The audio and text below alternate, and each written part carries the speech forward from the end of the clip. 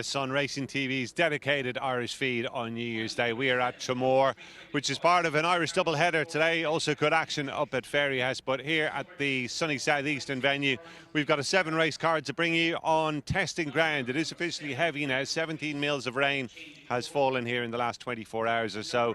The feature event on today's card, without question, is our 5th race at 2:15. That is the Savills New Year's Day Chase, a race that's been monopolised by champion trainer Willie Mullins in recent years. Willie is a director of the track here at Traremor. He's bidding to make it 6 in a row in this Grade 3 contest. Album Photo has won the last 4 editions.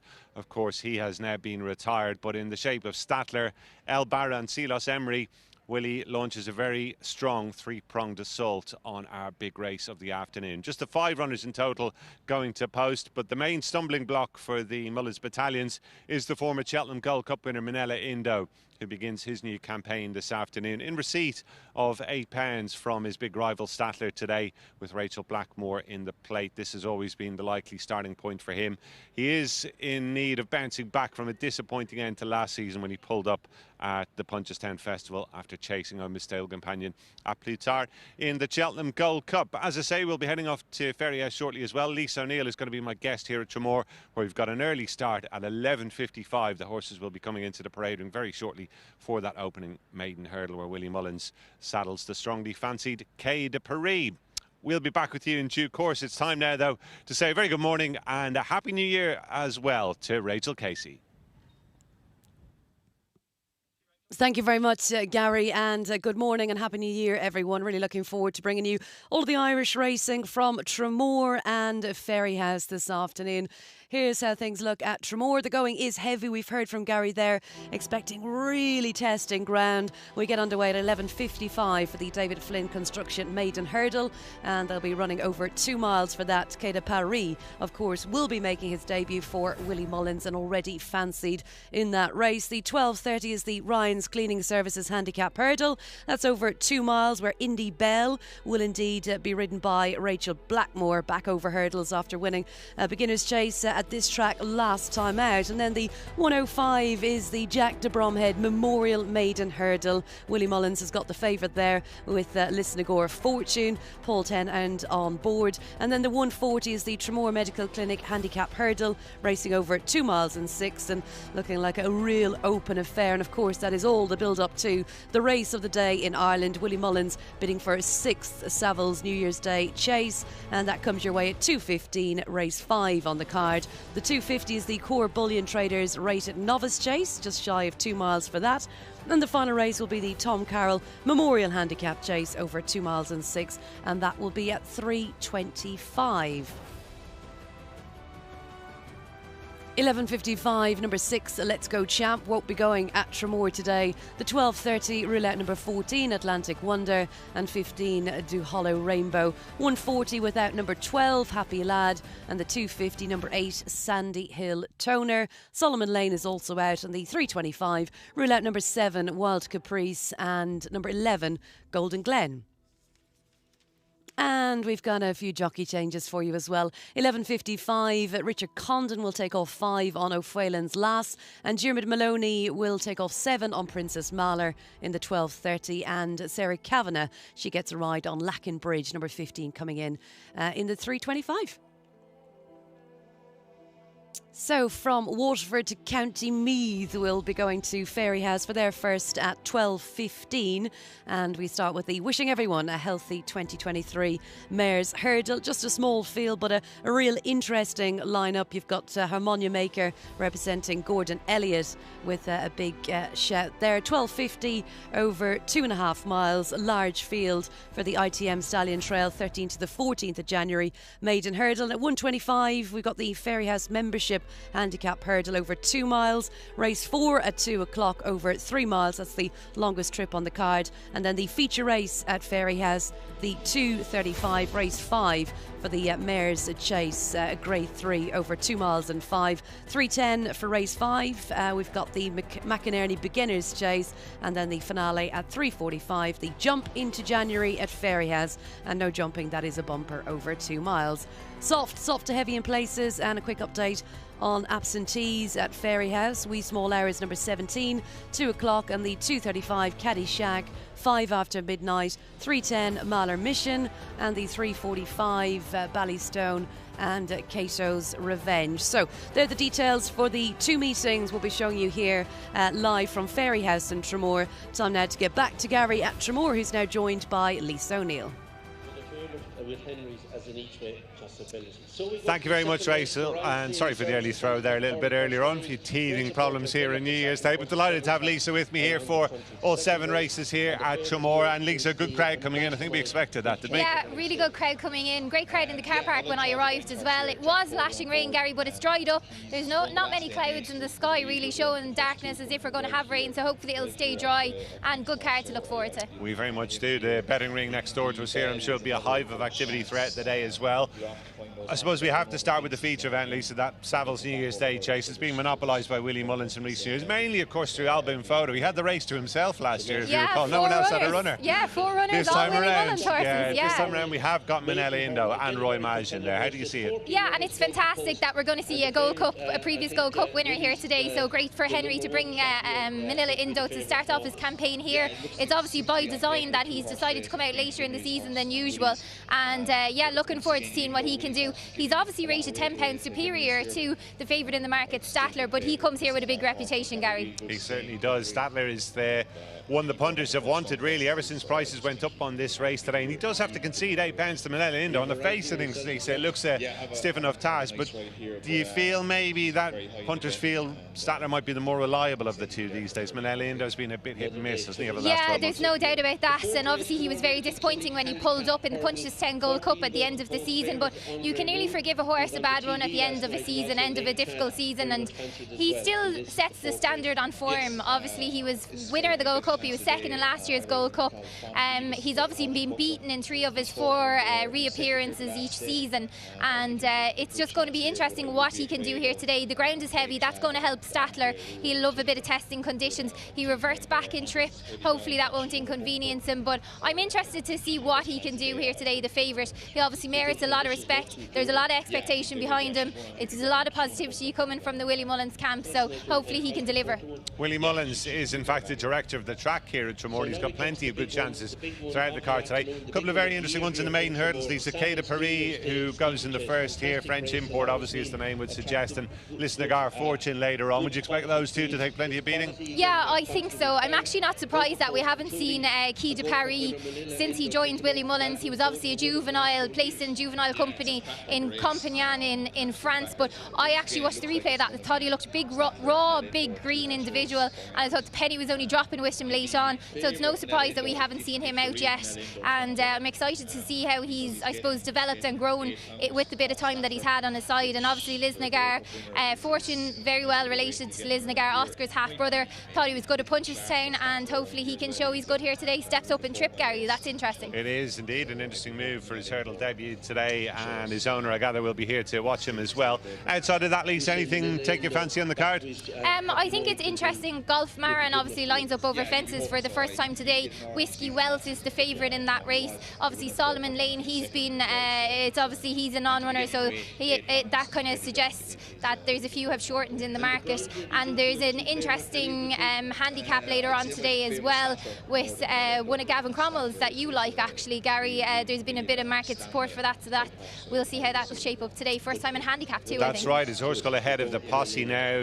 The favourite in that, you'd imagine, will be tough to beat with Rachel Blackmore on board. One of her fences here previously, Lisa, but I just saw there was a bit of upside to that horse. Went close to winning a bumper, has been a bit of a slow burner over hurdles so far, but that form with Landrake's been a kind of a key horse in some of those races over Christmas, yeah, hasn't there's he? no doubt about that, Gary, and my main concern for the favourite is the drop back in trip. Was a winner over hurls, over further, and obviously won over 2.5 here over fences the last day. Tries to expose, I suppose, take advantage of him, maybe a pound linear mark over hurls, but I just think maybe might be better over further, so yeah, I'm going to side with Gavin's as well. Great stuff. Okay, ahead of the posse then, getting the double penalty from us in the second race here. We'll see if he's able to shoulder that to victory. Our first race not too far away now. That comes up at 11:55. In the meantime, though, we're heading back to Ferry House and to Kevin O'Ryan.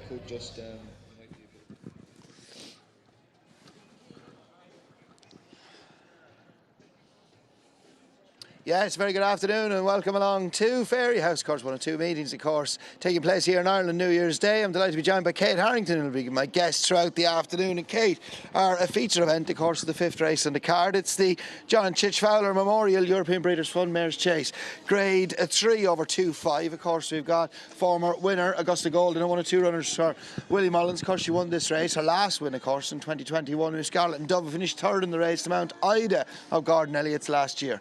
Yes, it's a very good renewal of the John and Chich Fowler Memorial Race, and as you say, Augusta Gold's been a bit of time between drinks since she has got her head in front. I think she is up against it today. She's going to have to put her best foot forward if she's to win this race again. Dulcita, she was very impressive when winning at Clonmel, albeit though she did put in a few mistakes in jumping that day. I think she's going to have to jump better here. We all know Ferry House is a good stiff jumping task out there, and but hopefully she can put up a good performance again and back up that good win in Clonmel with Ballyshannon Rose and Scarlet and Dove behind her. Yes, Dalchita says a good standard. She's dual course and distance winner here also, and I thought Paul Townend was brilliant on her when getting up to deny Ballyshannon Rose, who again reopposed. Now both her and Scarlet and Dove reoppose her £9 better terms here this afternoon. I said Dalchita is a dual course and distance winner. Scarlet and Dove, she's just shading favouritism at the moment, a 7-4 favourite, and I think she'll come on from the run, although she was well beat first time out. Joseph O'Brien's like Willie Mullins couldn't be in better form either. Ballyshannon Rose, she's a big player as well. I thought she ran a cracker, of course, in the Paddy Power. Didn't get home. That was only, what, 5 or 6 days ago. That might just leave a mark on her. I thought if she'd have jumped the last in Clonmel, she might have just beaten Dalgita. The only mistake, she just got in tight to it. Only mistake she made that day. Yes, it was the only mistake she made, but I just feel the Paddy Power is such a competitive race over 3 miles, and I think it's just a very quick turnaround for her. We do see a few horses throughout the day making quick turnarounds from running at the Christmas festivals, but I feel in such a competitive race like this, it is going to be a tough ask for her to reoppose only 5 days later. Yeah, I'm going to take a chance with Scarlet and Dove. I know she is favourite, but she does have a good bit of ground to make up, of course, on Ballyshannon Rose and Dalchita from that list of chase at Clonmel. But it was her first run of the season. She just got beat, of course, by Dalchita's stable companion Ellie May when finishing third, only beating a nose and a half a length in the mare's chase at Cheltenham last season, and she rounded off her season with grade 2 success at the Punchestown Festival. Well, that's a feature event of the afternoon. Could be a big day for Willie Mullins. That wouldn't be a surprise. It's been a big Christmas for Willie Mullins. Big Christmas. It's always been a good year. 31 grade 1s I think he's had in 2022. Phenomenal achievement. James de Burley, he's an exciting recruit to the chasing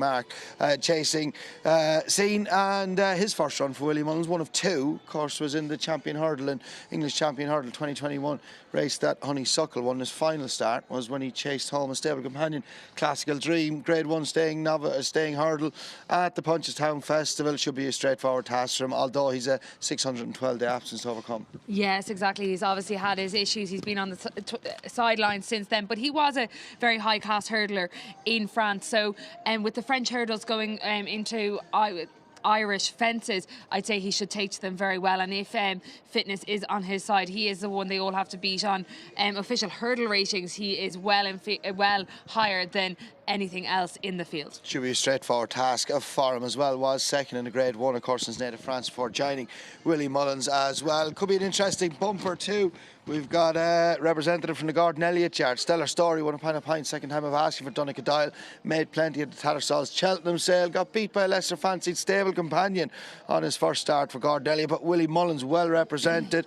Two newcomers. Patrick Mullins, of course, on Crisco, newcoming son of Balco, and Jodie Town, and of course rides the Dynaland as well. So it could be a very, very interesting bumper.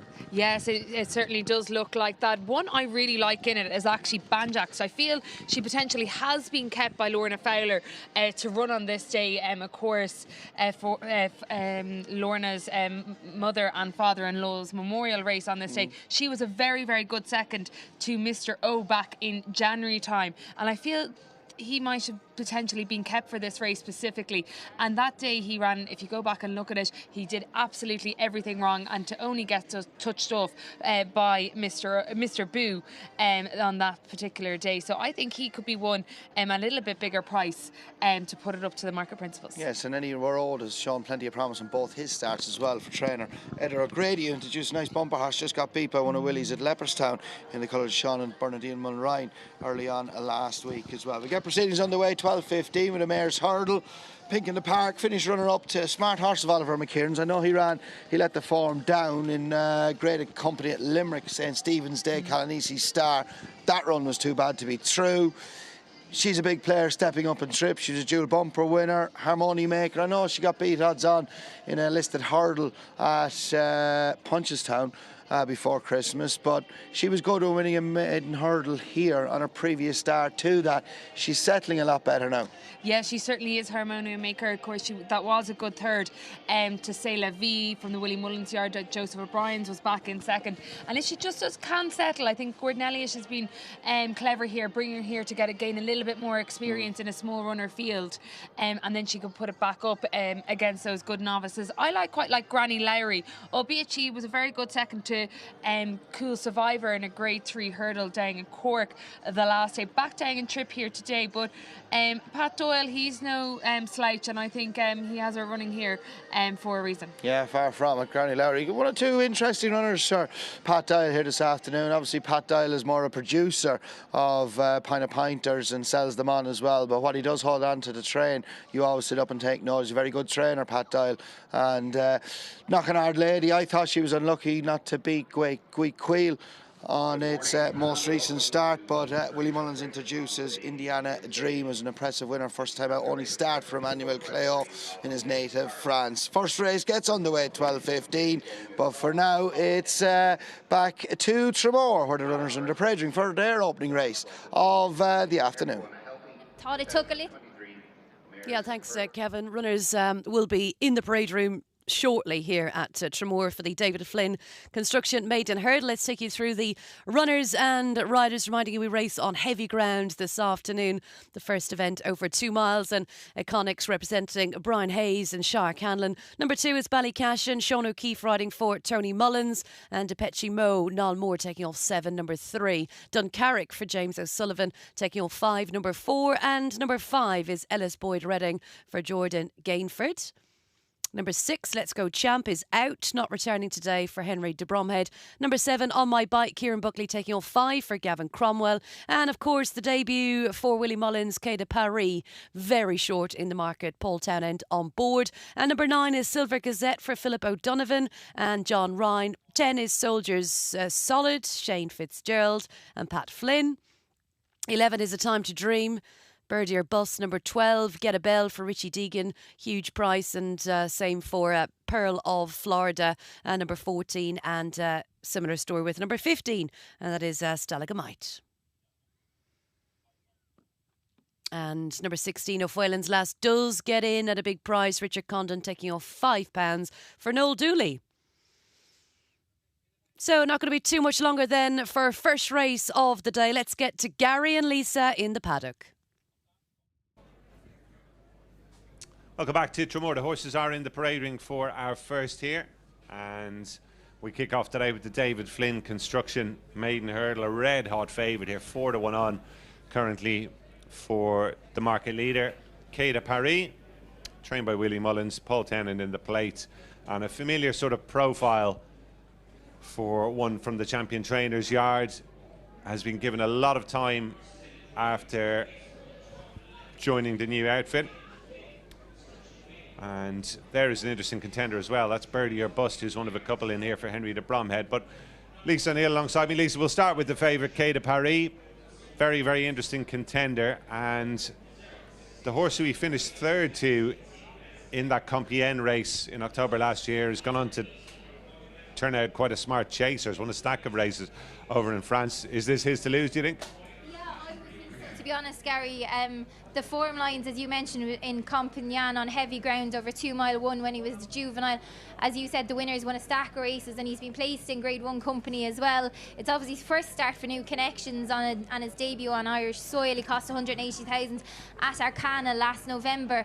But even just watching the replay of his race in Compagnon when he was a juvenile, I thought he was a really big 3-year-old. Thought he was raw green. Thought it took a little bit for the penny to drop as well, but looked like he had loads of potential. So it's no surprise that he's been given every chance and every bit of time. I'm sure he's needed it too. So I can't wait to see what he can do here today. Obviously, this race was won by El Fabiolo last year of Willys, and we've seen what he went on to do at Aintree.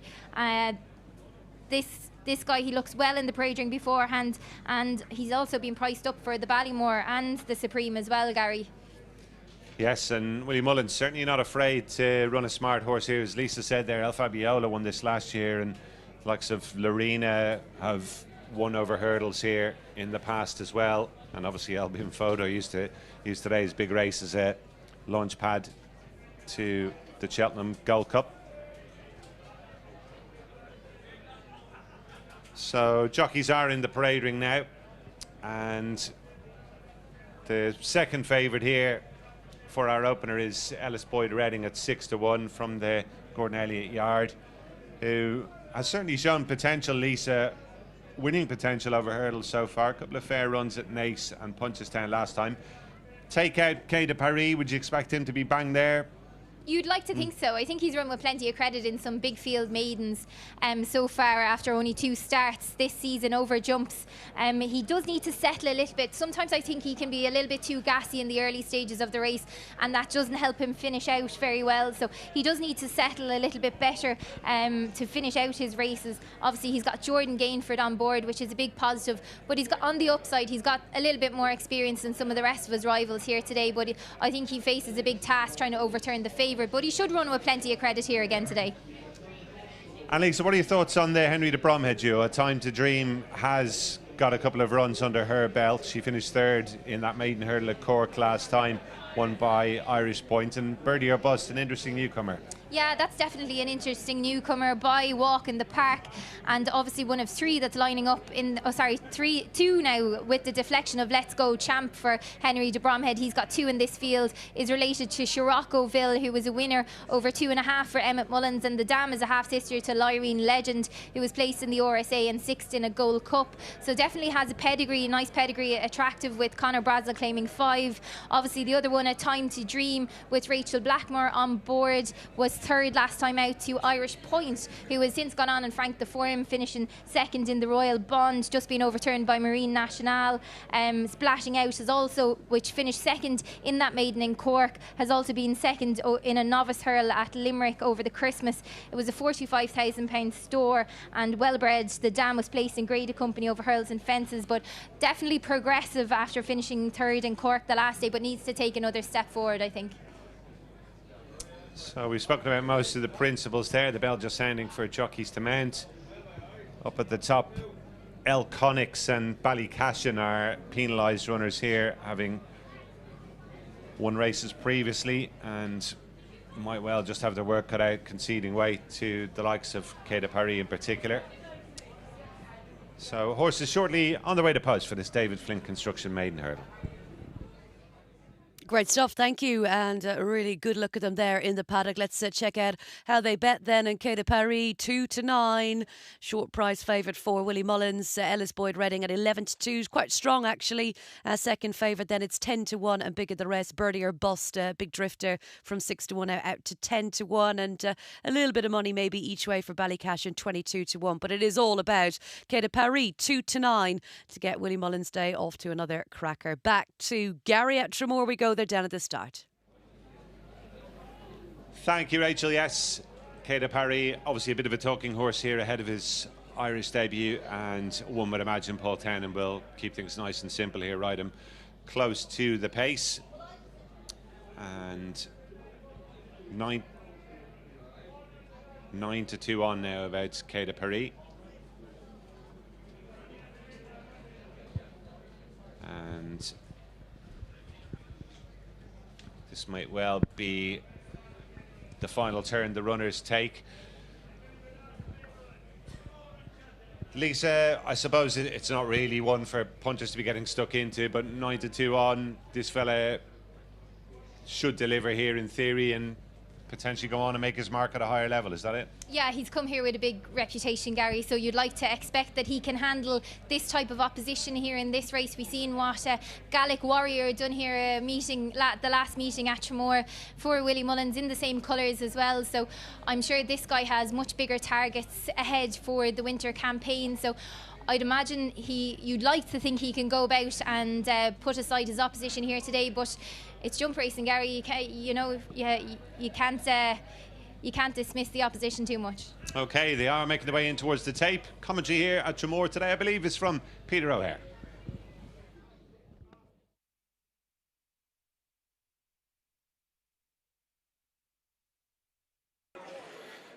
The 15 runners now on the walk forward towards the starter. White flag is raised.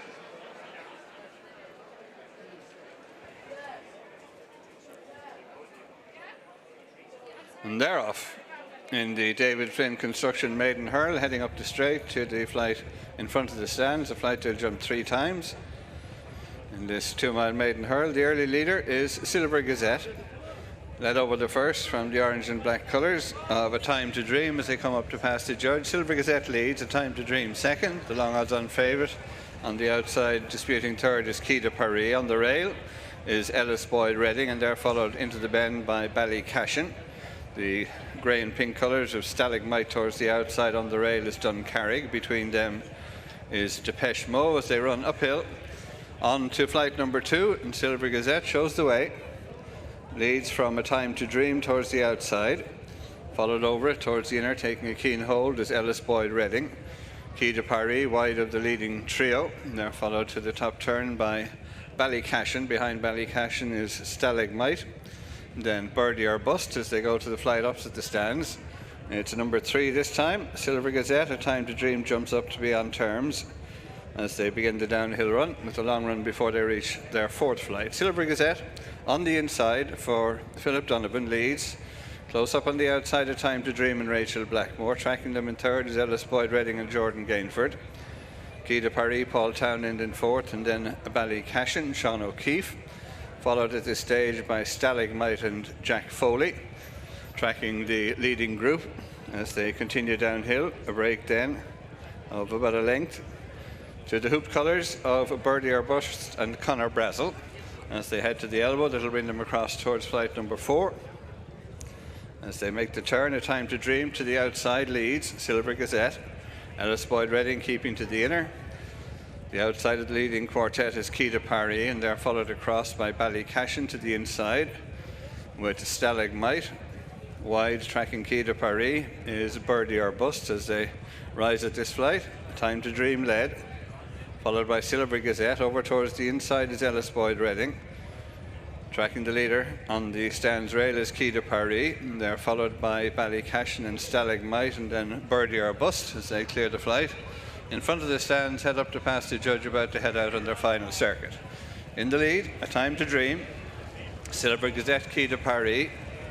In 4th spot is Ellis Boyd Redding, and then Ballycashin, Birdie or Bust, a break 2 on the inside. Duncarrig, the outside Stalagmite. Between them is Soldier Solid. Behind them, Depeche Mode as they run uphill, and then Get a Bell. And behind Get a Bell, Sable Companion, Pearl of Florida.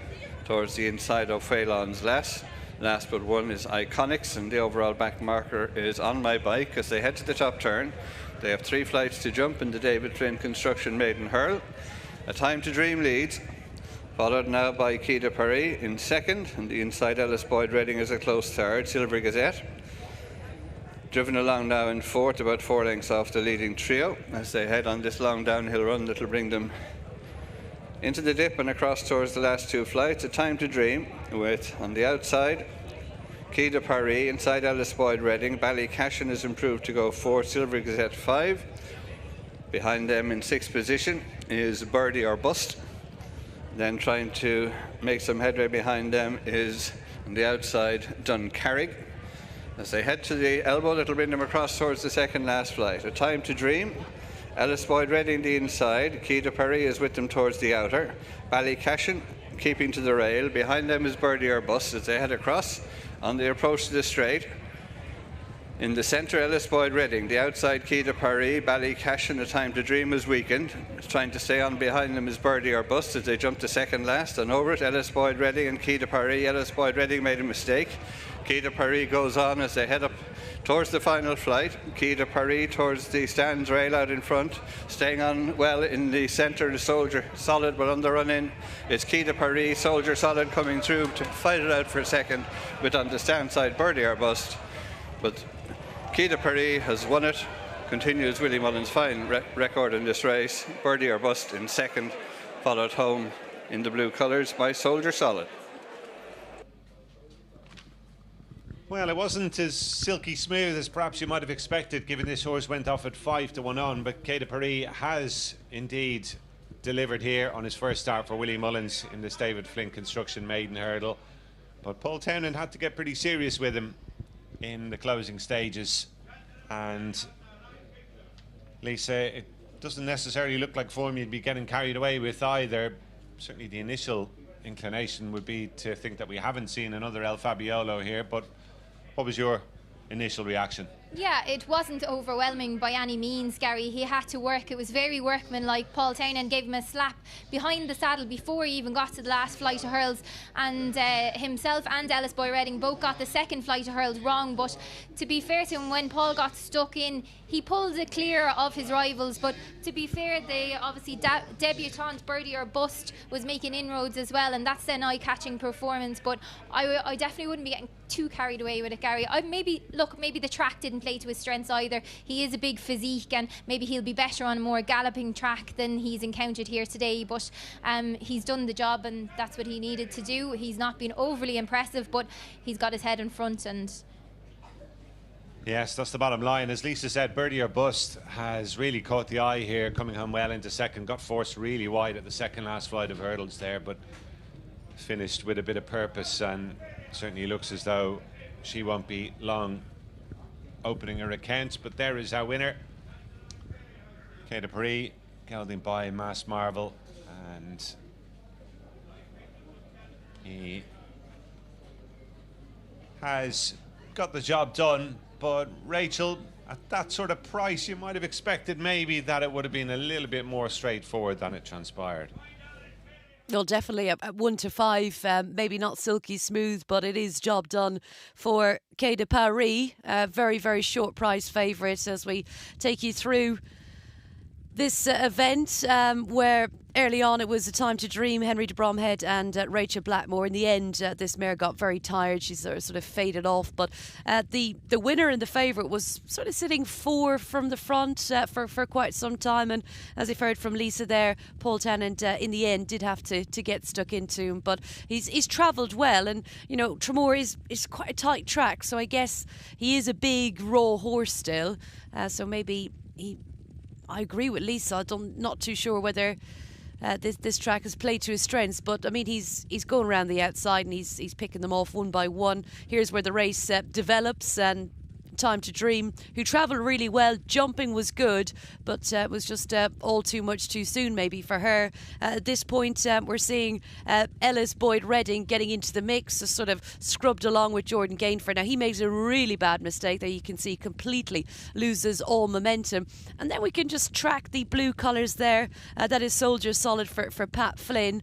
Also on and off the bridle, but in the end runs on very strongly. And the strongest finisher really is the JP McManus colours. White cap there with Conor Brassel. Birdie or Bust. She's a mare who's obviously going to gain an awful lot from this experience at Traremor today, and she is likely to be coming on tons for this not a match for the winner, but I think she's shaped with great promise. She's a mare by walk in the park, so Henry de Bromhead and the team, no doubt, will be very pleased with her performance there. 15 ran, very short odds, 1-5. Key de Paris on debut for Willie Mullins has managed to land it on debut for the team. Birdie or Bust 11-1, and Soldier Solid, massive run at a very big price, 80-1.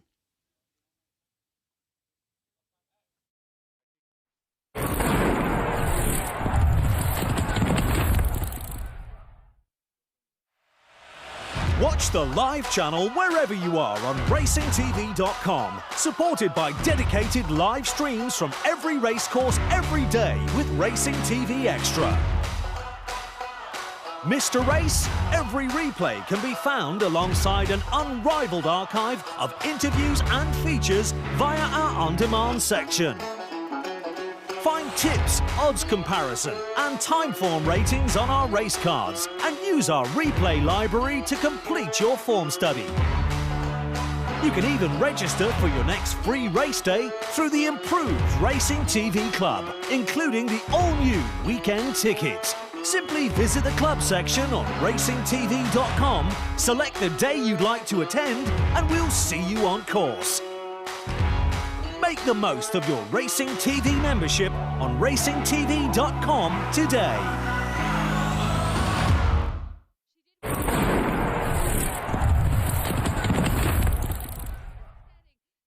Yes, welcome back to Ferry House. We're in the parade and have a look at the runners ahead of our opening race of the afternoon. Wishing everyone a healthy 2023 Mares Hurdle. First one we're going to look at is number 2, Harmony Maker from the Gordon Elliott stable. And this filly, of course, won her maiden hurdle here in the penultimate start. A little bit disappointing when beaten at odds on favouritism in a listed hurdle at Punchestown. Yeah, she was third to C'est La Vie that day from the Willie Mullins yard, and of course one of Joseph O'Brien's was in second that day. She was a little bit keen on that occasion, but she did win very, very well here prior to that. A little bit concerned there. It is a cold day and she is just getting slightly warm in between her hind legs. I've seen her doing that before as well now, to be fair to her. She's a keen going filly. She has got a little bit mentally more mature since she went jumping hurdles. I'd imagine Jack Kennedy's going to make plenty of use of her here this afternoon. She just looks like she might just lack a gear, and I'd say he'll make plenty of use of her as well. C'est La Vie, smart filly of Willie Mullins that beat her, of course, and she ended up finishing third in that listed hurdle. Directly behind is a number 5. Our biggest rival in the market is Pink in the Park. Willie Mullins bidding for a quick across the card, a double, after winning her opener at Traremor. And Pink in the Park, she was a dual bumper mare and was runner-up to Calanisi Star on her first start over hurdles. Now, Calanisi Star, smart horse of Oliver McKeeran's, did lead the form down in Limerick the other day, but that run was too bad to be true. Yes, that was too bad to be true from Calanisi Star down in Limerick over the Christmas period. But Pink in the Park, she was a dual bumper winner. She was second in a listed bumper also.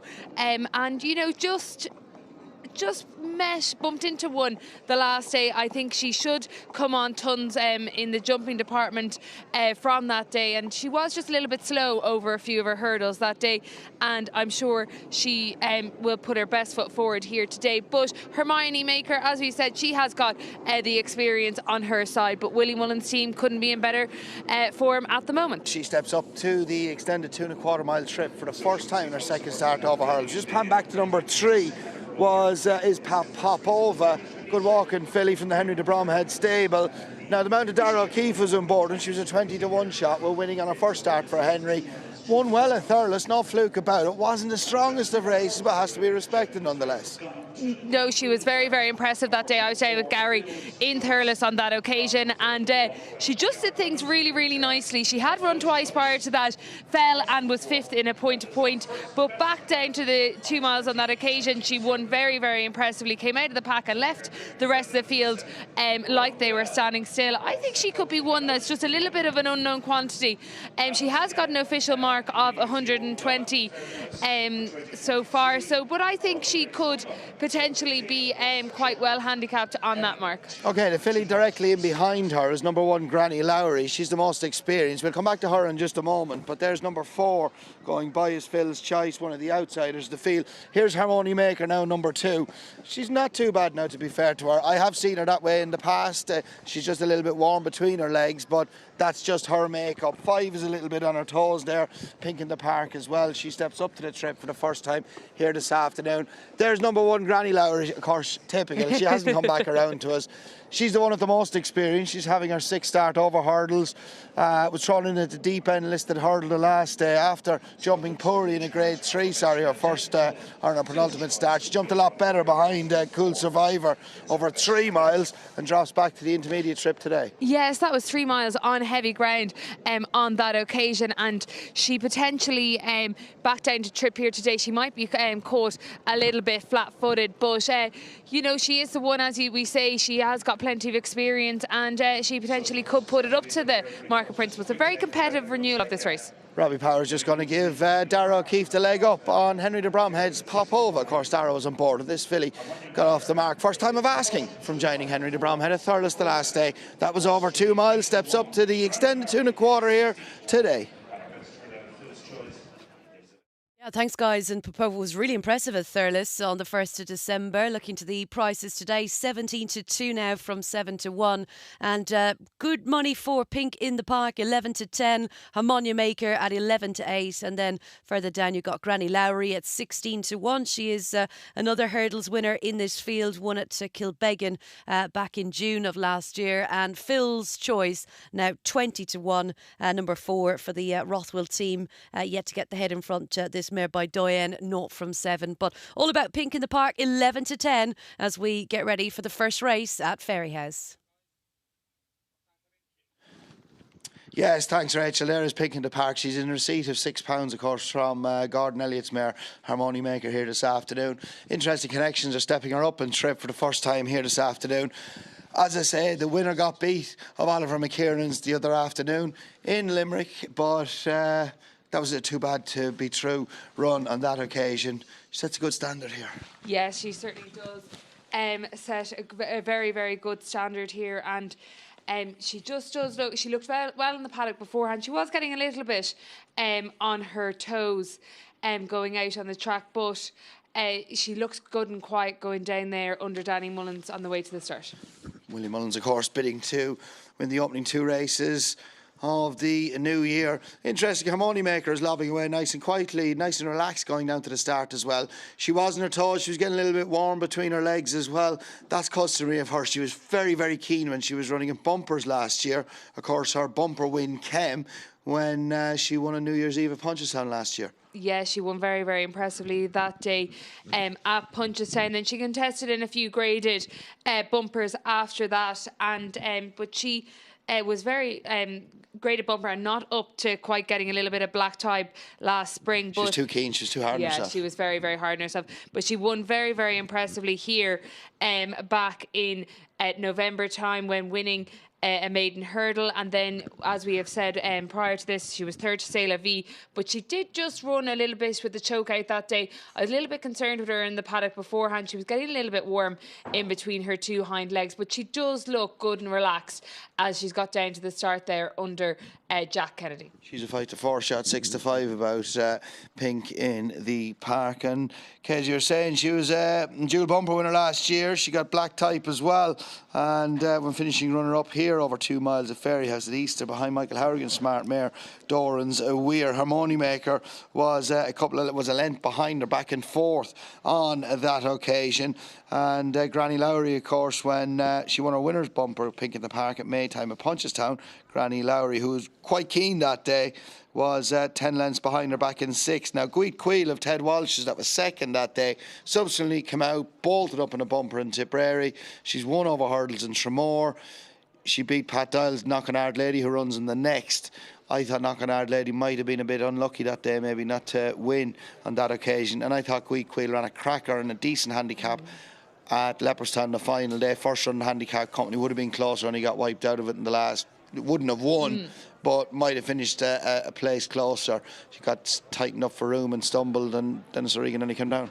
Yes, exactly. The form of that May bumper. We don't normally see May bumpers form working out quite so strong, but it has really, really worked out. There's been plenty of winners come out of Pink in the Park's bumper win back in May time. And as we've said, she was just a bit unlucky to be touched off by Callan C. Star on her first run over the hurdles. She certainly should come on for the experience that day, and it just looks a real nice opportunity here, this Mayor's Conditions hurdle for her, but it is an ultra competitive renewal of this race. Yes, as you would expect as well, and it'll be interesting to see how Granny Lowry jumps today, because for a filly with loads of experience, she's the most experienced in the field, having her 6th start over hurdles. But when she was thrown in the deep end penultimate start grade 3 company, she jumped very, very poorly in that occasion. As she's taken on more hardened seasoned campaigners as well. Jumped a lot better when finishing runner-up to Cool Survivor, listed hurdle over 3 miles at Cork back in November. Yes, up to 3 miles, potentially going at a little bit slower pace. She did jump an awful lot better, and but that form has worked out well, but it's just a drop back and trip, which I'd be a little bit concerned with for Granny Lowry. Yeah, I wouldn't be concede Jack Kennedy making plenty of use of this filly, because I just think since she started to settle, she probably just lacks a gear and needs to be made plenty of use of. Yes, exactly. She just looked a bit one-paced when getting beaten that listed hurdle last day. Yes, I'd have to agree with you. She just, her mind's going quicker than her actual body. Let's get up to Jerry for the first. Away they go. 5 mares over 2¼ miles, and the wishing everyone a healthy 2023 hurdle, and it's Harmonium Maker on the run of the first, leading Pink in the Park. The pair all but sharing favouritism, being followed by Popova. Granny Lowry in the back marker is Phil's Choice. Coming to swing in to flights 2 and 3. The leader is Harmonium Maker and Jack Kennedy by a couple of lengths to Pink in the Park and Danny Mullins. A break of at least 3 back to Popova. Dad O'Keefe disputing 3rd place with Granny Lowry and Jack Doyle. The back marker is Phil's Choice and Paddy O'Hanlon. Straightening for the second flight, 1 of 2 in the straight. The leader is Harmonium Maker. Suffered an odds-on defeat in her last race. Is tracked by Pink in the Park in the red and white, with the white stripped down her face. Popova in 3rd, then Granny Lowry and Phil's Choice. Order maintained, jumping the second flight on now to number 3. Harmonium Maker the leader from Pink in the Park, Popova, and they're followed by Granny Lowry with the back marker Phil's Choice. Over flight number 3 in the last one next time, in race 1 on New Year's Day here at Ferry House, featuring the John and Chich Fowler Memorial EBF Mares Grade 3 chase later on the card. In the lead is Harmonium Maker by 3 lengths to Pink in the Park, and 3rd is Popova, and then Granny Lowry with the back marker continuing to be Phil's Choice. Heading away to flights 4 and 5 on the uphill run along the side of the track. Harmonium Maker in front of Pink in the Park, Popova in 3rd, and 4th is Granny Lowry, 5th of the 5. As they approach the 4th flight is Phil's Choice. Linking up with this next one, Harmonium Maker, followed by Pink in the Park, Popova, Granny Lowry, and Phil's Choice. Still little few changes going towards the 5th.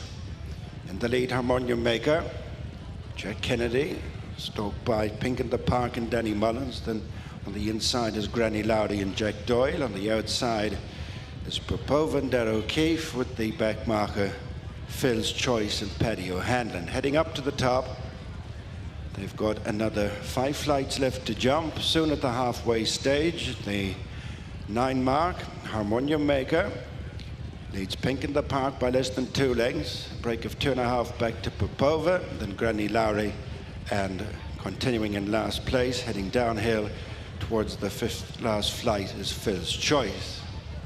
Harmonium Maker re-establishes a 2.5 lead over Pink in the Park. Good 3 clear of Popova, then Granny Lowry and Phil's Choice.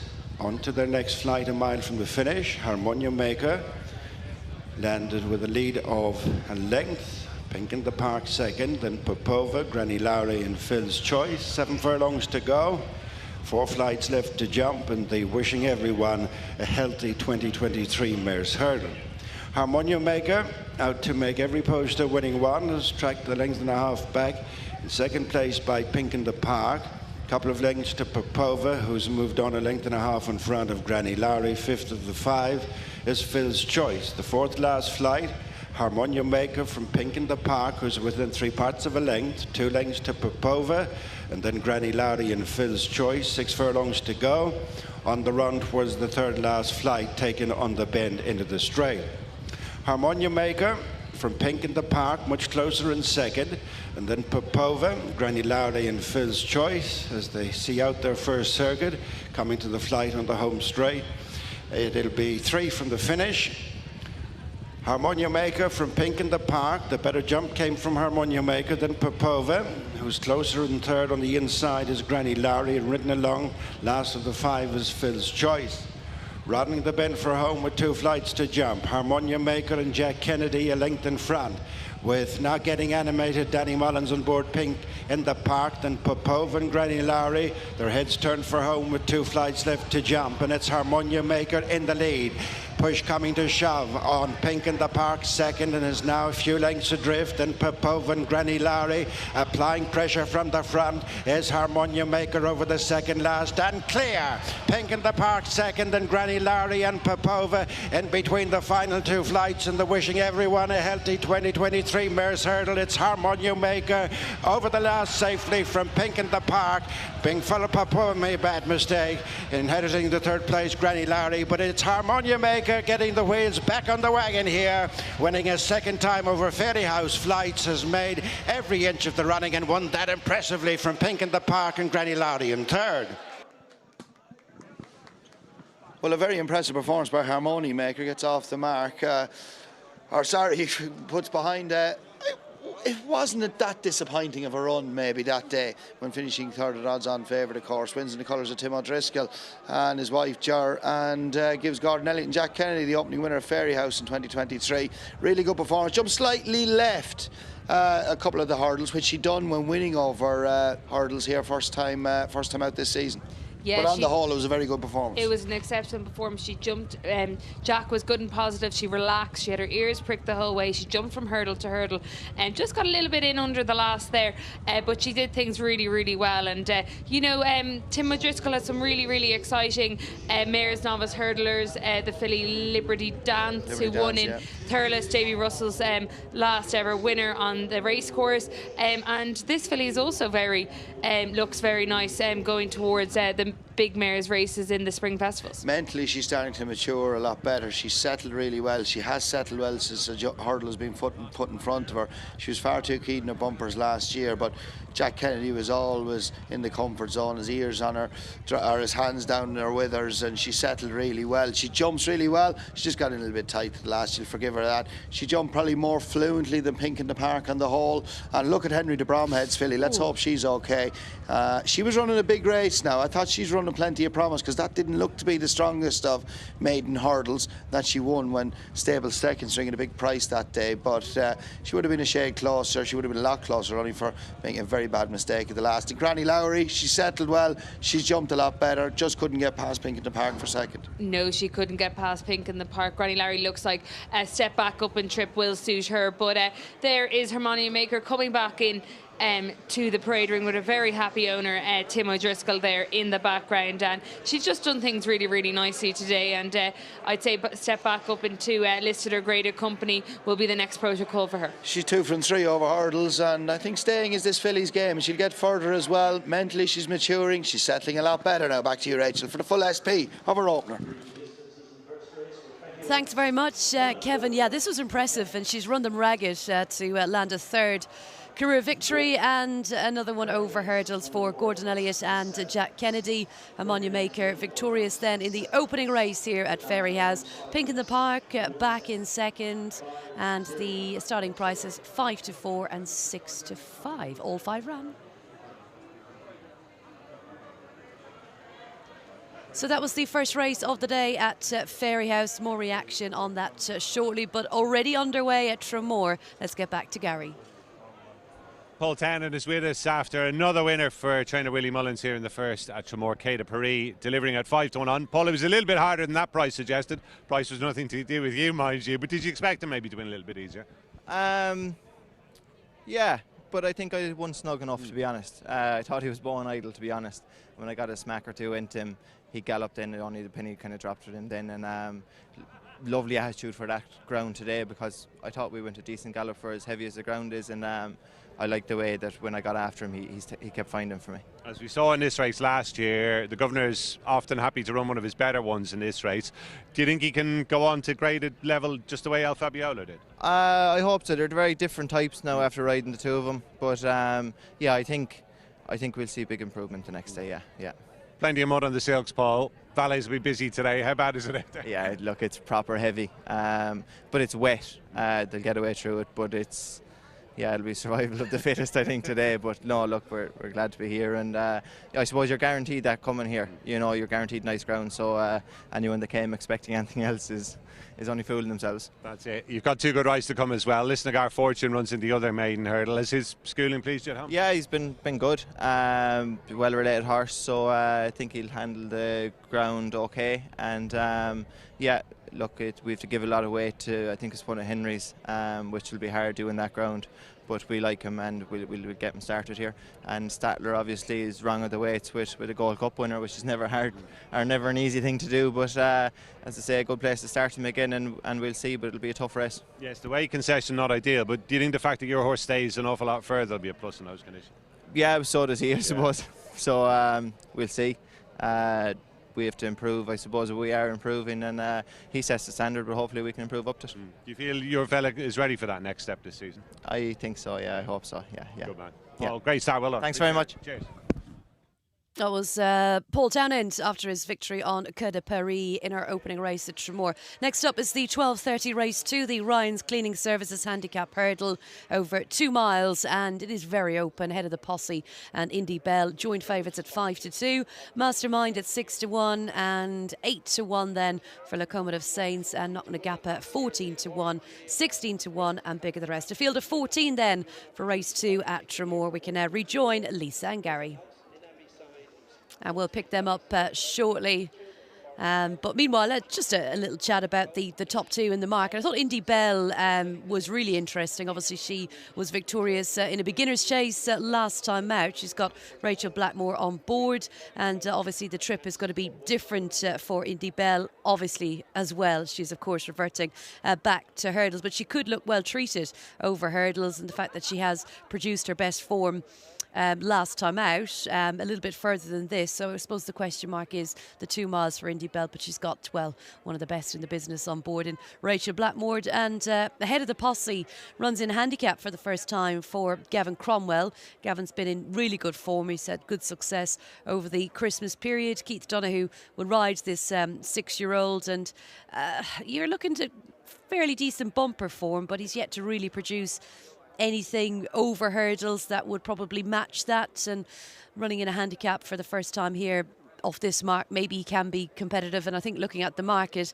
certainly expected to be competitive. Now the 9-4 favourite. So there you can see the runners are just about to head out of the paddock.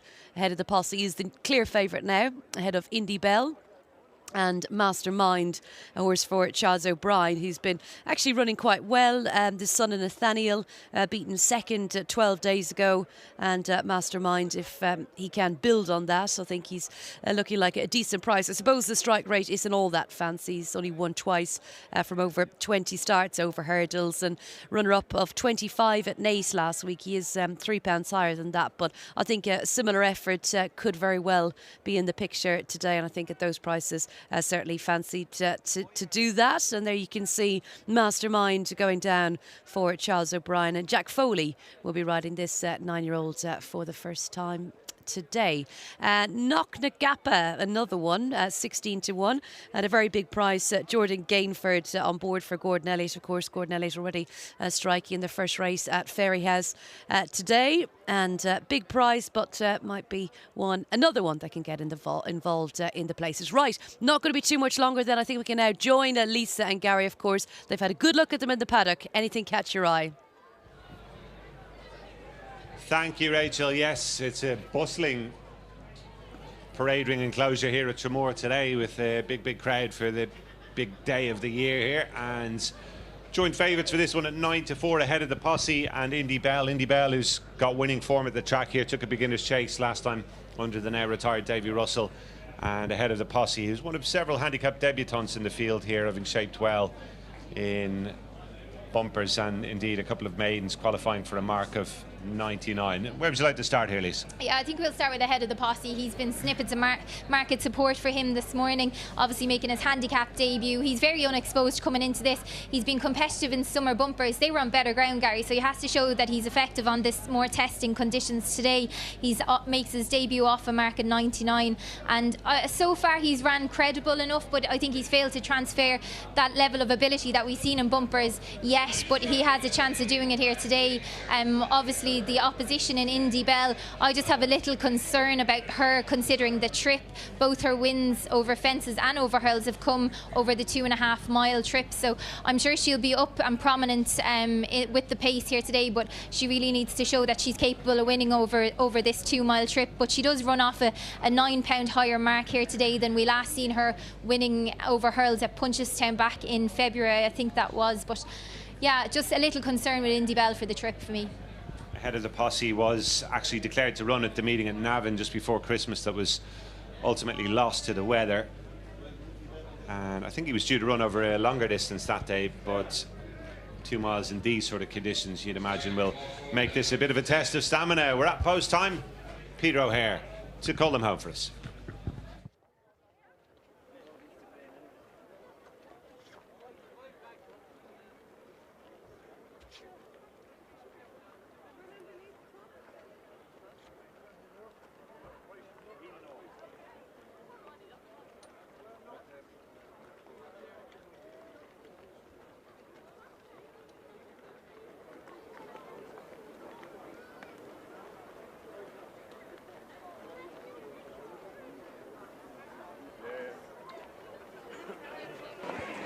White flag is raised.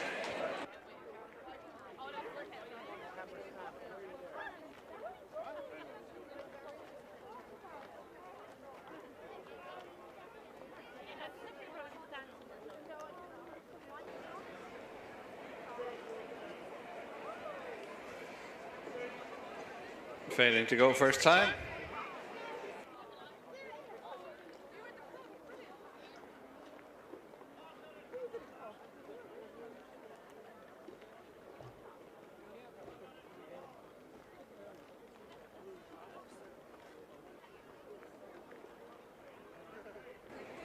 Tape being redrawn.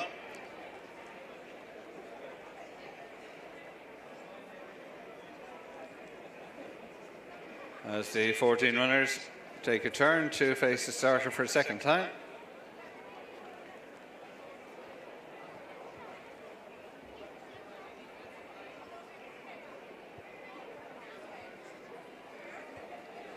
Walking in, and they're off. Heading up the straight to the first of their 9 flights, close up. Mastermind in the centre with the head of the posse over towards the inside, Knocknagappa, close towards the outer in the green and red, is Princess Mahler as they come up to past the winning post, 2 circuits ahead of them. Mastermind in the centre with Indy Bell in the blue and white moving through now towards the inner to take over. Keeping wide is Princess Mahler, ahead of the posse in the leading group with Knocknagappa tracking them on the rail. Lecame of Saints in the green colours behind them with in the chevrons Astrophysicists as they run uphill. And near flight number 2, Indy Bell leads with Mastermind the outside, between them ahead of the posse. And the outside of the leading quartet is Princess Mahler as they head to make the top turn. Knocknagappa is behind them, Lecame of Saints not far off, with Indulging around the outside in a red cap on the outside of Astrophysicist. Behind them, Man After Midnight as they reach the flight up to the stands, number 3 this time. Not much to choose between Mastermind ahead of the posse and to the inside Indy Bell. They're followed downhill by Princess Mahler, Knocknagappa the inside, and then Lecame of Saints and Astrophysicist and Indulging. Behind them is Arthur, the top weight. Followed downhill by Man After Midnight. Towards the inside is Elusive Rebeldom in the red and white colours. Outside that one, both Ranger Billy and Knave Molling, and bringing up the rear as they head to the elbow that'll bring them across towards the straight is Gallic Boy. On the inside, Indy Bell leads by a length ahead of the posse. The green and orange colours second, Mastermind to their outside. They're tracked by Knocknagappa in the black and yellow on the rail. Wide of them In green, red and white is Princess Mahler, tracked by Lacamet of Saints. Astrophysicists in mid-division, indulging also in mid-division towards the outside in the yellow and green as they rise at their fourth flight. Indy Bell led narrowly, Mastermind and ahead of the posse, her nearest pursuers. Reminders for Arthur as they head up the straight to the flight. That'll be the last one after another circuit. Indy Bell towards the inside, ahead of the posse in the centre. Towards the outside, Mastermind, and widest of all, Princess Mahler. The leading quartet tracked by Knocknagap on the rail, Lacamet of Saints and Astrophysicist indulging in Arthur and Elusive Rebeldom. And then behind them, Knave Mulling on the outside of Ranger Billy, the final pair, as they turn to head away from the stands. Gallic Boy has relegated Man After Midnight to be the back marker. They have 4 to jump as they head uphill. Indy Bell with the head of the posse, Knocknagappa getting closer on the inner. Behind them, Mastermind and Astrophysicist improving. Lacamet of Saints is next. Mastermind getting reminders as he loses his place as they make the top turn with 3 to jump. Indy Bell, Knocknagappa and ahead of the posse, the leading trio. Followed by Astrophysicist. Arthur is behind him, Elusive Rebeldom. Lacamet of Saints is next as they come away from the third last flight and begin this long run downhill with just 2 to jump in the Ryan's Cleaning Services handicap hurl. Bunching up front with Indy Bell leading by less than a length. Knocknagappa the inside ahead of the posse close on the outer. Arthur is chasing them, Elusive Rebeldom the inside, Astrophysicist in touch, a break then to Lacamet of Saints and Mastermind. As they continue downhill, heading to the elbow, that'll bring them across towards the straight. Indy Bell and ahead of the posse, the leading pair. Knocknagappa now driven in third. Similarly, Arthur under a ride on the outside in fourth to break with a few lengths to Elusive Rebeldom. As they make the swing, that'll bring them across towards the second last. Knocknagappa the inside leads ahead of the posse. Indy Bell towards the outer, just in behind them Arthur and then Elusive Rebeldom as they come on towards the second last. Knocknagappa the black and yellow on the inside, ahead of the posse in the green and orange in the centre, and on the outside is Indy Bell as they run uphill towards the final flight. Knocknagappa and ahead of the posse fighting it out ahead of Indy Bell. Approaching the final hurl, Knocknagappa towards the far side, ahead of the posse stand side, not much to choose between them, ahead of the posse on the stand side with the narrow advantage now, ahead of the posse going on as they go to the line, ahead of the posse will win for Gavin Cromwell and Keith Donoghue. Knocknagappa second, Indy Bell probably third ahead of Astrophysicist.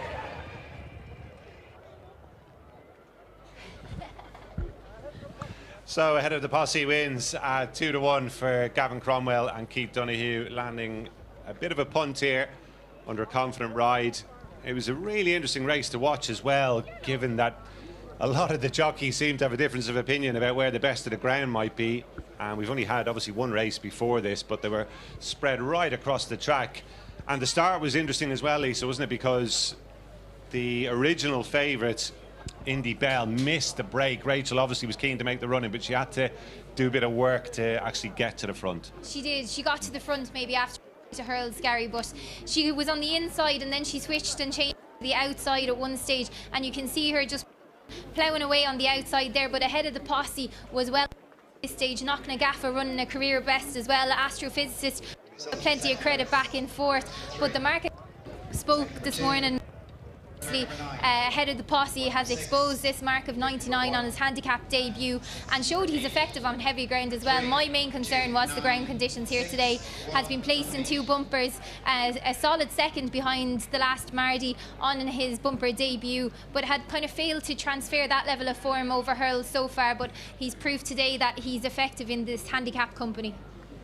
And as I say, it was a confident ride by Keith Donoghue. He did get away to a good start and ahead of the posse and kept very close tabs on Indy Bell when that one did get to the front.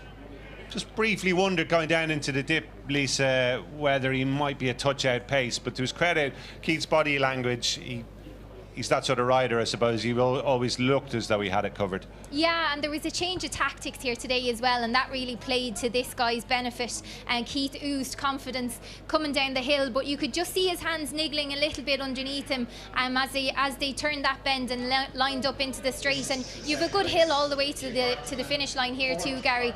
But Keith was confident. He knew what he had underneath him, and he's a good smile on his face here today. He's having one of his season best best so far this season, and he'll be delighted to get off the mark here today on New Year's Day, and hopefully that can set up the year ahead for him as well. Very much so. I think if he stays injury free, he's going to beat his previous best by quite a considerable margin, and obviously getting a lot of opportunities from Gavin Cromwell in particular and making the most of them as well. Ahead of the posse, back down to 2-1 favourite then. Delivers here. It's a second winning favourite of the afternoon, Rachel. Sure is, Gary, and that could continue throughout the afternoon. Very well backed ahead of the posse for Gavin Cromwell, and has proven his versatility, and has also proven that a mark of 99 in a handicap for the first time, no problems at all. So ahead of the posse, I think was sent off favourite in the end. Your winner, 2-1, and a big run at a big prize for Knocknagappa, a 10-1 from 16-1 late on, and Indy Bell at 11-4 is easy to back before the off. But ahead of the posse, gamble landed at Traremor.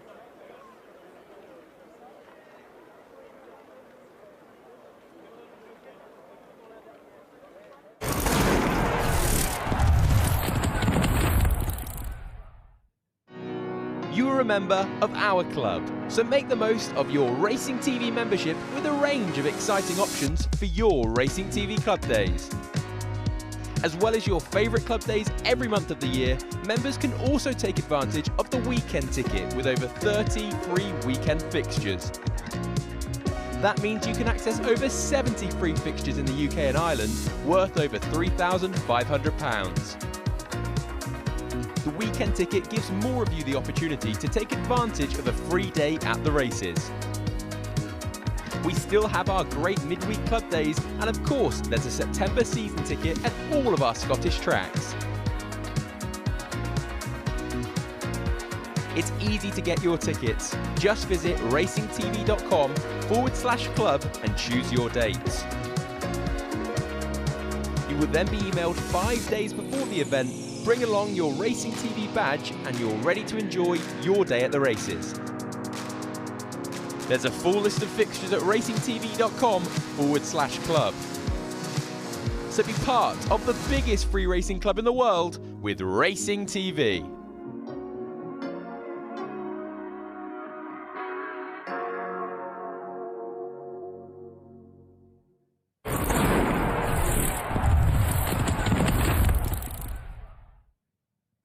We just walked back in with Jack Kennedy after Harmony Maker's impressive performance in the first. Jack, that was a really good performance. Mentally, she's really starting to mature more now. She's settling really well with a flight of hurdles in front of her. Yeah, she is. I rode her wrong the last day. She, just with her starting to settle, I rode her in behind the leaders and it didn't suit her. Today I left her stride along again and it suits her really well, yeah. And she's a filly that she was too keen on her bumpers last year. You can see why you dropped her in the last day, just to try and get her to settle. But staying, I'd say, is her game, isn't it? Yeah, exactly. She stays really well. Loves that ground as well, so it was an impressive performance, yeah. Exactly, jumped really well. Jumped slightly out to her left, which she done first time of asking here when she won her maiden hurdle at Ferry House. Yeah, she did, but it's nothing really too serious.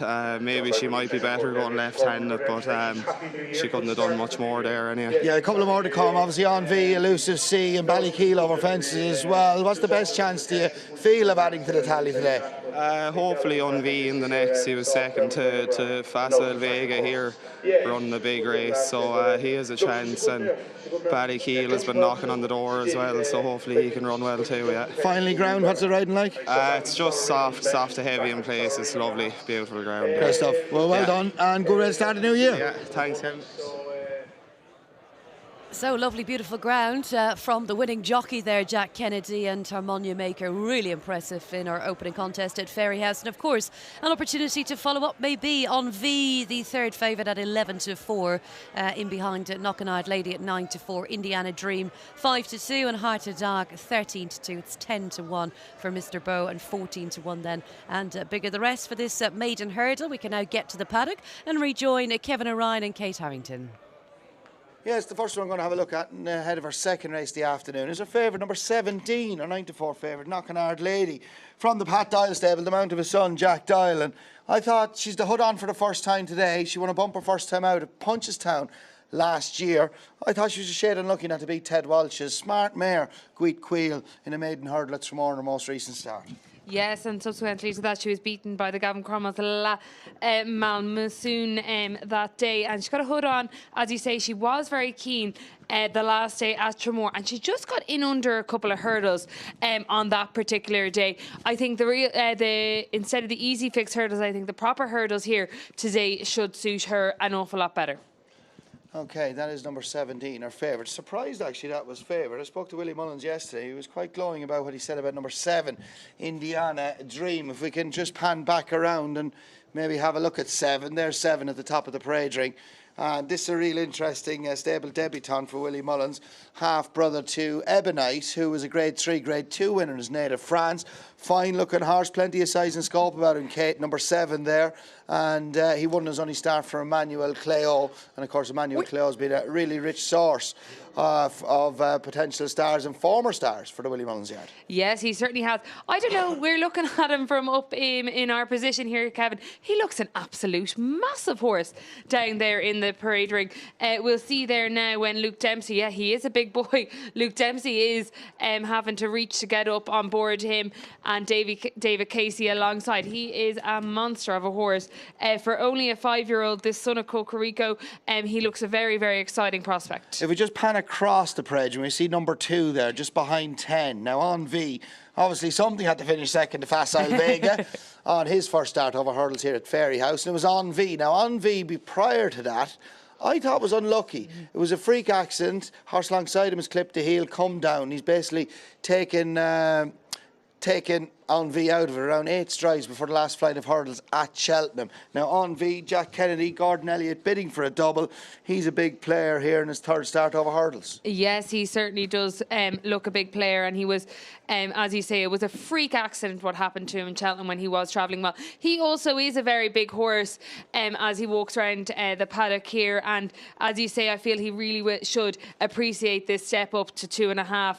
And of course, Facile Vega couldn't, albeit he was a bit 10 lengths behind him that day at Punchestown. He was ultra impressive when winning the Grade 1 at Leopardstown over Christmas. Yes, he was. Directly behind his stable companion Ebenezer Scrooge, newcomer from Walk in the Park. Of course, Sam Ewing just going to get the leg up from Gordon Elliott. And the last 2 to leave the parade ring are 9 Graces, number 18, from a trainer who is having a brilliant season. I think he's operating on something like a 36% strike rate. Winner at Leopardstown Christmas Festival the other afternoon as well with a good land. He looks a real smart recruit to the hurdling sphere. His 9 Graces, he's interesting, has been placed on 2 of his 3 starts and bumpers. Yes, he certainly has been placed on 2 of his 3 starts in bumpers. We should be able to pick her up at the start when we get them. But she was very, very keen at Thurles the last day under Finney Maguire and faded inside the last 2 furlongs. She's going to have to settle an awful lot better here today. Okay, as I said, our favourite is Knocking Out Lady, hood on for the first time. Jack Kennedy said it's totally different than what the canter down is. It looks quite testing there, plenty of water lying on it as well. But Jack Kennedy said the ground is just soft. That's it. There's 17, Knocking Out Lady, hood on for the first time here this afternoon. I'm surprised she's favourite, but I thought she was unlucky the last day. Yes, I am surprised as well. She's favoured after seeing Indiana Dream in the paddock beforehand. He's really taken my eye of the ones walking around the paddock. But yes, Knocking Out Lady, she's got the experience. The Pat Doyle's runner wasn't all that disgraced in the first race, Garani Lowry, when she should appreciate a step back up in trip. She's been quite keen there under Jack Doyle on the way to the start. Yes, hence she has the hood on for the first time here this afternoon. I thought jumped quite well. Maybe the last, she got a little bit underneath it. Or second last, I think the last submitted actually that day, was it? At Traremor. But as a big player here, won her bumper under Pat's daughter, Susie Doyle, of course, first time out at Punchestown. Down at the start then, won't be long ahead of this maiden hurdle, and Knocking Out Lady keen to post 9-4 the favourite. She was a winner on this, well, in January actually, at Punchestown last year. Hasn't tasted success since, but fancied to land this Indiana Dream at 5-2. Huge big horse for Willie Mullins. On V at 11-4, looking for the double, of course, Jack Kennedy and Heart of Dark at 15-2 now. It's 10-1 Mr. Bow and 18-1 and bigger the rest. All 21 of them then, large field for this maiden hurdle at Ferry House. The rain is coming down, soft ground all over already, and we can now rejoin Kevin for the final words. Yes, thanks, Rachel. And yet another great crowd here as well. There's been over 100,000 people come through the gates of Irish Racecourse over the last 5 days. Another big crowd here at Ferry House here this afternoon. Another one worth to mention is number 11, Mr. Bow, new stable debutant for Henry de Bromhead. Won a bumper for Pat Doyle. Yes, won a bumper for Pat Doyle here last winter, I think it's January time. Did things very, very nicely that day. Interesting that Connections have picked him up and he's gone to the Henry de Bromhead yard. Interesting enough though, he hasn't had much market support. Nine Graces was very, very keen. His final bumper done way too much early on, hence it ran disappointingly. That's probably our pace angle here today. If he's as keen as he was when running, even as keen as she was when running in that bumper in Thurles the last day, she's no chance getting home. But she has got potential and promise as well. She was only 2 and 3 lengths behind Knocking Out Lady, her favourite, in her first run. First time out of Punchestown last year. Far too keen the last day. She'll be well schooled coming from the Barryconnell yard. His horses couldn't be in better form. I think he's operating at a 38% strike rate. 12 winners already on the board this season. And Michael O'Sullivan, of course, enjoying a fine season since turning professional at the end of the summer. But a watching brief maybe with that today. Was far too keen the last day. Another one to mention, Heart Tour Dark even. Disappointed in his most recent start over hurdles, but prior to that finished third behind Spirit of Legend, Pint and bumper winner as well. And as I say, just ran too bad to be true the last day. Another one worth to mention, Kate? King's Commander. He's an interesting ex-David O'Mara runner, full brother to the Joseph O'Brien's Mighty Blue. Okay, shouldn't be too much longer. We're just going to shade over post time. You can see Nine Grace is going to be tried to be in a little bit more patiently today with cover as well in the colours of Barryconnell and Willie Mullins' as newcomer. Look how big he is. Relatively weak in the market, Indiana Dream. He's going to be ridden quite prominently, as is Knocking Out Lady and On V. They're off over 2.5 miles in the second race, the ITM Stallion Trail, 13th to 14th of January maiden hurdle. Traremor Gray, one of the early leaders with On V alongside, jumping up to the 2, was on Furris. A slow jump by Ebenezer Scrooge at that first flight. As Traremor Gray disputes it early on with On V and on Furris, being followed by Indiana Dream, Mr. Bowes on the outside of Arthur Dark, as they head on to flight number 2 inside their final 2.25 miles. Traremor Gray on the outside of On V, precious little between them, with On Furris and Indiana Dream, the 4 almost abreast, being followed round the bend for the approach to the straight the first time by Arthur Dark and the Nine Graces and Knocking Out Lady on the heels of the leaders. Mr. Bow, Sagecraft and Forby come next with Huckleberry River, and then west of Carrig and Ebenezer Scrooge, and then Pay Later. It was followed by Stellify and Final Payments, White Cap of Pick a Number, and then Pirate Bonnie, being followed to flights 3 and 4 on the home straight by Getaway Molly. After Getaway Molly is Le Sin Bin, King's Commander, the overall back marker. Flight number 3 coming up 2 miles from the finish. And as they rise, it's On V, landing with a fractional advantage from On Furris, Indiana Dream, the hoop colours and white cap against the running rail. Then Traremor Gray and Knocking Out Lady with Arthur Dark and Nine Graces and Sagecraft and Forby and Mr. Bow, as they stream up in front of us, having negotiated their first 4 flights. Little between, On V and Furris, Traremor Gray goes back to join them with Indiana Dream on the inside, being followed away with the circuit to go by Forby and then Arthur Dark. Knockanard Lady and 9 Graces and Mr. Bow and Sagecraft, being followed by Ebenezer Scrooge and Huckleberry River, west of Carry, couple of lengths to Pay Later and Stella Fine, Pirate Bonnie and Pick a Number. Final payments next with Lucin Bin and Getaway Molly, and continuing in last place. Heading to the first of the 2 flights away from the stands is King's Commander. Well enough stacked up as they jumped this first flight past the stands, where Forby made a mistake and slightly inconvenienced on V. Going up towards the next, just outside the halfway stage, on Furris, alongside is Indiana Dream, followed by Forby, and on V next, and they're tracked by Heart to Dark. 9 Graces the rail with Knockanard Lady.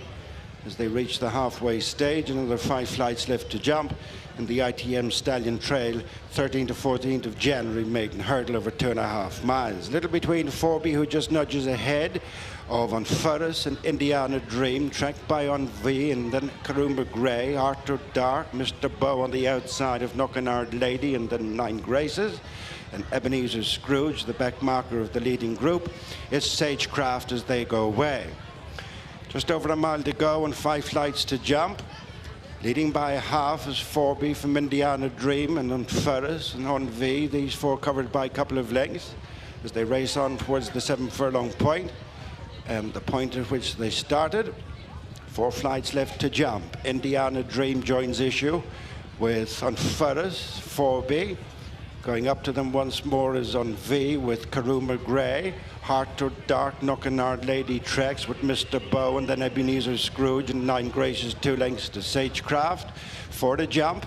And it's tight for the lead. On V, On Furris, Indiana Dream, attended by Karumba Grey, as they've got 3 flights left to jump and a little over half a mile to go.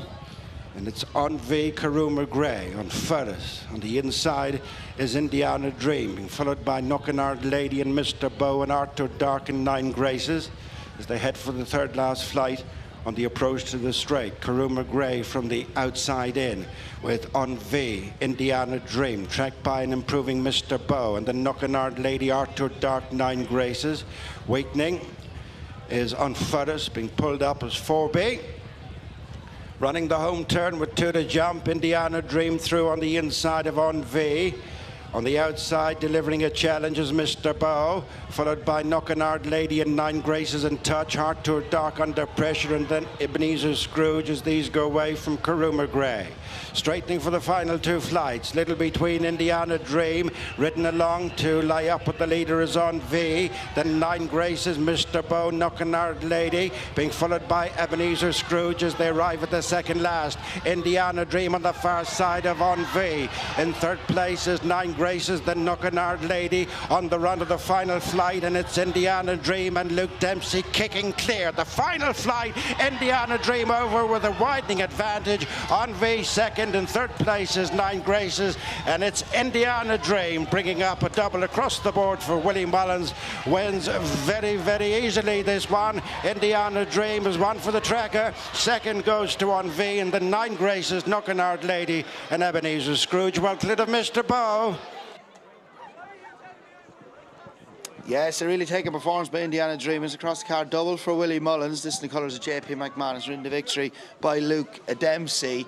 The bit we felt had gone through the horse's mouth. You can just see as they come down to the 2nd last, just throws his head about, and the bit is perfectly in his mouth here now. But something definitely happened with the headgear. The bridle looks in perfect condition there now, but we'll just watch it here. He travelled really well, didn't he, this horse? He jumped well in the hole. But watch it coming down to 2 out now. Luke Dempsey asked him to go about. He just changed his legs there, down to 2 out. Look, you can just see, has the bit gone through his mouth at this stage? It looks like look, something. His head is cocked to one side. There's something annoying the horse. Something annoying the horse. Maybe the ring has just come in and got a little bit caught. His tongue is out to the other side. But, you know, he's, albeit that whatever's got on in his mouth coming down to the 2nd last, he's done this really, really impressively.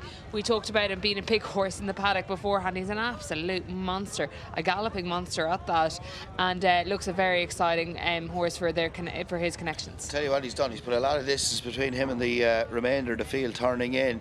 Envy had every chance and just wasn't good enough in the day. Don't know if it's just held on for second from 9 Graces. Now, she settled really well. She'd run a cracker in her first start in a bumper behind Knockin' Hard Lady, and was far too keen, was let ball along in front the last day. Settled really well today. We're just looking at the head on here now, and maybe has he cocked his jaw a little bit? And maybe he has a bit. The bit you know has what? definitely come through. And he's probably got his tongue out over the bit as well. Yeah. There's something annoying him there now, but take nothing away from him. It's a very impressive performance as well. And Envy has held on for second as well. 9 Grace, I thought's made a really good debut over hurdles too. Another one to take out of his Ebenezer Scrooge, stable companion of Envy. He was very green in the run.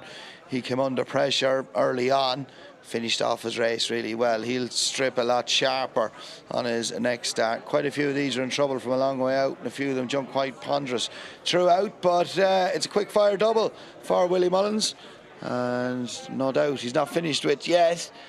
And Luke Dempsey on board. This could be an exciting horse going forward. Indiana Dream wins well on debut for trainer Willie Mullins. Well-bred individual, half-bird Ebonite, who was a grade 2 and 3 winner for Emmanuel Cléo, who trained this horse to win on his only start in a bumper, of course, in France. And that win, it came at Fontainebleau over a mile and 7 furlongs. That was a bumper, of course, over hurdles today. Mighty impressive, great big horse, and one that we'll be hopefully enjoying for many seasons to come. So there you have it then, Indiana Dream. It's Willie Mullins once again striking over in Ireland and landing this race at Ferry House. Here's the result. All 21 ran 9-4, joint favourite. Envy was up there throughout, 3-1. 9 Graces back in third at 20-1. That was race 2 at Ferry House. More from Traremor to come. Let's go back and rejoin Gary O'Brien. The Jack de Bromhead Memorial Maiden Hurdle is our third race of the day, and here is the likely short price favourite, Lisnagar Fortune, who will bid to give Paul Townend and Willie Mullins a double on the card. Bumper winner at the Punchestown Festival, and now seeks to preserve his 100% record for owner-breeder Dennis Fitzgerald. Lisa O'Neill beside me. Lisa, what did you make of his win at Punchestown, and how good a prospect do you think this might be for jumping? Yeah, his win at Punchestown, Gary, I actually thought he was a little bit green in the early stages. Took a little while for the penny to drop, but he did quicken in the last 100 yards, which I like to see. He's obviously stepping up significantly in trip on his hurling debut. He does have to he takes on an £8 penalty for that win. Bumper win as well, but he's a half brother to Lisnagar Oscar, and obviously this trip, his pedigree suggests that he should no problem handling this trip. Okay, if we just pan forward, we'll pick up number 2 for you. It's just across from us here now. Number 2 is Cardamom Hill, trained by Gordon Elliott, already amongst the winners up at Ferry House. And Lisa, this guy, still a maiden, but he's shown ability in point-to-points and bumpers. What about his prospects of winning a hurdle over this sort of distance? Yeah, you'd imagine the step up in trip will really help him. He was being placed in a couple of bumpers, a little bit disappointing for my liking. I really fancied him the first day in Punchestown, but he was obviously second over this at this venue back in the last meeting in early December. Hopefully he can shape up plenty of credit over jumps today. And one more we want to have a look at. If we pan forward again, number 13, the grey horse, if we can find it. It's just up at the far end of the parade ring now. Number 13, the grey. That is Cap de Taunt. Obviously, Lisa, Henry de Bromhead would love to win Jack's Memorial race. And Cap de Taunt won a point-to-point in Britain and then fetched 160,000 at the sale subsequently. What do you make of her as an individual? Yeah, she looks very well in the parade ring beforehand, Gary. She's a really good strong neck and shoulder on her. She was an impressive point-to-point winner, winning by 17 lengths for Gina Andrews. That was in England, as you mentioned. She dons the famous honeysuckle colours for the first time today. She's got that £7 mare's allowance, Gary, and she's proven on heavy ground. That's all going to be a benefit here.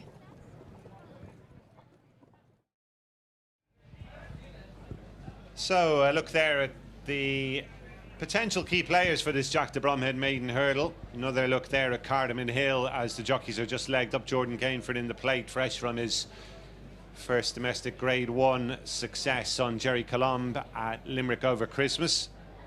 And I think you were down there that day, Lisa. That was a big day for Jordan, wasn't it? Yeah, it was fantastic for Jordan. Obviously, he had Grade 1 success with Hewick in the American Grand National, but he was just defeated in that Grade 1 at Christmas last year when he was aboard Farouk Deline, and Master McNashee just came in the dying moments and denied him of his first Grade 1. But fantastic for him to justify Grade 1 success in Limerick at Christmas, and got off to a flying start and had a couple more winners down there. Grade 2 success as well in the novice hurl with Favre de Champedou, so he's really having a great season so far. So he's aboard Cardamom Hill, and hopefully he can get a tune out of this guy today. Yes, returning to Tramore today, Cardamom Hill, after being beaten in a bumper here last time out.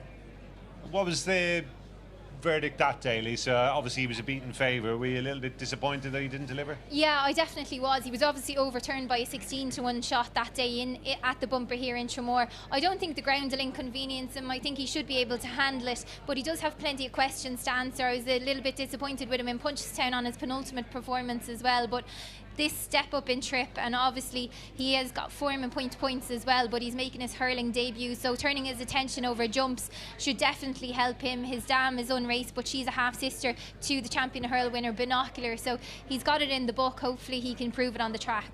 We didn't get an opportunity to see the other Willie Mullins runner in the parade, and that's number 4 Figueroc in the Susanna Ritchie colours that were successful in the opener with Quai de Paris. Huge absence to overcome, Lisa. Best part of 4 years on the sidelines. This guy. Would it be a watching brief for you today, even though there seems to be a few quid knocking about for him? Yeah, totally agree. It would very much be a watching brief, Gary. He's obviously an 8-year-old now, and he's stepping up in trip.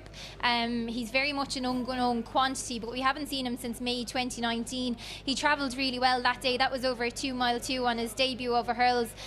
He was second behind Fou Delis, who's been placed in Grade 3 company since. He was only beaten 3 parts of a length. He travelled very well, but the fact that we haven't seen him in so long is definitely questionable. Maybe he's been fragile enough and difficult to train, but on jockey bookings he appears to be the second string. But Sean Cleary Farrell takes £7 off his back. Into 6-1 now, Figueroc from 7.5 not that long ago, and that makes him third favourite currently behind Lisnagar Fortune and Cap de Taunt. So we're almost at post time. Runners taking what will probably be their final turn. And Peter O'Hare once again going to describe the action for us in this Jack de Bromhead Memorial Maiden Hurdle. The 14 runners now on the walk forward towards the starter.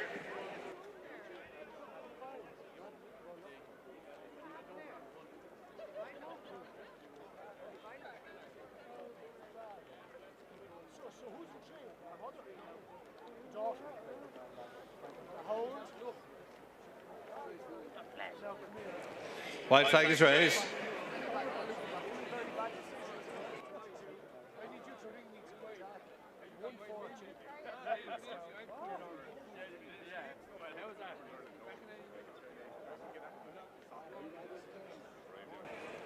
And they're off.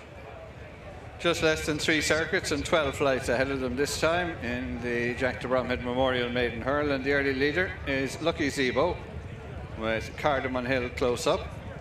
Also close towards the outside is Lisnagar Fortune. Wider still is Cap de Taunt, and tracking them towards the inside as they make the top turn is Mr. Twist as they head on to flight number 2. The flight opposite the stands. Out in front, Lucky Zebo leads by over 3 lengths. Followed over it by Lisnagar Fortune, jumping into second. Cap de Taunt up on the outside of the purple colours of Cardamom Hill. Mr. Twist is towards the inner. Glen Natara not far off them, with Tennessee Titan and Well Loved together. They're followed on the downhill run by Jet Setting Johnny behind that one. The pink colours of Figueroc. On the inside of Figueroc at this stage is Maiden Muckross.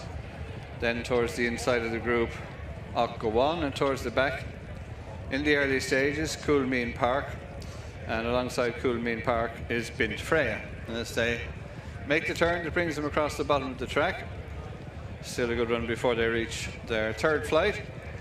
And the favourite Lisnagar Fortunes improved to disputed with Lucky Zebo, close on the inside Cardamom Hill, less than a length between the trio. As they near this flight, Lucky Zebo, Mike O'Connor in the lead. From Cardamom Hill towards the inside, Jordan Gainford. The green and yellow of Lisnagar Fortune, Paul Townend. Towards the outer, the grey. In the blue colours is Capta Taunt, Rachel Blackmore as they head on up the straight. Approaching the flight in front of the stands. Lucky Zebo, Lisnagar Fortune, Cardamom Hill, Capta Taunt. Followed over by Mr. Twist. Figure Rock has made a little headway up on the outside in mid-division, taking a keen hold. Passing the judge and heading into the turn. 2 complete circuits ahead of them as Lucky Zebo shows the way. Lisnagar Fortune second, Capta Taunt tracking the favourite on the inside, Cardamom Hill. They're followed around the turn, the maroon and white of Glen Natara. Alongside is Mr. Twist towards the outer, Figure Rock, and between horses Well Loved. With them towards the inner, the green and orange of Tennessee Titan. A couple of lengths to Jet Setting Johnny as they jump the uphill flight. Behind Jet Setting Johnny is Maiden Muckras to the outside. Ockawan is next. Wide of them is Cool Mean Park, and still at the back, Bint Freya as they go to flight number 6 opposite the stands.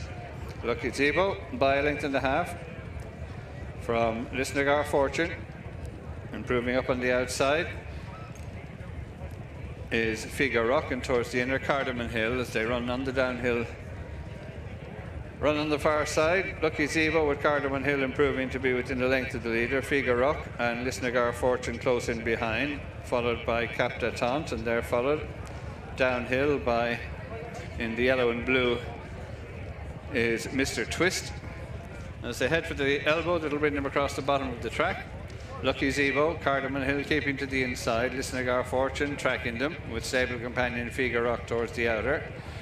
Capta Taunt is right with them on the inside, and then Glen Natara, and they're followed across towards the next flight by Well Loved on the wide outside. Just behind them, the yellow and blue of Mr. Twist in between horses, and towards the inside is Tennessee Titan. Behind them, Jet Setting Johnny. And then a couple of lengths to Maiden Muckras as they reach the first of the 2 flights on the uphill run in the straight. Lucky Zebo in the centre, towards the outside Figure Rock, towards the inner Cardamom Hill, just behind them both Capta Taunt, and towards the stand side Lisnagar Fortune. As they jump the flight, that'll be the last one next time, and Figure Rock has edged to the front as they come up to pass the judge, about to head out on their final circuit. Figure Rock, Sean Cleary Farrell on the outside leads, Lucky Zebo, Mike O'Connor towards the inside, Cardamom Hill and Jordan Gainford. Closely followed by Lisnagar Fortune, Paul Town on the outside of Capta Taunt and Rachel Blackmore. Tennessee Titan is closed on the inside under Sean O'Keefe, and they're followed by Mr. Twist, Niall Moore and Well Loved, Richie Deegan. As they go to jump the flight on the side of the course, Lucky Zebo back up in the centre, Cardamom Hill the inside, Figure Rock pushed along. Lisnagar Fortune is tracking them towards the outer, then behind them is Tennessee Titan. Improving behind them is Well Loved, Capta Taunt weakening as they approach the flight opposite the stands, 3 from home. Lucky Zebo, narrow leader, the outside of Cardamom Hill. In third, Lisnagar Fortune, Figure Rock is pushed along. And behind Figure Rock at this stage is Well Loved, and then Tennessee Titan, Glen Natara. They go on from Mr. Twist and Capta Taunt as they continue on the downhill run. About half a mile to race and 2 flights to jump. Cardamom Hill, Lucky Zebo, and on the outside is Lisnagar Fortune, a break of about 4 lengths as they head downhill to Well Loved. Trying to stay on behind them is Glen Natara, but as they reach the elbow, Cardamom Hill leads narrowly. Lucky Zebo, Lisnagar Fortune with them on the outside, and then a break of 5 or 6 lengths back to Well Loved and Tennessee Titan as they make the swing. Not much to choose between Cardamom Hill the inside. Alongside is Lucky Zebo. To the outside is Lisnagar Fortune. They appear to have it between them as they head on towards the second last. Lucky Zebo in the centre, Lisnagar Fortune the outside, Cardamom Hill the inner. A bad mistake by Lisnagar Fortune in third as they run uphill towards the final flight. Cardamom Hill and Jordan Gainford with the advantage. Lucky Zebo, Lisnagar Fortune towards the stand side, but Cardamom Hill jumps the last with a clear lead over Lisnagar Fortune, and Lucky Zebo battling for the second spot, but driven out by Jordan Gainford. It's a winner for Gordon Elliott as Cardamom Hill wins. Lisnagar Fortune second, Lucky Zebo third, a long way clear of Tennessee Titan, and in 5th spot Cool Mean Park. Well, a dramatic conclusion to this Jack de Bromhead's maiden hurdle, and it has gone the way of Cardamom Hill at 13-2, capitalising on that crucial blunder from Lisnagar Fortune at the second last flight of hurdles. It was up for grabs at that stage, but Lisnagar Fortune got it all wrong and landed really steeply. Big run from Henry de Bromhead's Lucky Zebo, who in the end, Lisa, was by far the pick of the stable's two runners. Cap de Taunt ran too freely and has been pulled up in the end. But here's the crucial error from the favourite. Yeah, makes an absolute hames, guesses at that. Paul Townend does everything to stay on board, and thankfully he does, but he obviously gives the advantage to Cardamom Hill at this stage, and Cardamom Hill ploughed a lone furrow all the way up the inside with Jordan Gainford on board, and even Lisnagar Fortune got that one wrong as well at the last two, Gary. But Cardamom Hill, he's gained compensation for some defeats in bumper company on his last two runs. He's just showed he's effective over his obstacles, and he's gained his first victory on race course today. Yes, and I suppose maybe he just wasn't a bumper horse, Lisa. I know he did run well in two bumpers, but I suppose a test over hurdles, it looks like that could be the making of him. Yeah, absolutely. The step up in trip, turning his attention over jumps, have all benefited him, and I always thought that he handled these testing conditions well enough. He's got a bit of a high knee action as well, but I'm sure the Dennis Gallagher Racing Syndicate, Mark Gallagher, all the Gallagher family will be absolutely delighted for that. They're not here today, but I think they're watching in from abroad, and it's brilliant for them to get a win with this guy. Given a brilliant ride by Jordan Gainford, but obviously capitalised on that misfortune at the second last by Lisnagar Fortune, who looked like he was going quite well at that stage. Keeps up the great run of Jordan Gainford, as Lisa said there, and fair play to him. He went down the inner, and I would imagine, Lisa, the school of thought might have been that the ground is so chopped up even after only two races that perhaps there wasn't that much advantage to going wide. Whatever the reasoning behind it, it certainly paid off, didn't it? Absolutely. This is a young man that uses his head, and he done that here today. And I suppose sometimes there's been two. This is our third race. We've had two races run already, Gary, and sometimes the ground, sometimes in these conditions, it doesn't matter where you go, it's attritional no matter what. But he had a ground saving run up the inside, and that's definitely played to his advantage. Obviously a misfortune by the favourite at the second last, and mistake at the last as well. He'll need to get his jumping a little bit better together, but I'm sure he has Maiden success in the not too distant future. Okay, let's send it back to Rachel then to wrap up the results of our third of the afternoon, won by Cardamom Hill. Thank you, Gary. And Cardamom Hill, another victory for Gordon Elliott on the day. But how has he stayed on to start with? Paul Townend, who's looking for the better strip of ground, and coming into this 2 out, he just gets it all wrong, lands steeply and almost over the horse's neck, but he's managed to stay on. And I suppose the run between two and the last, he just hasn't had enough chance to really recover from that, and then going down to the last, green colours again, sort of steadies into it, and then not clean at all over the last. But the race was won by Cardamom Hill, who's finished really strongly. He's actually full of running to the line on this real testing heavy ground at Traremor. So congratulations to him. He ran a good race in a bumper here over 2 miles last time, but over hurdles, stepping up in distance, Cardamom Hill has seen out the trip, jumped well, and has landed the spoils. 13-2, Lisnagar Fortune, 4-5 the favourite, and Lucky Zebos ran a really big race for the de Bromhead team at 28-1. That was the 105, the Jack de Bromhead Memorial Maiden Hurdle at Traremor.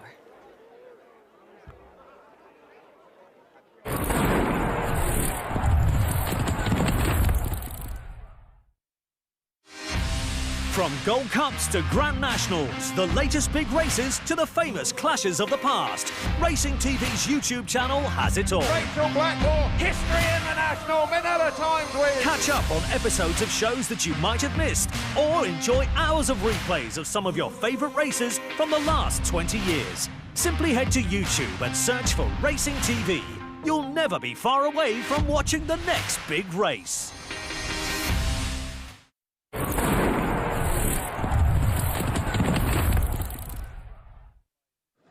Yeah, we're going to walk back in with Luke Dempsey, of course. Luke, he could be a very smart horse going forward, Indiana Dream. Yeah, he could be. He's done it nicely. Probably we didn't go over it quick early on. But he's picking up well up the straight.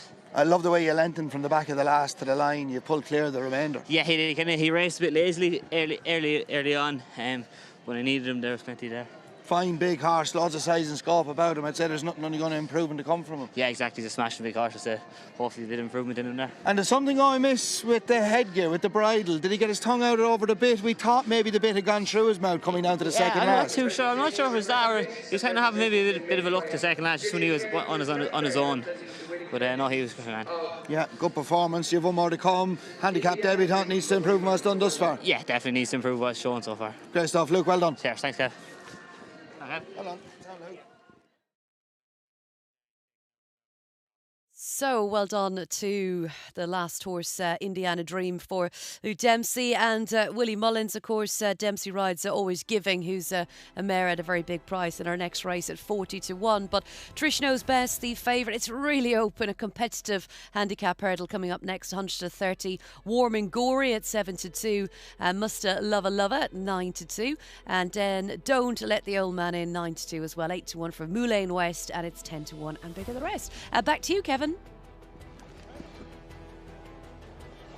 Yes, thanks Rachel. Jockey's just getting up on the runners ahead of our third race of the afternoon. Great crowd here again at Ferry House this afternoon. First one we'll look at, number 3, Musta Lova from the Oliver McKiernan yard. Oliver McKiernan, of course, had a cracking day in Limerick the other afternoon, winning 2 races, including the Grade 2. Big player here, definitely with a chance.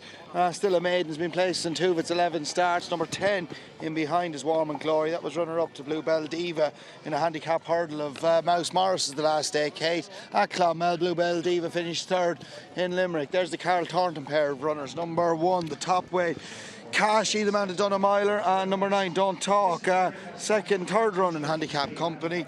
Number 2, Coolna Crete. I'd imagine watching brief at that today, pulled up 1-2. That was back a year ago. Yes, it pulled up the last day. Jockey did report that it did lose its action, had a bit of break sense, so hopefully it can bounce back to its 2 previous wins for him. Number 11 is Jim Draper's handicap debutant. Luke Dempsey bidding for a double. Curious Bride, one of the outsiders there, going bias for Eamon O'Connell. Now, here is number 8, Ricky Langford, better known as a summer horse. And I'd imagine I'm watching brief with him today. Now, here's our favourite, number 7, Trish Knows Best. I think it's one of Ian Donoghue's first runners. Keith Donoghue's brother. He only got his licence in the last couple of weeks and went up £5 for winning over course and distance. Most recent start, 2 out of his last 3, it's 1. Yes, he certainly has. He's a good, consistent horse. The ground will be a little bit of a concern for me. And then if we pick up our last horse there in the JP McManus, he's a very interesting handicap debutant. Of course, his last run did finish 5th behind Fiscal Vega, and his opening mark of 102 looks very, very interesting. Tony Martin was just getting another hole in the surf signal there as the horse walked out by us. That's the runners leaving the parade ring for our third race of the afternoon. Back to you, Rachel, for a betting update. Thanks, Kate. Cheers, Kevin. And a quick update on the market then for this Ferry House membership 2023 handicap hurdle. And the going is now soft to heavy in places. Just a couple of light showers since racing commenced, but it is testing as it is at Traremor, and this is a very open. We've got joint favourites now. Trish Knows Best at 7-2, as you've heard there, for Ian Donoghue. I'm sure he'll be hopeful that she'll run well, as she has done in the last 3 starts. She's won 2 of them. And Warm and Gory, number 10 at 7-2 for Philip Rothwell. PJ O'Hanlon takes off £5, and his performance last time out 3 weeks ago, that was the best actually for quite some time, close up in 3rd on that occasion. And then number 6 is Don't Let the Old Man In for Tony Martin, first run in a handicap, JP McManus colours, son of Milan, 3 runs so far. Not an awful lot to be all that excited about, but of course different setup altogether off this mark and could be competitive. Musta Lova is a 5-1 chance, and Moulin West then 7-1. Cashy now out to 11-1 from 9-1. And number 9, I want to draw your attention to Carl Thornton's runner, Don't Talk. So looks like there's a bit of money coming for him, 25-1 into 14. Make that 12s now, so they're really backing Don't Talk at big prices. 18-1 for Coolna Crete and 28-1 and bigger the rest. All 11 run. 130 the field, but late support for Don't Talk, Kevin. Yes, that's interesting. I thought that was off a winnable mark. Finished well beaten. Last to 5 at half shot on second run handicap company. That was at Musselburgh in November time. But I thought in 1 or 2 of its runs, it caught my eye. And there's definitely a race of this calibre to be won with Don't Talk. Danny Mullins on board for the first time. Is interesting though. Done a miler. Is on the top weight, Kashi for Stem Connections. Yes, of course, Kashi did win a rated novice hurdle. He had a poor run the last day in a very competitive handicap at Navan. Didn't back up that win in the less competitive rated hurdle. Back down to his own grade here today. But it is interesting. Money coming for Don't Talk. He looked very well in the paddock beforehand. It looks like as they're walking around in the paddock there, or at the start there, that Danny Mullins is going to make plenty of use of Don't Talk. Trish Knows Best, of course, our giant favourite, along with the Philip Rothwell, Warm and Gory. She's gone up, what, 11 pounds for winning 2 of her last 3. One of those, her second win, coming here over course and distance for Ian Donoghue, of course, brother of Keith Donoghue. I think he's bidding for his first winner since he got his licence. And this, of course, runs in the Donoghue, in Ian and Keith Donoghue's parents' colours. Yes, of course it did. It's been a model of consistency as of late, and it would be nice for Ian Donoghue to get a winner here at their local track, Ferry House. I am a little bit concerned about the ground for Trish Knows Best here, but I could easily be proved wrong. Yes, Warm and Gory, of course, improved dramatically on his first run handicap company. That was only its 4th run now, to be fair, when finishing second at a big price of an opening mark of 88. Handicap debut behind Bluebell Diva of Mouse Morris at Clonmel. She wasn't meeting all that far in Limerick during the week as well, and Warm and Gory went up £3 for her troubles that day.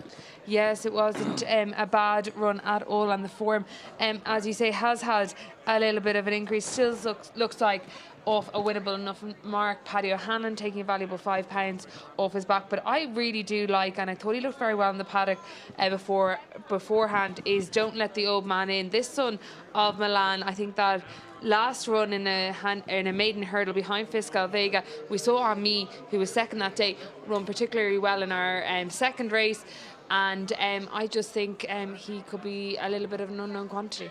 Yes, Musta Lova as well was well beaten by Popova, who I thought ran plenty of promise in her first race, made a bad mistake at the last, would have finished closer, wouldn't have got anywhere near our impressive winner Harmony Maker. That would have a chance for an inform outfit as well. But Trish Knows Best, I think there could be more to come from Trish Knows Best from the Ian Donoghue yard. Both wins coming on good and good to yielding ground, but let's get up to Jerry.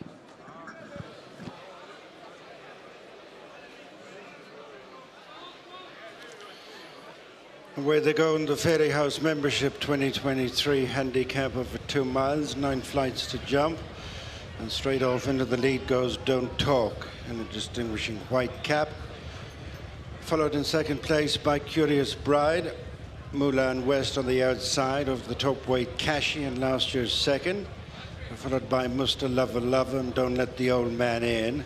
Kul Nakrita is wide of them, followed to flight number 2 by Warm and Gory.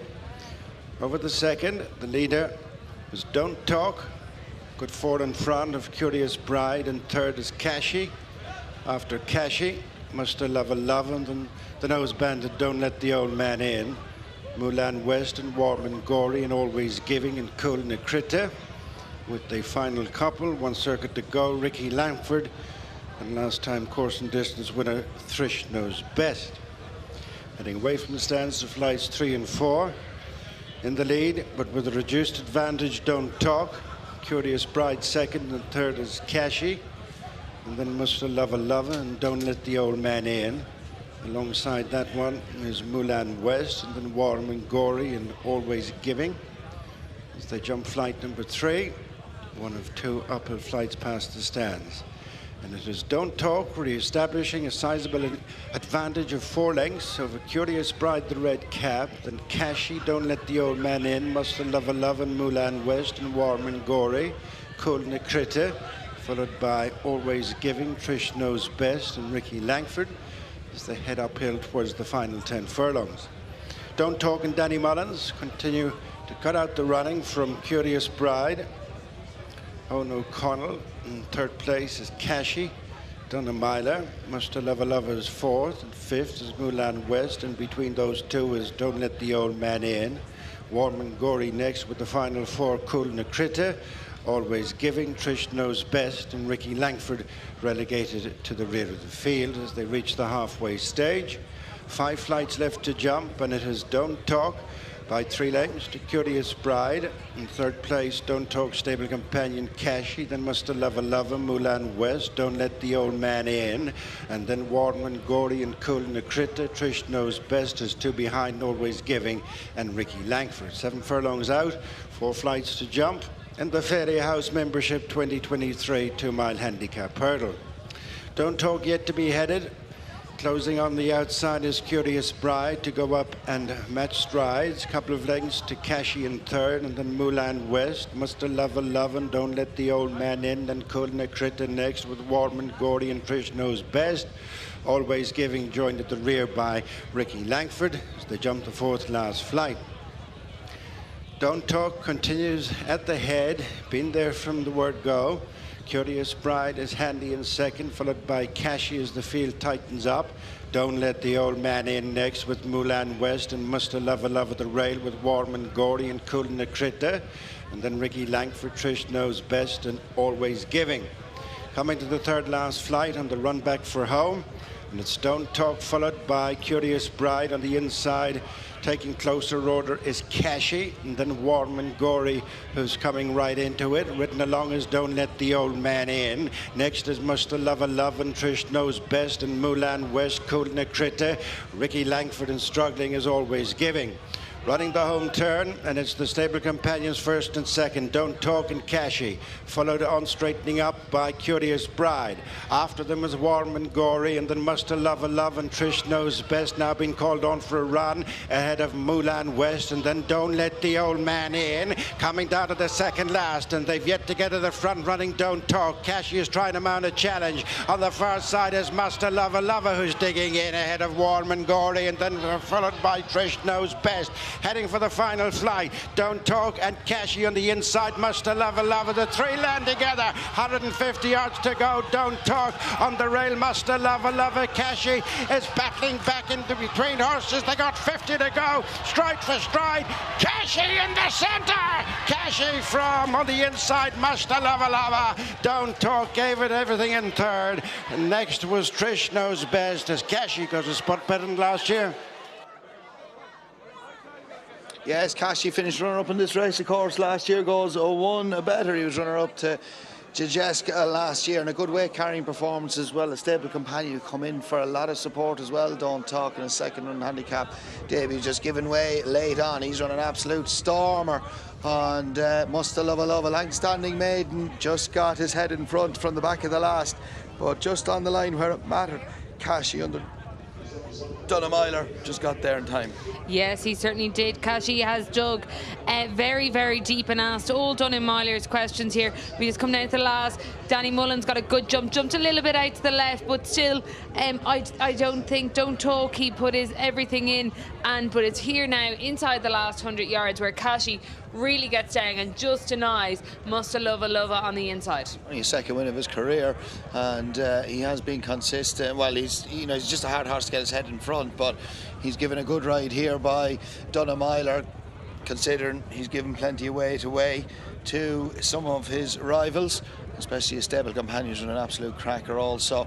Nice use of Trish Knows Best. Maybe the ground, you were slightly concerned about the ground beforehand, and maybe the handicapper has just got the better of her also as well. Muster Love, he's run a cracker. He's lost little in defeat as well.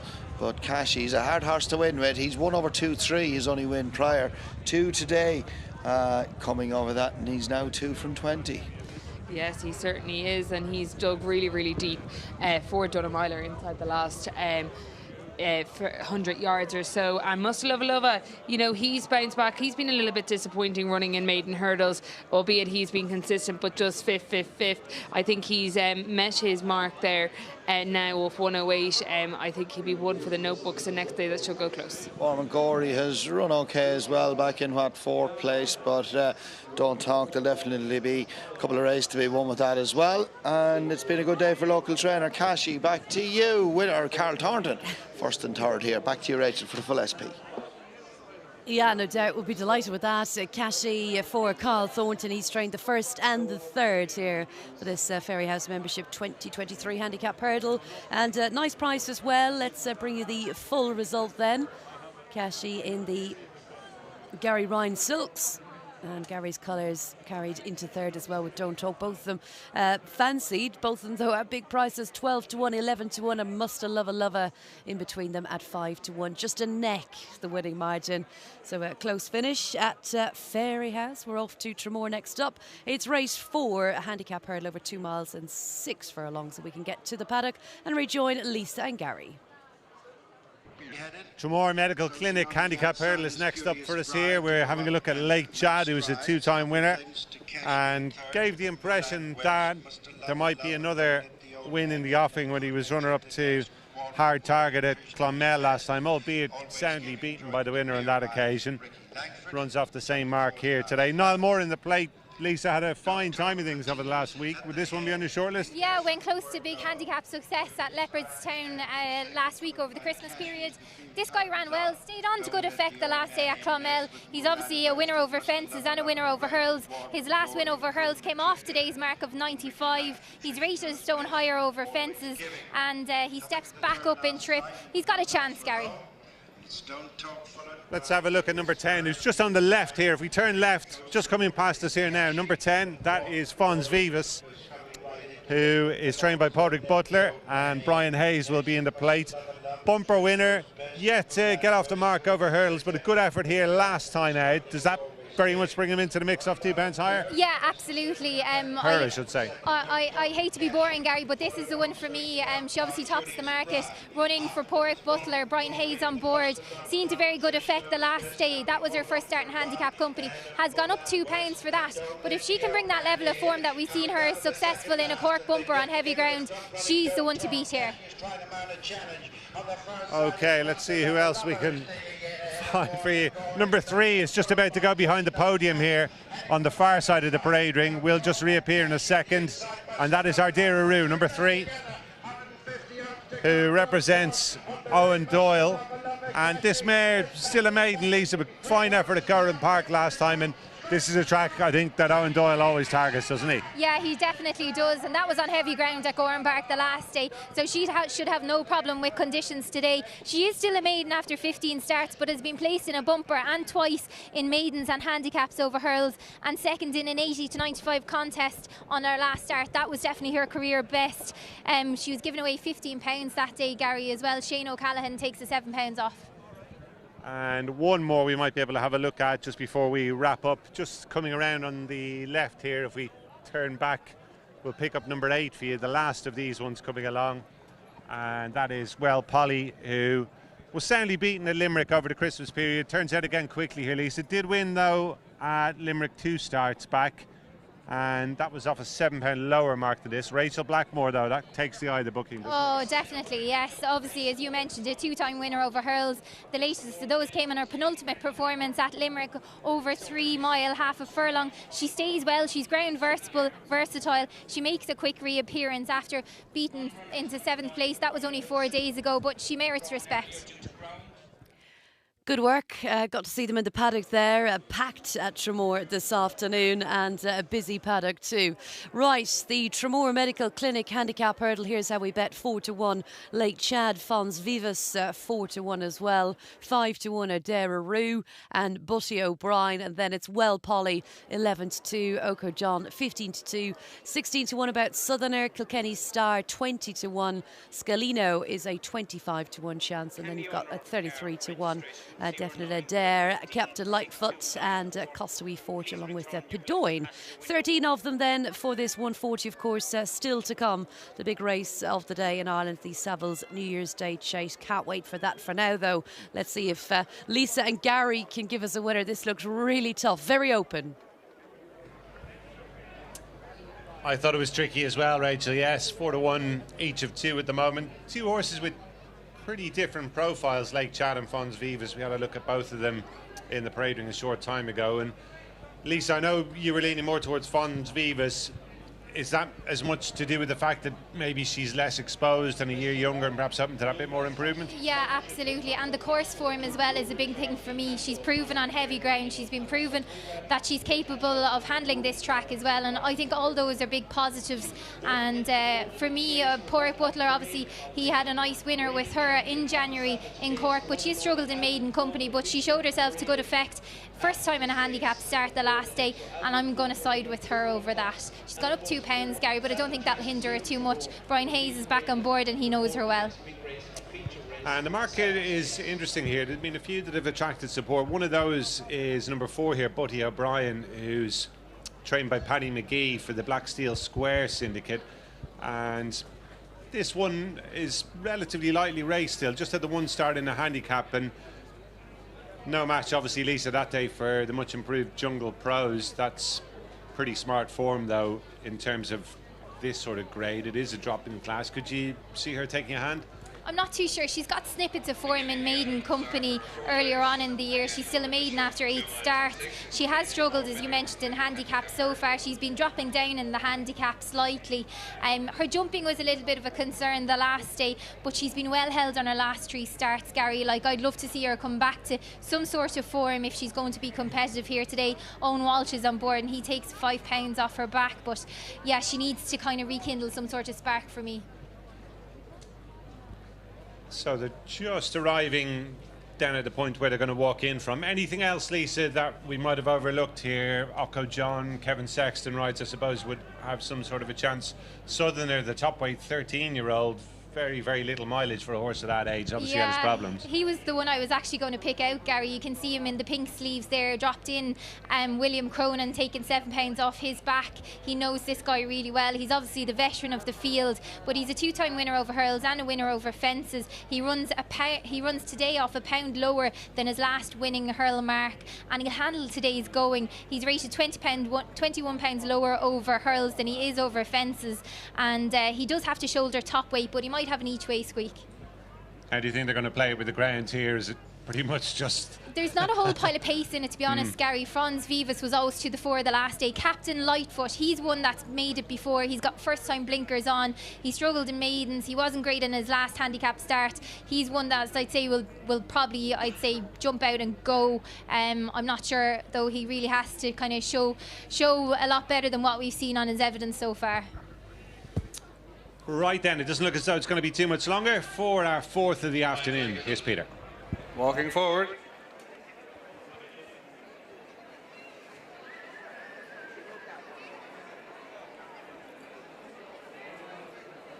And they're off in race 4. It's the Traremor Medical Clinic Handicap Hurl.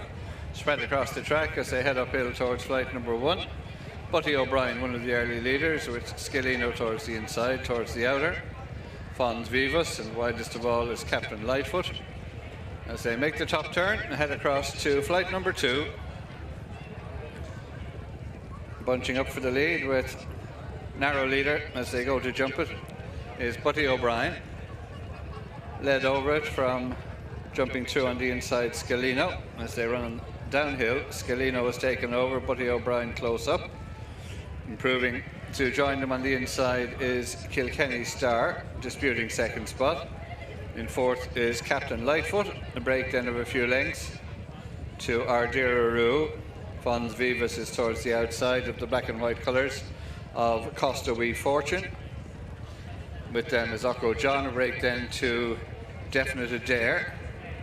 The inside of Definite Adair is Southerner, and they're followed to the elbow by Pidoyne. The grey is Lake Chad, and bringing up the rear in the early stage is Well Polly as they turn and head across to flight number 3. Keeping to the inside is Scalino and Richie Deegan. The group towards the outer, headed by Buddy O'Brien, Owen Walsh with Fons Vivas. Wider still in the centre, blue and white check colours of Kilkenny Star and Sarah Kavanagh. As they come on up the straight to the flight in front of the stands. It's number 4 this time. Near side, Buddy O'Brien. The inside, Scalino. Kilkenny Star with them. Fons Vivas next. Slight mistake there by Southerner. As they head on, passing the judge. 2 circuits to complete. Buddy O'Brien leads. The inside, Scalino with Kilkenny Star. Then Fons Vivas. Reminders for Captain Lightfoot.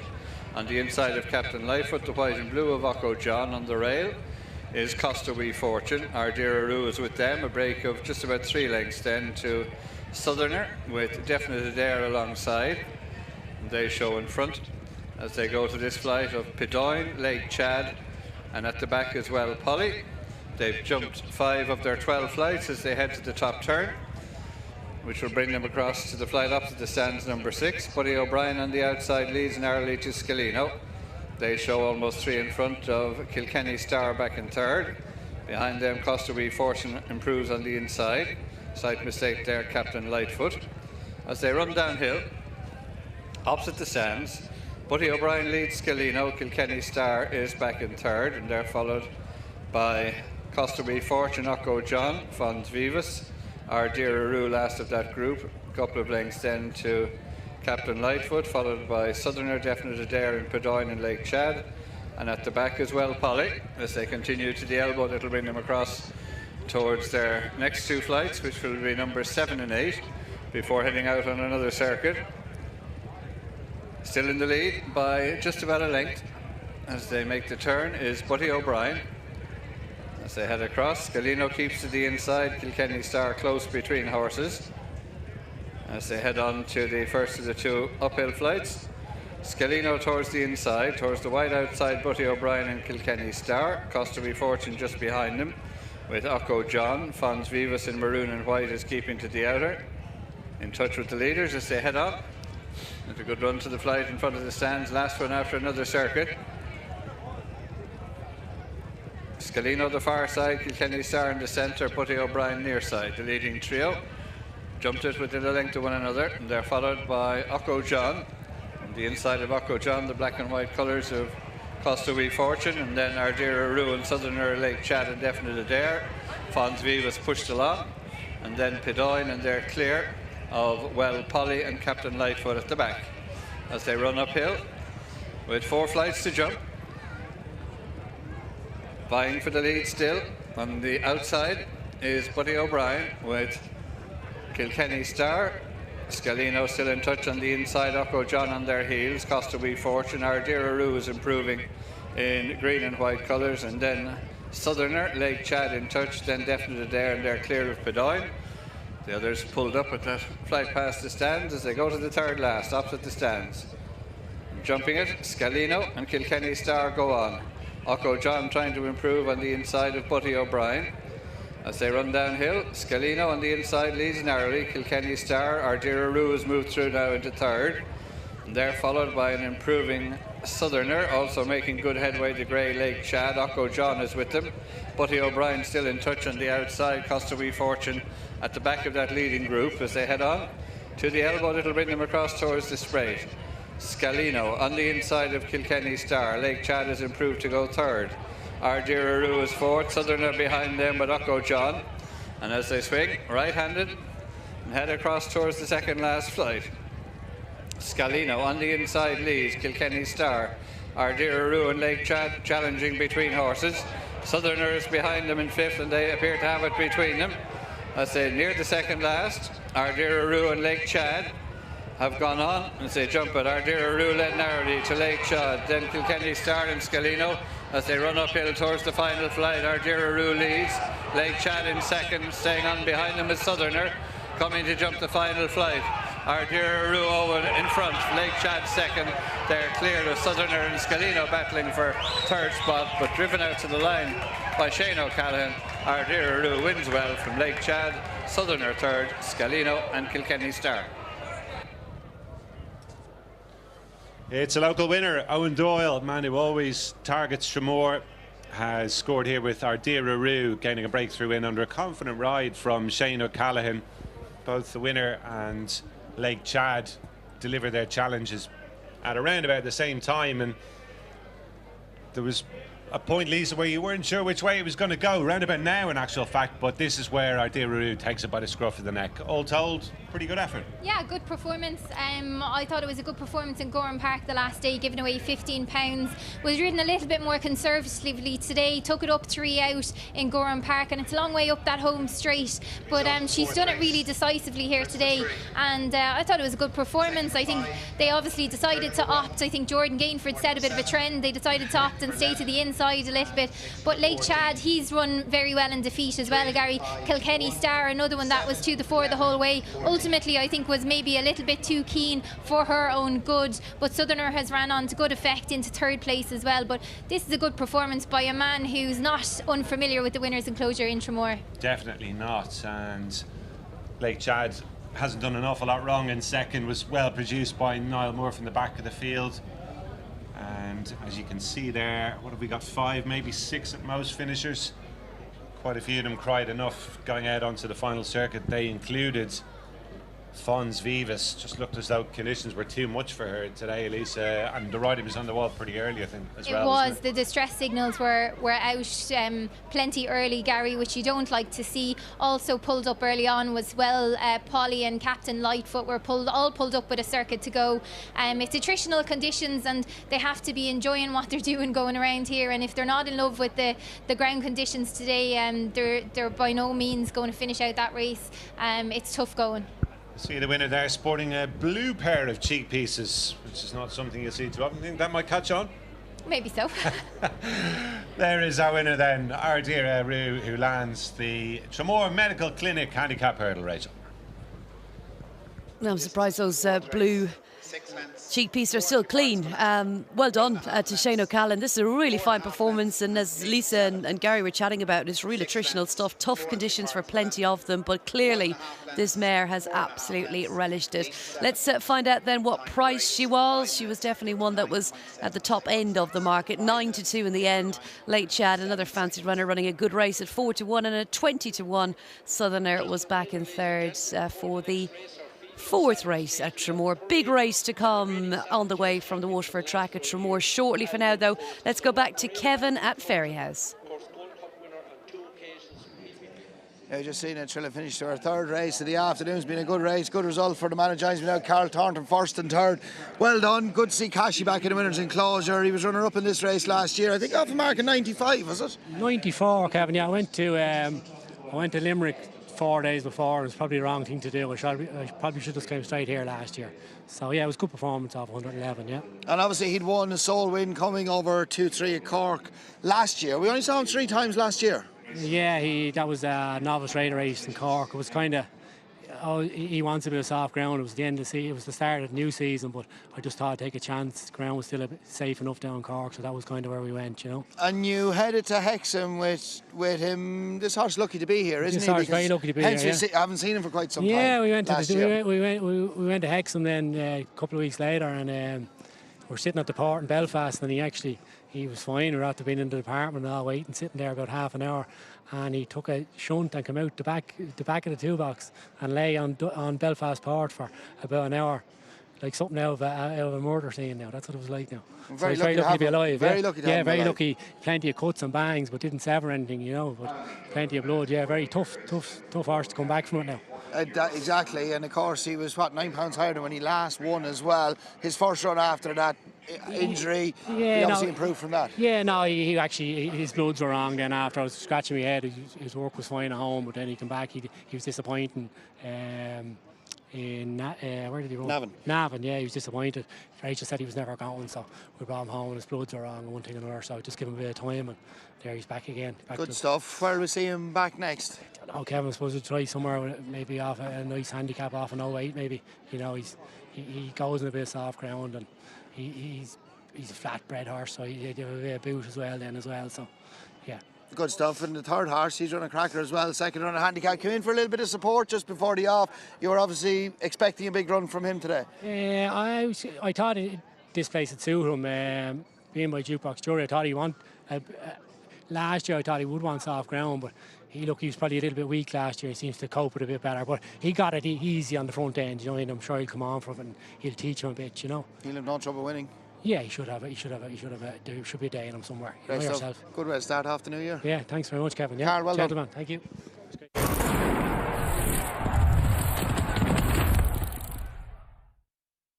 Racing TV's social media channels are always at your fingertips wherever you are. Watch the day's big races again and join the debate. Read tips from the experts and catch up with the latest breaking news. Enjoy highlights from the channel and expert insight that you might have missed.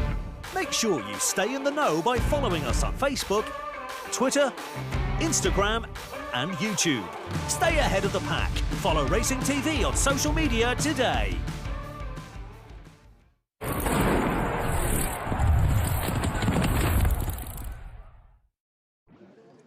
Yes, first horse we're going to have a look at ahead of our fourth race is our favourite. It's number 6, Eldorado Rock, stepping up and trip for the first time on his third handicap run for Tony Martin, Philip Enright on board. I thought his 2 runs in handicaps prior to today, he's shown plenty of promise. He has certainly showed plenty of promise, making good late headway. So this step up and trip definitely seemed like he was crying out for it.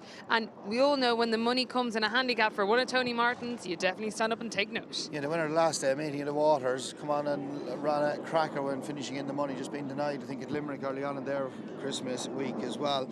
And then first run handicap company's 9th behind Maxim. He was winning on second start, I think, from Charlie Gardinelli. Then he came out and he defied a £15 rise in the race to absolutely bolt up in the Thames qualifier at Leopardstown the other afternoon. He sets a standard here, and I think off a mark of 89, stepping up and trip. He's very, very dangerous here. Sets a very good standard. Right, the rest we're going to have a look at what's in behind. Number 12 is Sulafat from the Shark Handling Yard. A little bit on her toes now as well, Sulafat. Good run the last day when last seen in action with her behind Mihal. That was in Galway back in the October meeting. Has won 4 in the flat, yet to win over jumps. Yes, he is. She is certainly yet to win. She was picked up from the Rebecca Menzies yard, and I think she's off a winnable enough mark. She was unlucky enough that day. That was a very potentially her best run at Galway that day, and she's had a little bit of a freshen up since. I feel she will enjoy this ground here this afternoon. Yes, indeed. There's number 3 just walking past us now. Number 3, Cafe Delmar. First run for David Field and Charlie O'Dwyer on board.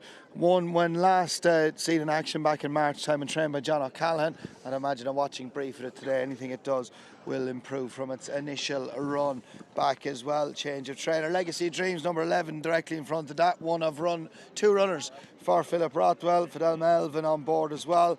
Was a winner of a pint Tilla Healy back in October. Was well beat behind Hard Target at Clonmel, most recent start. Right, number 5, a Jessica Harrington runner just walking by us with the blinkers on for the first time. Needs to improve Jessina, what she's done thus far, and she's from a very good family that needs no introduction. That needs no introduction. Certainly she's out of a half sister to, of course, Jetski. She's by Milan, so that makes her a 3-part sister to Jetski.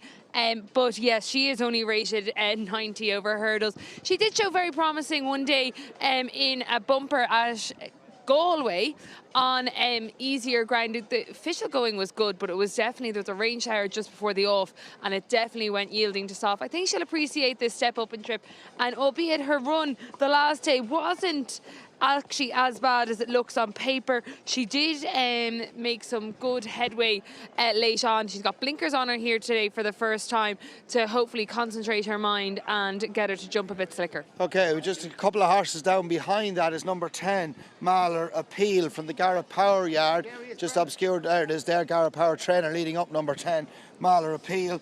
Was a winner of a pint of pints back in Tartula, of course, back in January of last year.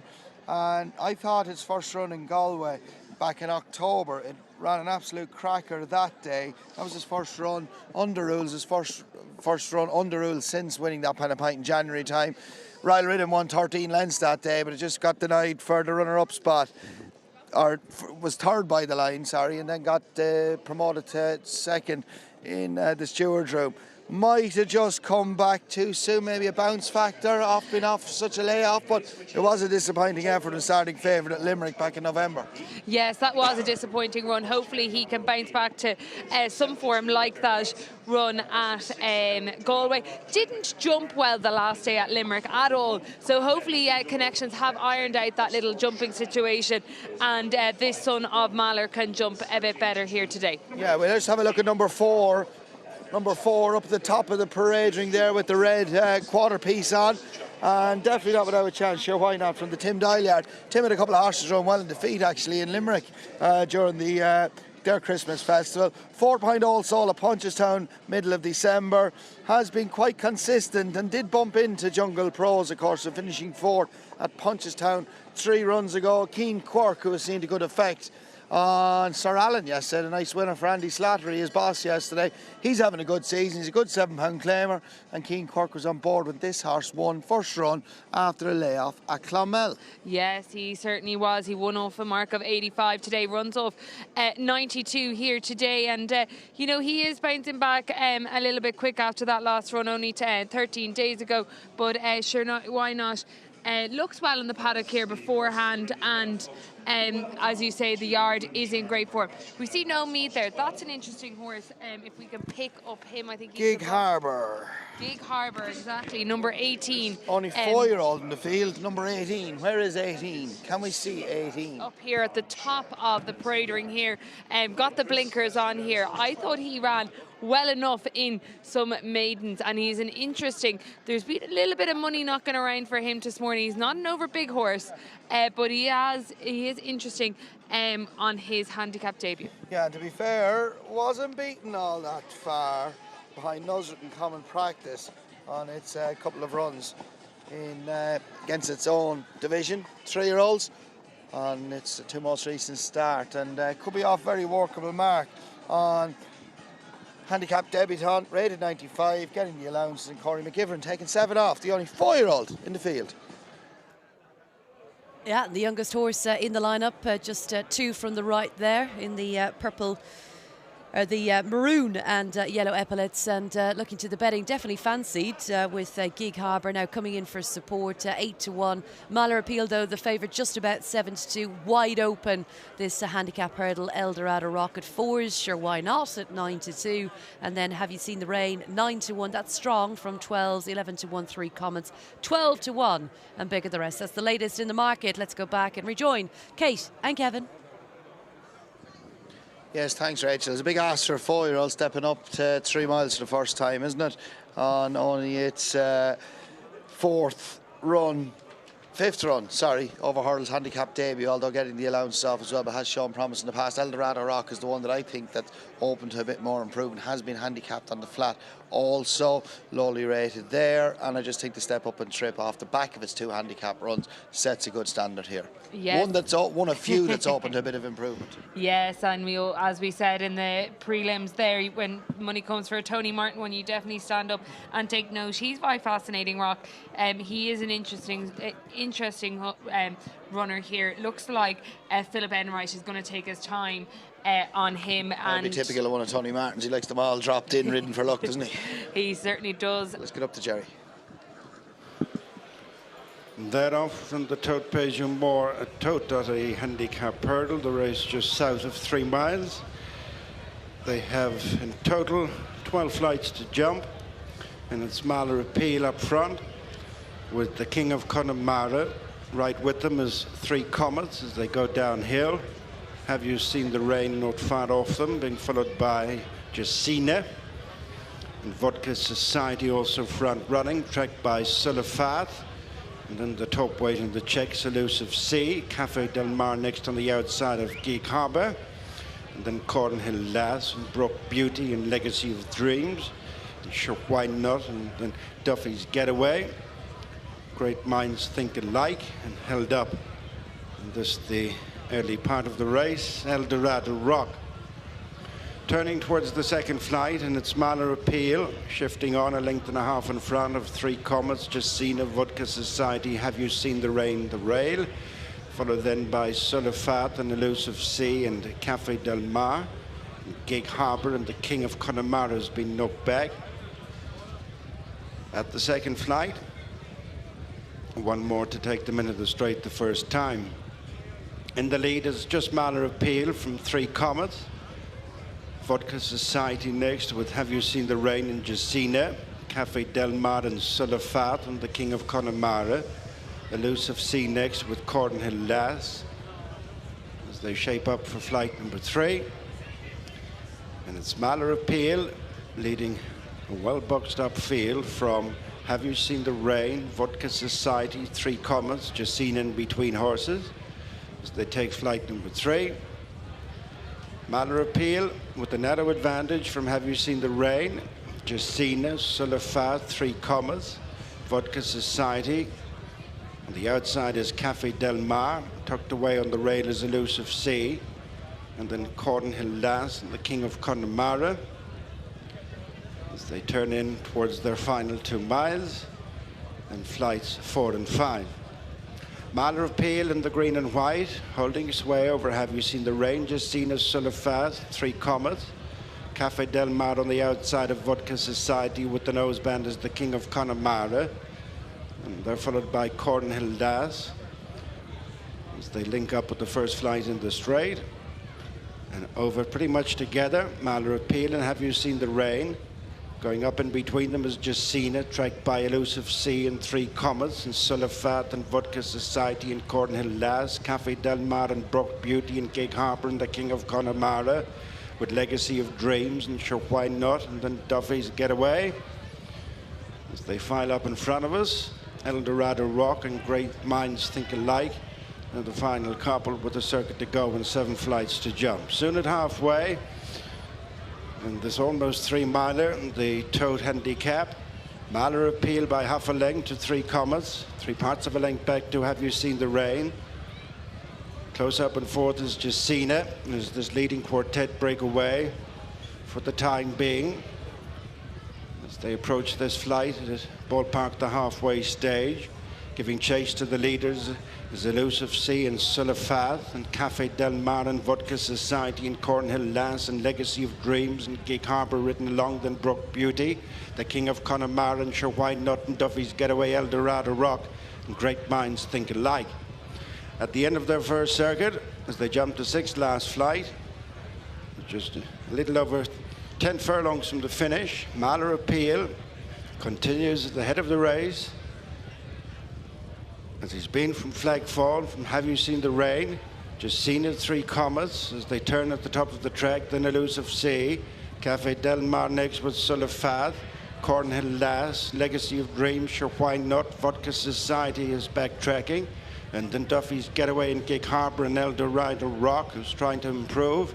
Then Great Minds Think Alike, Brook Beauty, and now at the back is the King of Connemara. Just over a mile to go and 5 to jump. Manner of Peel by 3 parts. So Have You Seen the Rain in third, and close at that is 3 Comets. Break of 3 lengths to Jacina, and then Cafe Del Mar and Elusive Sea. Sulafat, Legacy of Dreams, Sure Why Not's improving. Then Great Minds Think Alike and Duffy's Getaway, reminders for a drifting back on the inside, Cornhill Lass, then Eldorado Rock, the King of Connemara, Vodka Society, Brook Beauty, Gig Harper. Less than 7 furlongs to go and 4 flights to jump. Manner of Peel still continues to put in a good shift. Leads 3 Comets. Then Have You Seen the Rain, Jacina next with Cafe Del Mar.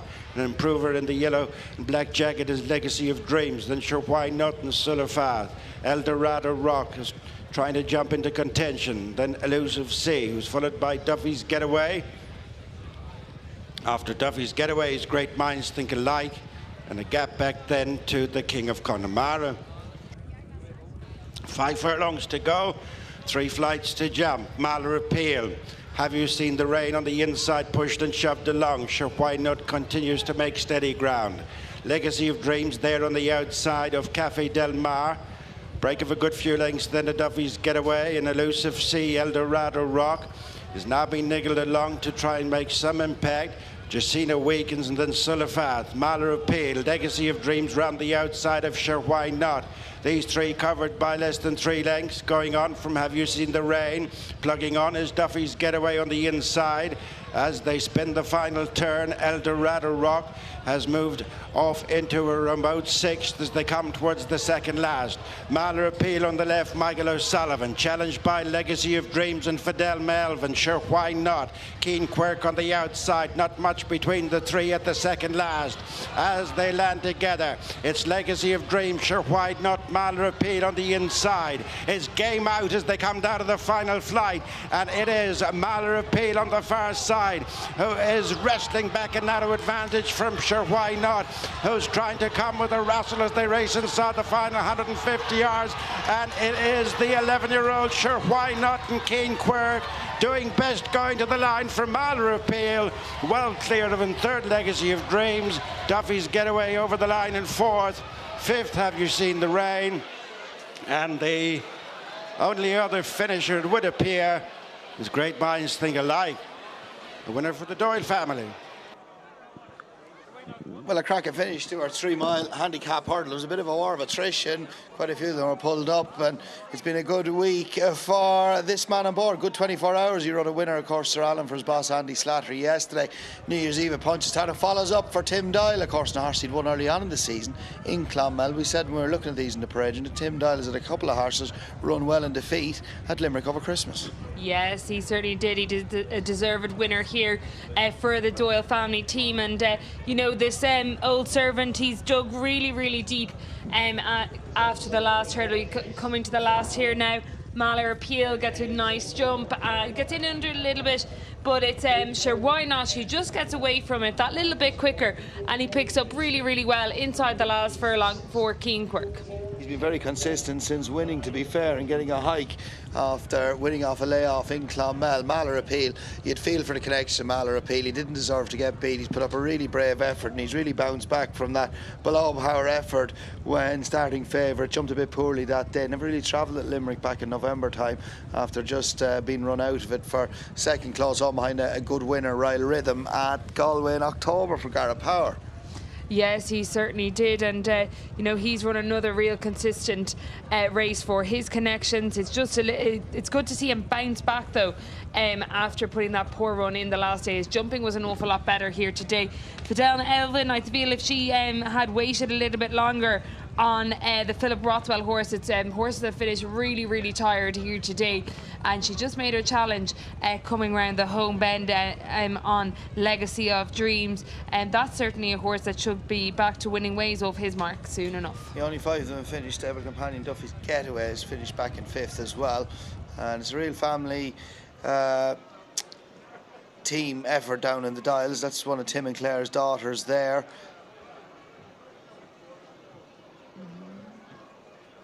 I think, no, maybe I'm wrong. There's Tim Doyle, the winning trainer, coming back in as well. And Keen Quirk, good £7 claimer. It's a breakthrough season for him as well. And good finish. Eldorado Rock, very disappointing indeed. Our favourite, only 5 finished. And he was ridden quite patiently. Kemmett sneaked into the race, but was smuggled into the race by Philip Enright, but found very little for pressure. And he's run disappointingly before being pulled up at the last, before the last. Back to you, Rachel, for the full SP. Cheers, Kevin, and well done to Sure Why Not, an 11-year-old who has landed a third victory from 26 career starts, just 6 finished, and well, it beat a large field. Full result is in, and 9-2 in the end. Sure Why Not. Mahler Appeal 130, Legacy of Dreams 16-1, and Duffy's Getaway at 20-1. So 17 ran, as I said, not too many finished there. Real tough conditions over 3 miles, but the toughest of all was Sure Why Not. As we look forward now to the big race of the day, we're off to Traremor. And let's check in on the prices before we get to the paddock for the Savills New Year's Day Chase. It's a grade 3, and Stattler's the 4-5 favourite. Of course, Willie Mullins bidding to win this for a 6th year in a row. Minella Indo, former Gold Cup winner, returning for Henry de Bromhead 7-4, and then bigger prices: El Barra 12-1, Silas Emery 16-1, and Roy Mage at 50-1. So 5 of them for the Savills. Let's get to the paddock and rejoin Lisa and Gary. Let's have a look at the runners then for our feature here at Traremor, the Savills New Year's Day Chase, and we start off with the likely favourite Stattler, who does have to concede weight away all round here. but has been very strong in the market for Willie Mullins and Paul Townend, who took the opener this afternoon with Quai de Paris. Lisa O'Neill beside me here. Lisa, how do you think he looks ahead of his return to the fray? He looks quite well, Gary. He's obviously carrying a small bit of condition. We'll get a better look at him when he gets the sheets off, but obviously he was a very good winner of the National Hunt Chase when we last seen him, winning by 8 lengths, and he's come here with a really big reputation, Gary, and he takes his chance to try and fulfill expectations, but he does have to give. He's effectively theoretically £18 worse off with his rival Minella Indo in the market, but he has to prove himself today. He looks the improving chaser. Is a drop back in trip. It's hard to oppose him with the form that the Willie Mullins horses are in. So that is Stattler, the winner of the National Hunt Chase at Cheltenham the last time we saw him. If we drop back behind, we'll find number 5 for you. Number 5 just following behind is Minella Indo, the former Cheltenham Gold Cup winner, who, like Stattler, is setting out on a new campaign here. Ended last season on a bit of a downer, Lisa, when he was pulled up at the Punchestown Festival after his good second to a Plutard at Cheltenham. He is a horse who tends to carry a bit of condition. We see there he's bandaged on one of his hind legs as well. What's your feeling about his chance today? Yeah, he obviously sets the standard on form, Gary. He is carrying a little bit of condition as well, but he's probably a little bit tighter than we've seen him on a seasonal debuts before. It was by design that he was going to take his chance in this race, starting out a lot later in the season than usual. But he is a former Gold Cup winner, and it's great that Henry's opted to start him off here. He was a gallant second in the Irish and English Gold Cup last season, but he was pulled up when we last seen him. But he looks in fine health, Gary. And you'll see up above there the blue and yellow jacket number 3, that's Roy Mage, who will most likely be the outsider of the party leaving the parade ring. And Willie Mullins' other 2 runners just about to be mounted by their jockeys here, numbers 2 and 4, El Barra and Saviles Emery. Maybe just couple those together, Lisa, and give us your thoughts on them. Yeah, I suppose they've both plenty to make up on ratings, Gary. Saviles Emery, he's a dual Grade 3 and Grade 2 winner over fences. He's a good horse in his own right, but he needs to really try and improve if he's going to overturn any of the top 2 in the market. El Barra was a winner, Grade 3 novice winner on the penultimate start. Jack Foley on board, but has plenty to make up on ratings. What a race we've got in prospect here. Stattler 8-11 now, the clear favourite for Willie Mullins and Paul Townend. Minella Indo, so good to see him back. 7-4, of course, an alternative approach for this former Gold Cup winner for Henry de Bromhead this season. 12-1 El Barra, Saviles Emery 16-1, and Roy Mage, the 50-1 outsider. 5 of them, but a fascinating Savills New Year's Day chase as we go back with the runners arriving down at the start for the big one, Gary. Thank you very much, Rachel. Yes, there are 3 of the 5 runners down at the start. Roy Mage, the outsider of the party, the blue and yellow jacket, the Grand National is going to be his big aim. He just missed out on a run last year, and O'Keefe in the play today. He had a run in France last time and certainly performed with credit out there in a listed chase. But Stattler is, I suppose, very much the coming force of these, and that's to do no disservice whatsoever to former Gold Cup winner Minella Indo, but there is just a little bit of a question mark over him at the moment, Lisa. What realistically represent a good run from him today, do you think? You'd like to see him, I suppose, overturn the favourite or go close, Gary. He's the one that sets the standard on ratings. He's £10 superior to his 2-year younger rival in the form of Stattler, but Stattler just comes here with such reputation and the form that Willie's horse is at the moment. But obviously Minella Indo, you'd love to see him run a gallant and get close to the winner, or sorry, to Stattler if Stattler comes out. But I'd love to see a good performance by the former Gold Cup winner, but big reputation. He seems that the market support this. Final girth checks just for El Barra down at the start there. Looks as though Roy Mage and Minella Indo might well be going forward here. Stattler potentially just going to sit in behind it with these shots. And Saviles Emery, he can be a real free goer. I'd imagine over this distance in these conditions, Brian Hayes will be taking his time on him as well. Here we go then for the feature, the Grade 3 Savills New Year's Day Chase. Off and racing in the Savills New Year's Day Chase. Over 3 circuits and 17 fences ahead of them, and Roy Mage and Minella Indo share the early lead, followed by Stattler as they jump to first. Minella Indo on the outside led narrowly. Blunder at the back by Saviles Emery as they head on to the fence in front of the stands, a fence they'll jump 4 times. Roy Mage on the inside of Minella Indo. They jump it together, about 4 lengths in front of Stattler. A break of 7 or 8 then to Albarra and Silius Emery as they come to pass the judge, heading out on the first of 3 circuits. Roi Mage in the blue and yellow, Sean O'Keefe on the inside of the 2021 Gold Cup winner Minella Indo. Rachel Blackmore, close second. Just about 2.5 lengths away to Stattler, winner of the National Hunt Chase last time we saw him, under Paul Townend. This trio clear of Albarra, Jack Foley, Silius Emery, Brian Hayes at the back of the field as they go to the ditch for the first time. Roi Mage on the inner leads Minella Indo. Stattler tracking them. Break of a few lengths to Albarra. Silius Emery at the back as they go to the fence opposite the stand. It's number 5. Roi Mage leads by about 2 lengths. Got in a little close. Minella Indo closed to within 1.5 lengths of the leader as they begin this long downhill run. Roi Mage, Minella Indo. In 3rd spot is Stattler. A break of about 6 lengths to Albarra, and at the back Silius Emery. As they continue towards the turn, it'll bring them across the bottom of the track. Roi Mage in the blue and yellow colours, Sean O'Keefe, tracked by Minella Indo, Rachel Blackmore in 2nd. Stattler, the odds-on favourite, 3rd under Paul Townend. The first of the 3 Mullins runners in the race, about 6 lengths in front of his 2 stable companions, Albarra, Jack Foley, Silius Emery, Brian Hayes. Last of the 5 as they make the swing. Having completed the circuit, they're heading across to fences 6 and 7.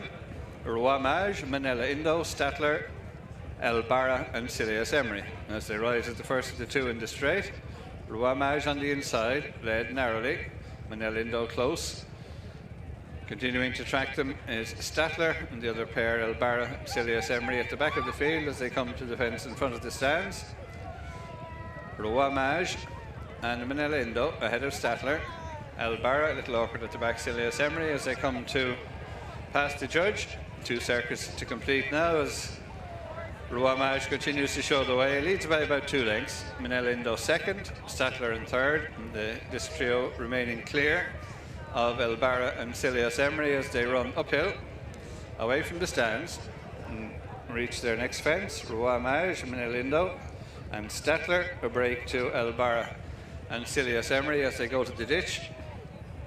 Roi Mage to the inside, Minella Indo keeping to his outer, tracked by Stattler as they make the top turn. Albarra in 4th position ahead of Silius Emery as they go to the fence opposite the stands. Roi Mage by about 1.5 lengths to Minella Indo, break of less than 3 then to Stattler, and a gap of 5 to Albarra just ahead of Silius Emery. As they continue downhill on the far side, 10 maybe 12 lengths first to last. Roi Mage and Sean O'Keefe, closely attended as he's been from Flagfall by Minella Indo, Rachel Blackmore. Tracking them in 3rd, Stattler, and a clear break back then to Albarra and Silius Emery as they begin the turn that brings them across towards the straight. Roi Mage and Minella Indo, closely followed by Stattler. A clear break to Albarra. Silius Emery brings up the rear as they complete their 2nd circuit and head across to the fence that after another circuit will be the 2nd last. It's Roi Mage, Minella Indo to the outside in the maroon and yellow colours, Stattler in the black and white, Albarra in the pink. Silius Emery remains back marker as they come to the fence in front of the stands. Roi Mage in the blue and yellow in the lead under Sean O'Keefe. Minella Indo within 2 lengths of the leader. Stattler is closed up behind Minella Indo, and Albarra remains 4th ahead of Silius Emery as they're about to embark on their final circuit in the Savills New Year's Day chase. In the lead, as he's been from the start, Roi Mage. Minella Indo remains close up in 2nd. Stattler about 2.5 lengths off Minella Indo. In 3rd spot, and a break then to Silius Emery trying to improve on the inside of Albarra as they jump the first of the 2 uphill fences. Roi Mage, Minella Indo, Stattler in 3rd. Not much to choose then between Albarra and Silius Emery as they jump the ditch for the final time. Stattler reached for it slightly but did no damage as they make the top turn and head for the 3rd last. Roi Mage and Minella Indo. Stattler in 3rd. At the back, Albarra and Silius Emery as they jump the 3rd last fence. Roi Mage by less than a length now as Minella Indo has closed up.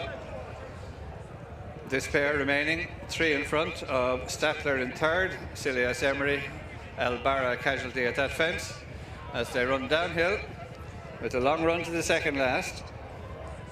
In front, Roamage from Minella Indo second. Stattler beginning to close, just 2 lengths off Minella Indo, and Silius Emery is at the back. As they head to the elbow, it'll bring them across the bottom of the track with 2 to jump into Savills. Roamage, Minella Indo ridden along trying to close.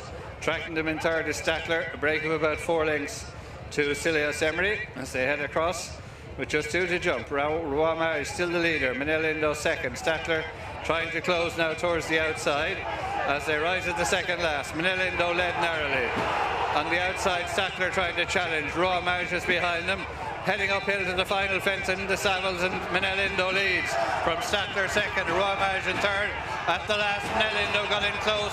Stattler staying on well stand side as they go to the line, 50 yards to race. Stattler on the stand side, on the inside of Minella Indo wins the Savills from Stattler, clear of Roamage and Silius Emery.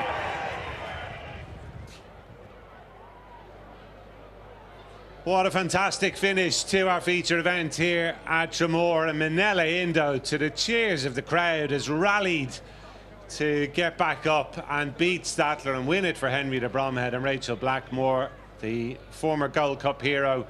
Lisa, taking advantage of favourable weight conditions, but he still had to go out there and do it, and having been niggled along a fair way from home, Rachel Blackmore really got the response she was after. What are your thoughts? What a gallant effort. Some performance by the former Gold Cup winner. You could see the distress signals were out a long way from home, Gary, at the bend turning in. Stattler was still poised. Paul Townend had a target on Rachel's back turning in, but this guy, he's pulled out all the stops. He got the last all wrong as well, took it by the roots, but he still managed to be able to pull something out of reserves and get up just at the line where it mattered. It's still a great performance by Stattler as well, giving away theoretically £18 worse off, but Minella Indo had everything in his advantage here today, and he's just shown that he's still got the heart and the love for the game that he's had previously. There is that, struggled to call it an error at the last, but he just wasn't meeting it right, was he? And it definitely looked as though Stattler headed him up the run in, but he rallied so tenaciously close to the rail and looked as though he was actually pulling away at the line. Here we are again over the final fence from the head-on angle, just puts in the extra stride. Stattler lands running, and from that point on you would have thought maybe the younger horse might be able to take his measure, but not a bit of it. Minella Indo gets there. Listen to the cheer going up here. Another local winner, and great to see this horse bounce back. Last season finished on a real downer, Lisa. He's shown there that he's no back number yet, even though he's obviously not getting any younger at the age of 10. No, he's not getting any younger. Obviously, Stattler was 2 years his junior, but this guy just showed that he's still got plenty of heart left. And an arousing reception. I think Rachel Blackmore has got a good kick out of that too. She's had some good days on this lad, and I think she'll be hoping that he can have plenty more good days ahead of him. But obviously, Stattler, he came here with a big reputation. I don't think he's dinted that too much, to be honest, Gary. And I'm sure the handicap will feel he's run a career best, won't he? Absolutely, and I think he definitely throws his hat into the likes of the Gold Cup betting as well today. But just hear that cheer and that roar. Henry de Bromhead, he's enjoying this moment. It's great to see. Big day for Henry as well, with Memorial Race here at his local track for Jack as well. And if you ever doubted how much it means, there's proof positive. And Michael Maloney, I think, representing his brother here today as well on hand. And good point you make as well, Lisa. It's a long time since Rachel's ridden him in a race. He obviously was Jack Kennedy's ride when he won the Gold Cup. She was on a Blue Tar, and then obviously Robbie Power came in for the mount last season as well. But he's always going to be a special horse for her too, isn't he? Yeah, there's no doubt about that. Rachel was on board when he was a Cheltenham Festival winner over hurls as well, and she's had some good days with him. And yeah, I don't think it's over yet, Gary. They're all really enjoying this moment, and so they should. He obviously, as you mentioned, he had, I suppose, he was on a downward curve after the Gold Cup last year. He was disappointing at the Punchestown Gold Cup, but yeah, we can also see Alan Roach, who's a big part of the team down. Davy Roach, who's a big part of the team down there as well, and everyone at Knockeen will really enjoy this at their local track. Very much so. Heather de Bromhead there as well, giving the horse a pat. Great to see Heather back racing too. And all told, A hugely popular result here, Rachel, in the Savills New Year's Day chase. Minella Indo is our winner. Yeah, it's just a great result, isn't it? Fantastic scenes there at Traremor. Great crowd, a great atmosphere, and a wonderful, rich, deserved round of applause for Rachel Blackmore, Minella Indo, and of course Henry de Bromhead. Congratulations to them. Taking a look back where we lost El Barra in the race, you can just see Jack Foley just on the wide outside, was last at this point. And to see what happened there, we sort of missed it in running and just got it all wrong. The landing gear didn't all come out. Good to see that El Barra was up okay, and hopefully Jack Foley not too sore. But business end, what a race, such a battle, oh my gosh. The former Gold Cup winner, he's got all the heart but the guts as well. He was headed on the run in. Stattler, of course, giving all the weight away, but a real determined effort from Minella Indo, and sweet success for Rachel Blackmore and of course Henry de Bromhead here. The Savills New Year's Day chase done and dusted, and it's definitely delivered once again. Here are the full SPs, the result then from the race of the day. And Minella Indo returns at 7-4. Stattler was sent off the 4-5 favourite, and look at that, a neck separating first and second. All 5 ran then. That was race 5 at Traremor.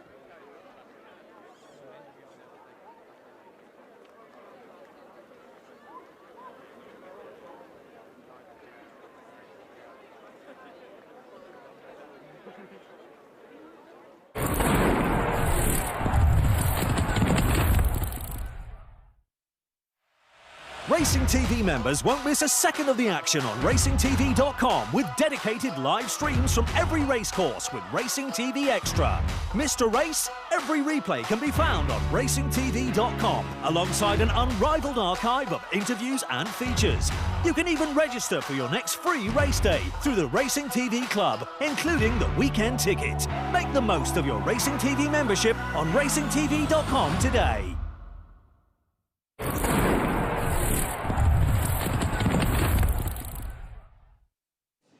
Yes, jockeys just coming into the Prairie ahead of our feature event of the afternoon here at Ferry House on New Year's Day. It's the 5th race, the John and Chich Fowler Memorial European Breeders' Fund Mares Chase Grade 3 over the extended 2-5. And of course, Kate, the late John and Chich Fowler were your aunt and uncle. Yes, it's a lovely race to be had in their memory, of course. John trained the great Opera Hat. She won so many races, and Made of Money as well, an Irish Grand National winner here. And of course, in the latter years, Chich then trains Banjack's Girl to win some very, very good chases. So it is very fitting that there is this mare's graded chase in their memory. Yes, and there's some of John and Chich's grandchildren there in the parade ring with their son Harry Fowler and daughter-in-law Lorna Fowler, of course, runner in our finale. Good renewal. The first one we're going to look at is number 3, one of 2 runners for Willie Mullins, is Dolceita. I thought Paul Townend is brilliant in Dolceita to get up and deny Ballyshannon Rose in a listed chase at Clonmel. Most races start. She's a great record here. She's 2 from 3. Dual course and distance winner here, Ferry House. Yes, of course she is. She looks very, very well in the paddock here beforehand. Her jumping was good at Clonmel the last day. At the back end of last year, though, at Punchestown, her jumping did go very, very bad that day. But hopefully she can keep it together today. She looks like on paper she is the one they're all going to have to beat. OK, the filly in front of her is number 6, Fairy Hill, on the outsider of the field. She's been a good servant for John Ryan in Connections. Has been placed in the last 2 runnings of the Porterstown handicap chase here at Ferry House, but up against it here this afternoon. We'll pan back around here to the top of the parade ring and we look at Ballyshannon Rose. Now, for me, I thought if Ballyshannon Rose had jumped the last, her only mistake in that listed race, the Dolceita beat her. She might have beaten her on that occasion. She didn't stay in the Paddy Power over 3 miles, number 1 walking by us. She's on her toes. She gets very worked up in the parade ring, but she's a grade 2 winner over fences. She had to give Dolceita £11. The last day there's Paul Fahey and Johnny Breen now. Paul Fahey just taking the mare off Johnny Breen, who's just going to open up the search singing the roller and that.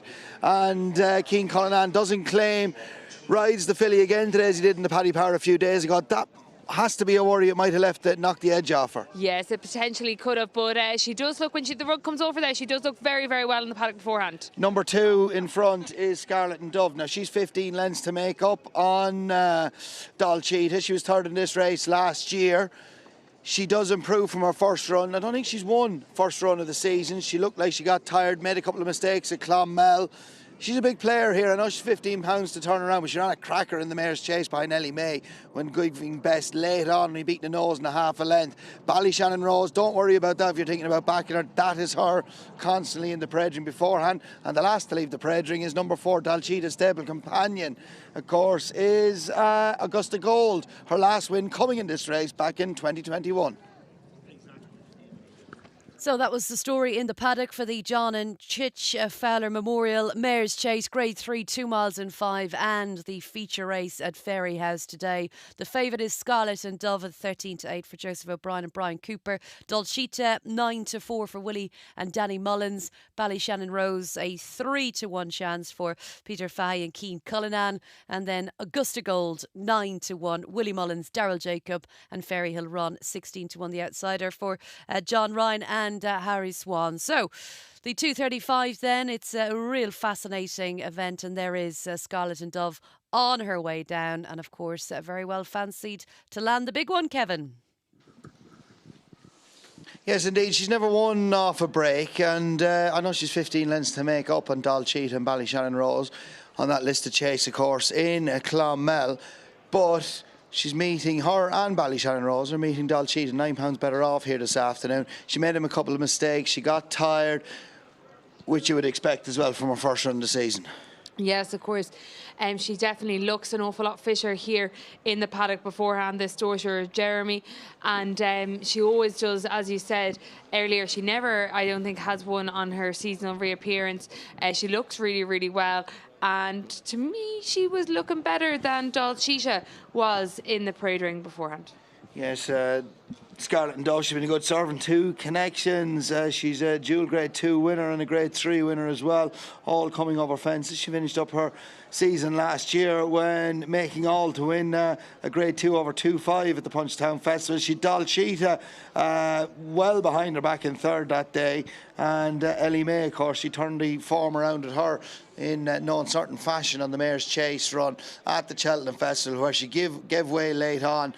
The last couple of 100 yards, she was beating the nose in 3/4 of a length or a half a length on that occasion. She loved the ground. She can make a mistake or two along the way, but Joseph O'Brien's horses couldn't be in better form. Another Grade 1 winner with the Home by the Lee, in the Grade 1 Stairs hurdle the other afternoon. And San Salvador won a big valuable handicap hurdle yesterday.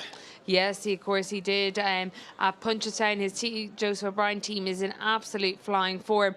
And I think Scarlet and Dove definitely is the one they're all going to have to beat. I just mentioned there, I thought Dalcheetah, she was looking a little bit cold in her coat going around the paddock beforehand.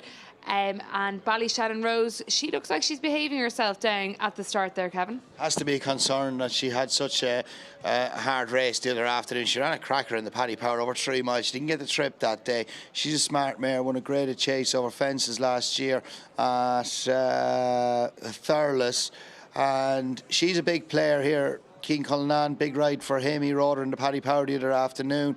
Doesn't claim the £7 allowance in this, obviously, but she's a big player if that race in the Paddy Power hasn't left her mark. She's a tough mare. She's well worked up in the parade ring, as we saw beforehand, which is customary of her as well.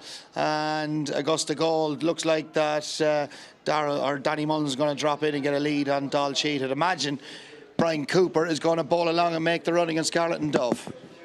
3 as they're sent underway, and it is the Porterstown fourth, Ferry Hill Run, who sets off to make it from Scarlet and Dove.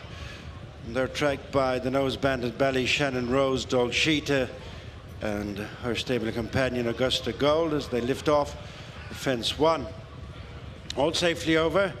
Ferry Hill Run taken on either side by Ballyshannon Rose and Scarlet and Dove.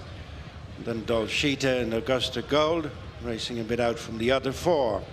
Fence number 2, Ballyshannon Rose landed with a fractional advantage from Ferry Hill Run, Scarlet and Dove.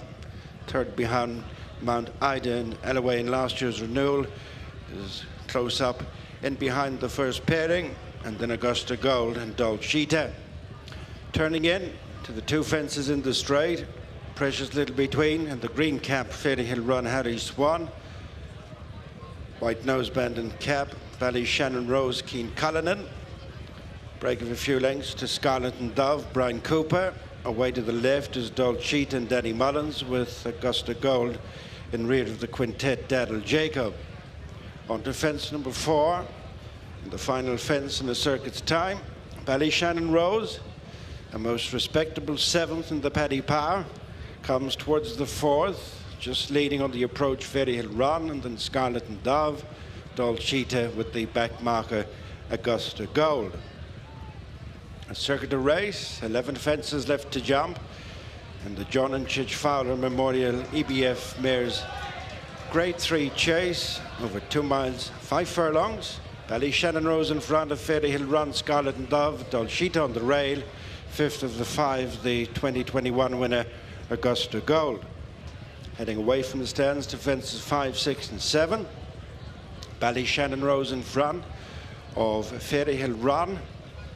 And 3rd is Scarlet and Dove, angled towards the outside of the track. Dolcita keeps to the inner, Augusta Gold at the rear. Fence number 5, Ballyshannon Rose over in front of Ferry Hill Run. Scarlet and Dove being followed by Dolcita,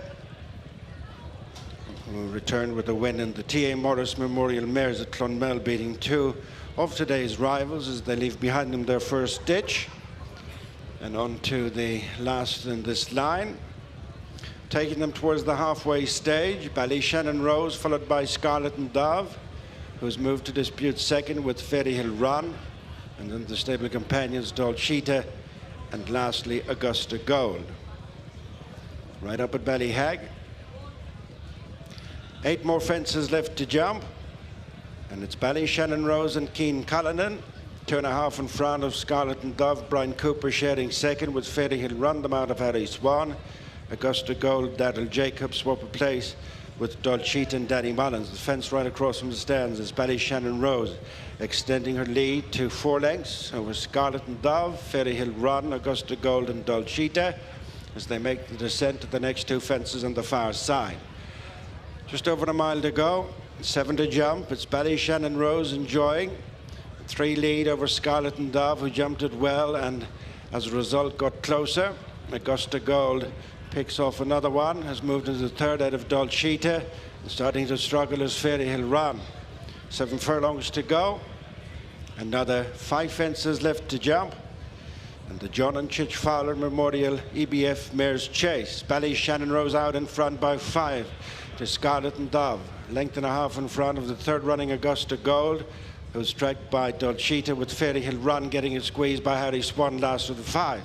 3/4 of a mile to go, 5 fences left to jump, and it's Ballyshannon Rose the leader from Scarlet and Dove, and then Augusta Gold. Dolcita on the inside, jumped up to dispute the 3rd with her stable companion, and then Ferry Hill Run, passing their point of departure. 4 fences left to go. Ballyshannon Rose not so far in front of Scarlet and Dove, who's within a couple of lengths, and then on the outside Augusta Gold in the blinkers. On the inside in the red and pink is Dolcita with 5th of 5, Ferry Hill Run. Coming to the 3rd last fence with half a mile to go. And with the noseband, it's Ballyshannon Rose continuing in front. Poised is Scarlet and Dove, along with Dolcita, and then Augusta Gold and Ferry Hill Run as they jump the 3rd last fence.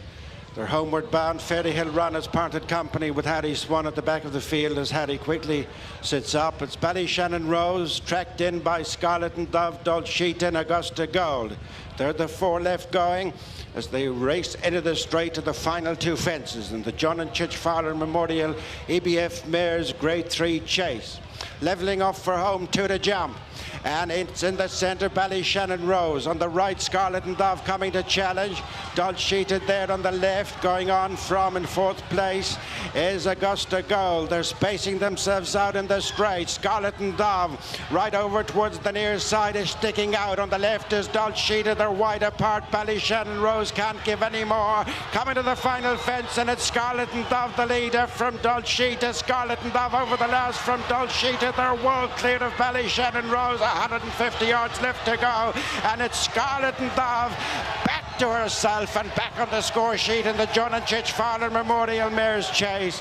One impressively for trainer Joseph O'Brien, who's having a fine run this Christmas, with Dolceta second, Ballyshannon Rose third, and the only other one to get round in fourth, Augusta Gold. Yeah, Scarlett and Dove, she's recorded yet another graded success, and it's another grade 3 to go along with her 2 grade 2s today. She's a 4-time graded winner, and she's back with a bang. As I thought beforehand, said beforehand, she always improves from her first run of the season. She's never won off a layoff or fresh, and she's really turned around with Dolceta today. Canny ride by Brian Cooper as well. Tactics, he plotted a wide path, didn't he? He didn't want to, kept away from the rest of them, wanted to be out in the fresher ground as possible. It was the first race over fences today, but that made no difference. But he just wanted to keep away. He didn't want to get into a dogfight with Dolceta down the inner. Yes, no, he certainly didn't. It's always the drier ground over towards this standside rail, but she's picked up really, really snugly. He hasn't even given her a hit. It's hands and heels ride all the way to the line, and she's done it really, really well. Reverse the form with Dolceta, which I, in some respects, thought that she would do it. It's just here now as they come to the second last, we start to see Ballyshannon Rose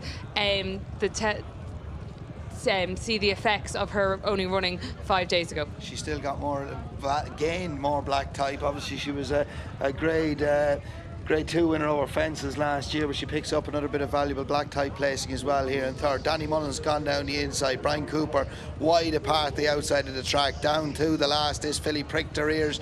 She's jumped really well today. She might have half reached the first down Ballyhack away from the stands. Otherwise she's jumped well. She is prone to a mistake or two along the way. Dolceta's lost nothing in defeat, and to be fair, Scarlett and Dove was weighted to turn it around with Dolceta today. Was giving her £11 the last day, was running off a £9 better terms today.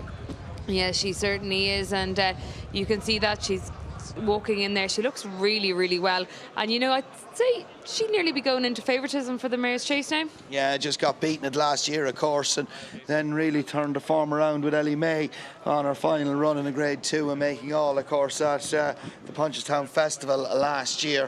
But she's been a great servant, 2 connections, and continues the fine run of form over Christmas from the Joseph O'Brien yard. Yeah, they're absolutely killing it, aren't they? Joseph O'Brien again, Scarlett and Dove, this mare ridden by Brian Cooper. Successful and fancied. Here's the full result then for the big race at Ferry House, the John and Chich Fowler Memorial. 6-4 the favourite, and Dolceta back in second, 5 lengths back in second, 85-40. So that was the big one there. And of course, the race of the day, the Savills New Year's Day Chase, did not disappoint. Let's get winning reaction at Traremor with Gary.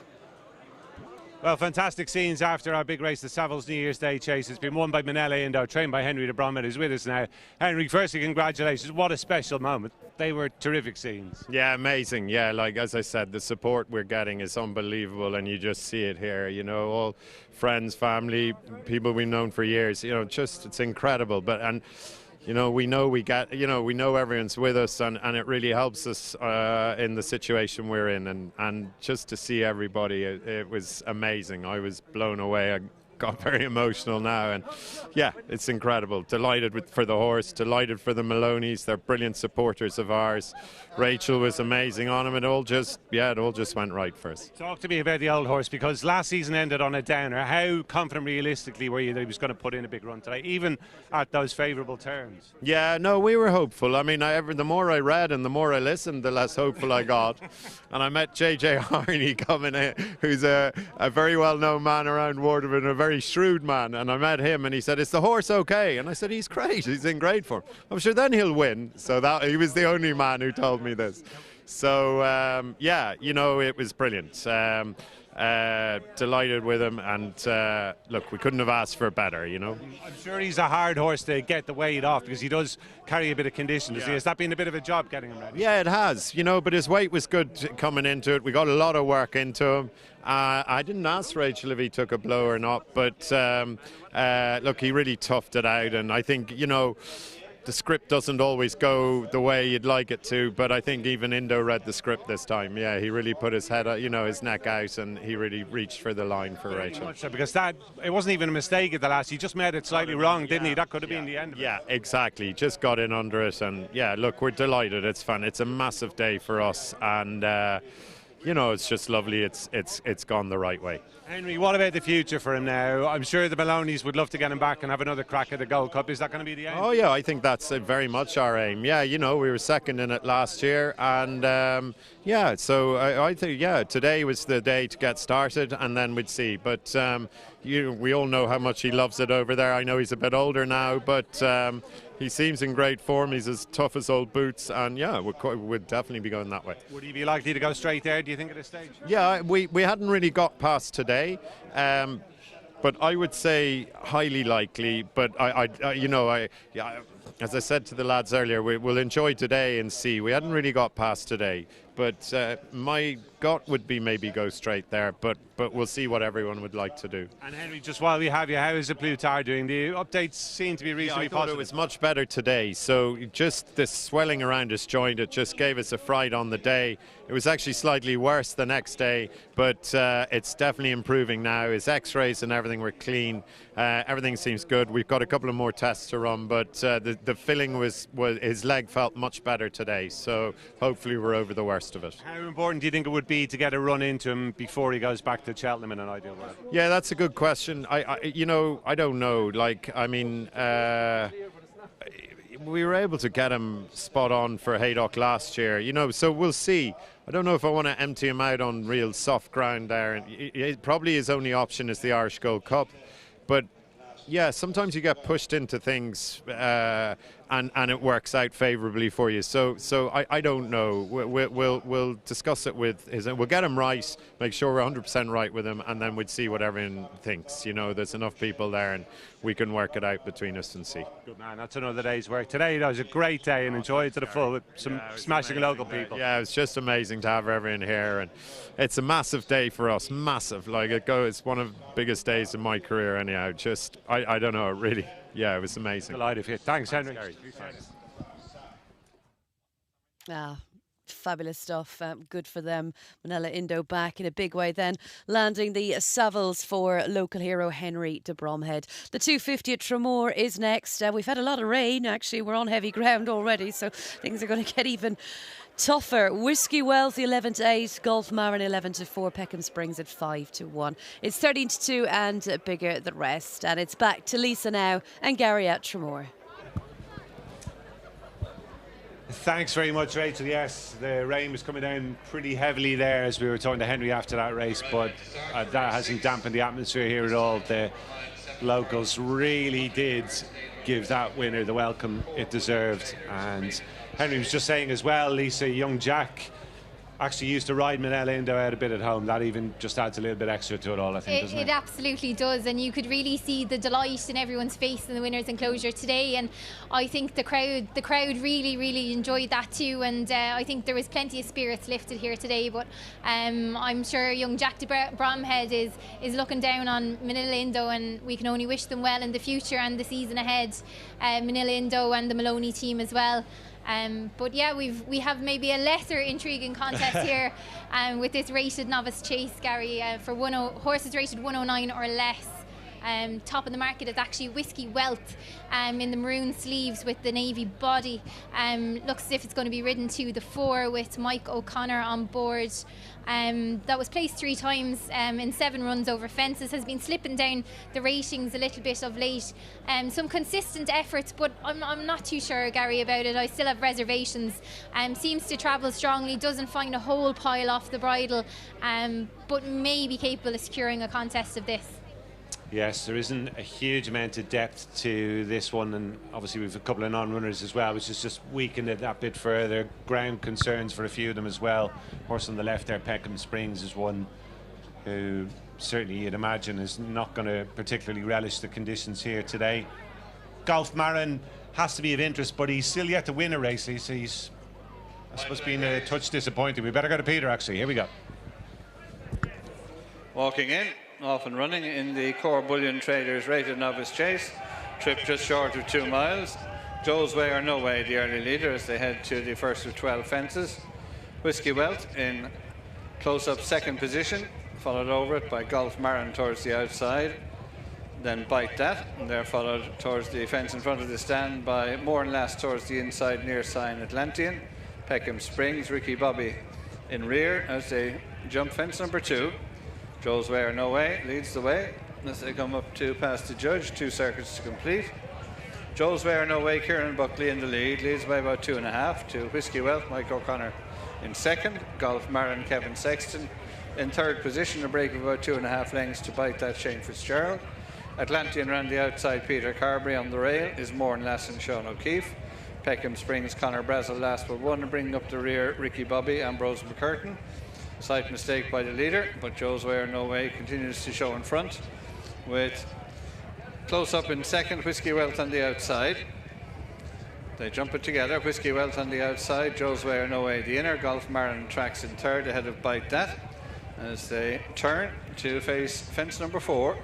Whiskey Wealth, the favourite, goes on, leads Joe's Way or No Way. Golf Marin jumps up on the outside to go marginally into second position with Joe's Way or No Way alongside the inner, break of 3 lengths to Bite That. Followed on the downhill run by Atlantean.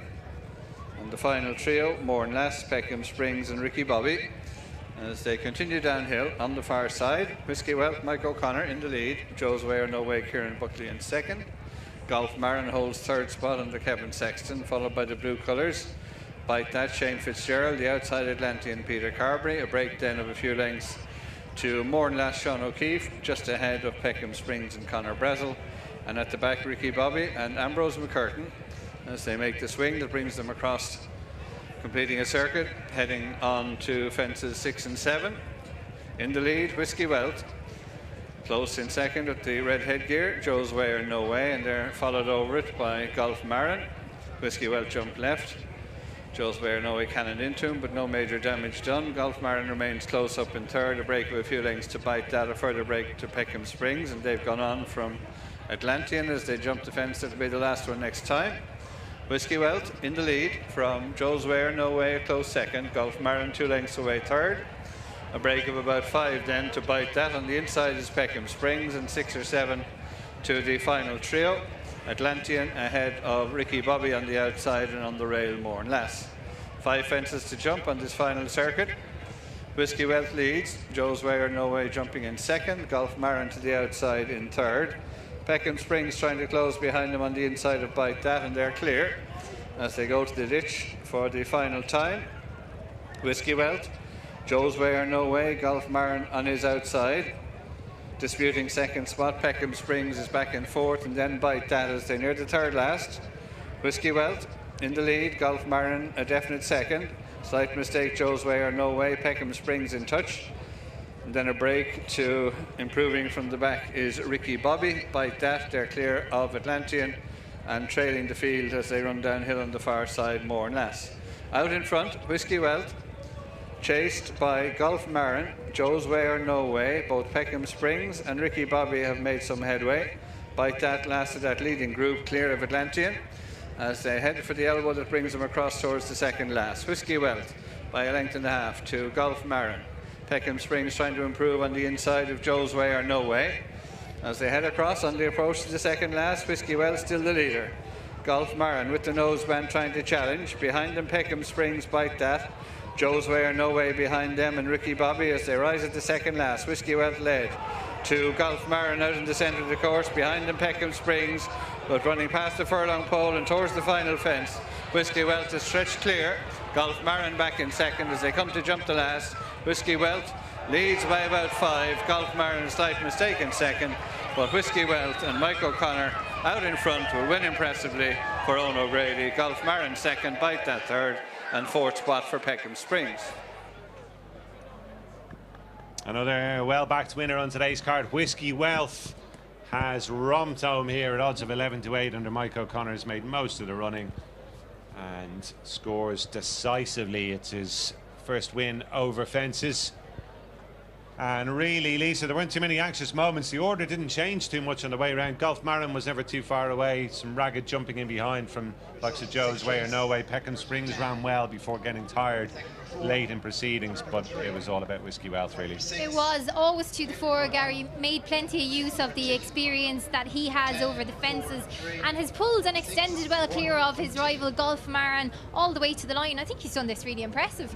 I was a little bit worried that I thought he didn't find a whole pile off the bridle in a couple of his races, but obviously reverting back to this trip, he's got an official rating of 109. Mike O'Connor taking a valuable £5 off his back. It was always pretty simple, Gary. He jumped well. He took a lead from Joe's Way or No Way, whose jumping fell apart throughout the race. And obviously Peckham Springs, as you mentioned, he's run a good race, pecked at the back of the second last. Golf Marin, he's been found wanting again. Philip Enright's been Whiskey Wealth's regular partner of late, but of course he was up at the other meeting at Ferry House today, so Mike O'Connor coming in for a nice opportunity here, and really it was an armchair ride.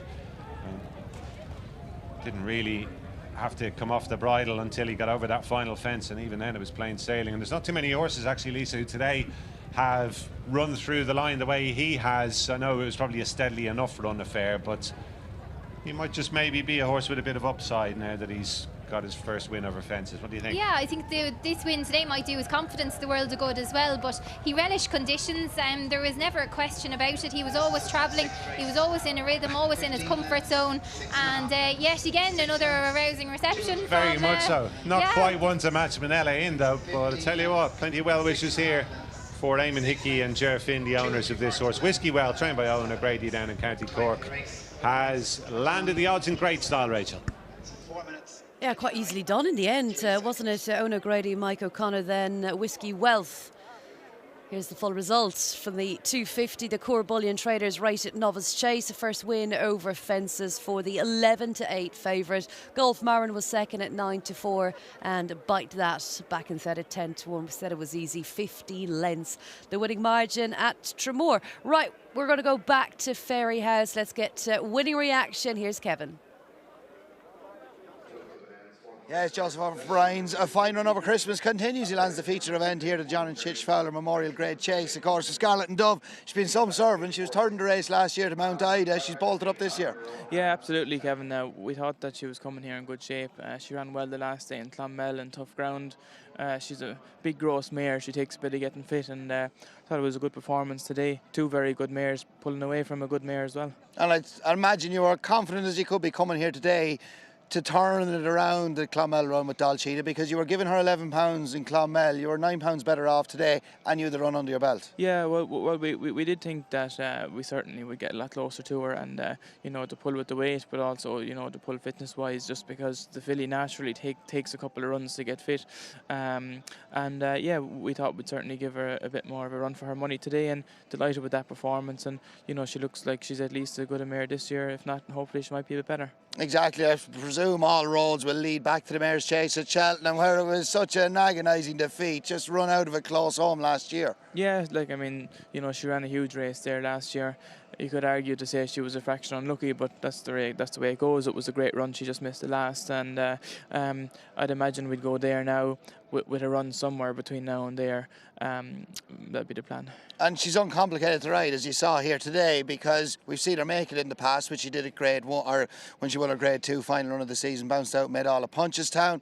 Today she dropped in because you knew there was going to be plenty of pace on with Ballyshannon Rose and Ferry Hill running it. Yeah, no, she is, and she's really got her jumping together well. As a novice, she was always a very good jumper, but she used to put in an odd mistake, whereas today she was pretty good all the way. She had a little guess at one down the back, but everything was well in control. So she's really got together over the last couple of years, and you know, hopefully it's a big year for her. That's a fourth success at graded level. She's a dual Grade 2 winner and now a dual Grade 3 winner as well. Yeah, absolutely. And I suppose obviously with being a mare with as good a pedigree as she has, you know, winning a Grade 1 would be huge. So that's what we're trying to do with her. Will we see much of her between now and Cheltenham? Is there anything in the mid-term with her, maybe Dublin Racing Festival? Yeah. To be quite honest, I don't know where, but I would like to run somewhere, because like I say, she just takes a bit of getting fit. So I wouldn't like to go all the way from now to Cheltenham without a run somewhere. So yeah, we'd look for a Mare's Chase somewhere, if we can find one.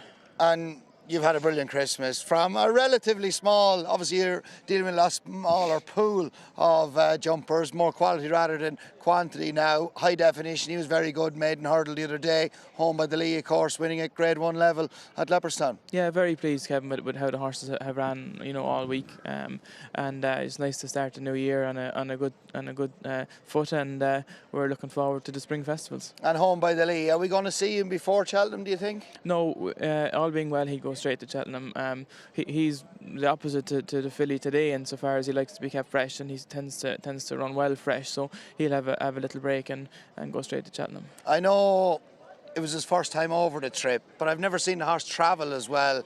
I remember when he won the Liz Mullen, he was never travelling at all. JJ was brilliant on him that day. No, he's generally, he hit a flat spot through his runs, and even as a novice chaser and as a novice hurler, he did that. So it was very encouraging to see him go through the race as smooth as he did, and hopefully that's something he can do again going forward. And high definition, he's obviously a very exciting recruit to the hurdling sphere. Has he come out of the race well? And since the dust has settled, is there any immediate plans where we'll see him next? Yeah, no, he's come out of the race well, and we're pleased with the performance and happy with his jumping, but we have a bit to work on there. And, all being well, he'd probably go back to Leopardstown for the novice hurl at the Dublin Racing Festival. 2 mile or the 2.5? 2 miles again. I think he potentially will stay further in time, but I think we're happy to stick to 2 miles for now. And of course you're the winner across the water as well. Comfort Zone won the finale. Yeah, Comfort Zone won very nicely.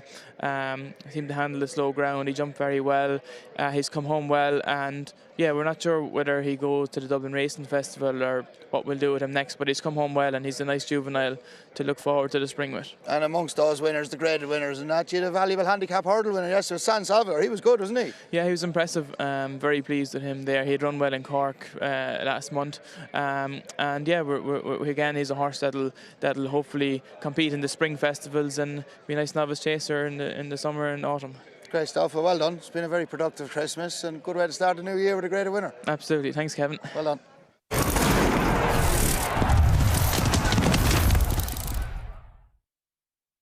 As a member of Racing TV, you get access to dedicated live racecourse feeds through Racing TV Extra. All you need to do is log in with your Racing TV username and password. Racing TV Extra puts you in control, so you can focus on the races or meetings that matter to you. If watching on a desktop, tablet or Apple TV, you can select from 1 to 4 live screens.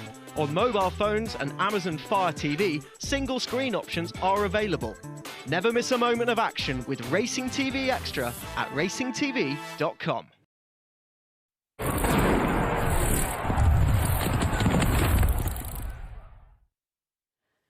Welcome back. Penultimate race from Ferry House on the way. It's the 3:10, the McInerney Beginners Chase, 2 miles and 5. And let's get some betting for you before we get into the paddock. James de Burley, very well fancied, 3-1 on. Ballykeel at 4-1. Capilano Bridge, a 17-2 chance. Junior Rattler, 22-1. And Cartwright, 50-1. Oscar West at 100-1. Without number 6, Mahler Mission is out. And a field of 6 with James de Burley, extremely well fancied for Willie Mullins. And Darryl Jacob, we can get to see him and a few more in the parade ring with Kate and Kevin. And yes, we're going to have a look at these ahead of our penultimate race of the afternoon. 6th race in the card, McHenry's Beginners Chase. First one we're going to look at is our odds-on favourite. Number 4, Kate, is James de Burley, an exciting chasing, a recruit 2 chasing. And the last time we saw this in action, 612 days ago, was when he finished runner-up in a Grade 1. Only his second start for Willie Mullins behind Classical Dream, a stable companion at Punchestown Festival. Yes, but he has been off the track for 612 days. There's obviously been, he has had a few issues along the way. A very, very high class hurdler in his native France before joining the Willie Mullins team. We see Virginie walking him around there. He's obviously, she doesn't lead up too many. I think the last horse I used to see her lead up was Under So it's definitely a big plus when you see Virginie leading up a horse, but he's just had the rugs pulled off him there, Kevin. He does look quite fit. He does indeed. Darryl Jacob on board, of course, Simon Muneer and Isaac Suede. Only his first run for Willie Mullins, of course, was in the Champion Hurdle 2021 that Honeysuckle won. And directly in behind that is a Ballykeel, his biggest rival in the market. Gordon Elliott, Jack Kennedy bidding for a double here. Gordon Elliott bidding for across the card treble. He's a 4-1 second favourite. And Ballykeel, Not a bad horse over hurdles. I know he only won the once, but he's having his, fourth start over fences. Yes, he is having his fourth start over fences, and he has got a bit of experience. My only concern, he's only got an official rating over fences of 1-2-3. His mark over hurdles was 1-2-2. That is an awful lot lower than James de Burley. He's got an awful lot to find, but James de Burley's got to overcome this long absence on the racetrack. And there's number 5, Junior Rattler, on the outsiders, leaving the parade ring. So arriving down at the start then for this McInerney Beginners Chase. 2 miles and 5 furlongs, and of course we have got this very short price favourite, an exciting recruit to the chasing sphere, James de Burley. 3-1 on. Ballykeel now 7-2 from 4-1. Capilano Bridge 17-2 from 9s, and then no changes. Junior Rattler 22-1. Cartwright 50-1. And number 7, Oscar West at 100-1. The rag in the field. So 6 of them, and they'll be racing over 2 miles and 5 furlongs on soft to heavy in places on the chase course. And James de Burley, very, very short. Of course, we haven't seen him for quite some time, but looking A-OK in the paddock. Let's see how he goes here. We could go back now to Ferry House and find out with Kate and Kevin. Yes, thanks, Rachel. Should be a very straightforward task for 3-1 on favourite James de Burley on his first start over fences. As we said, when the rugs were taken off, he looked very fit in the parade for a horse defying a 612-day layoff and was thrown into the deep end. He was placed in the Grade 1 actually in his native France. First run for Willie was in the 2021 running of the English Champion Hurdle, and then his final run that season, second for Willie, was when he finished runner-up to Classical Dream in a Grade 1 staying novice at Punchestown. Yes, that was a fine run, and of course Classical Dream hasn't been letting the form down in recent seasons, but James de Burley, he's obviously had his issues. He's been off the track, as Kevin has said, for 612 days, but he did look very, very well in the paddock beforehand. I'm sure he's been around Thurles a few times and is schooled well. I think I'm trying to rack my memory now. I know Dysart Dynamo definitely jumped at Punchestown after the Durkin meeting. I wonder. Dysart Diamond. Diamond jumped at Punchestown. I'd say this horse potentially also jumped at Punchestown that day too, because he looks very, very well in the paddock beforehand. Sets a very good standard here. Look, it should be a straightforward task for him, shouldn't it? It certainly should be, unless if he is to keep upright, he definitely looks like the one they all have to beat, and notably Daryl Jacob has come over to take the ride also. Yes, he has indeed. Daryl's second ride of the afternoon. He was at a look in Augusta Gold, of course, finished last 4 feature event. He's a 4-1 on favourite here now, and he's just turned 7.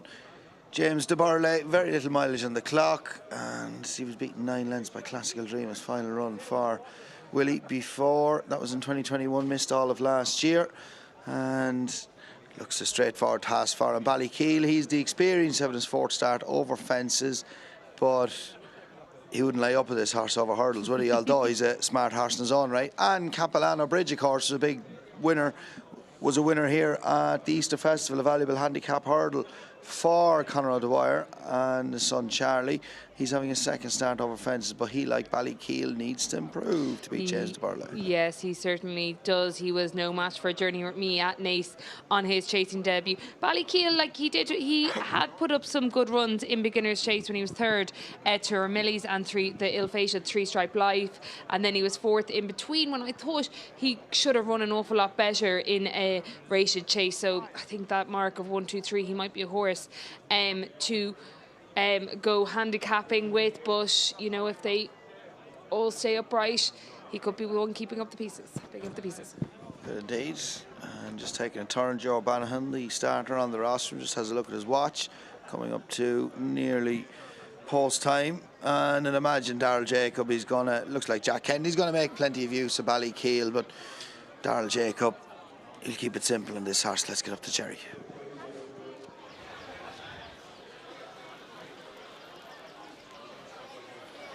Starter lets them go at the 2-5. The McInerney Beginners Chase. 15 fences to jump, and it's the short prize favourite James de Burley who strides on in front of Ballykeel and Capilano Bridge. Break of over 3 lengths to the second half of the field. Oscar West, Cartwright, and Junior Rattler.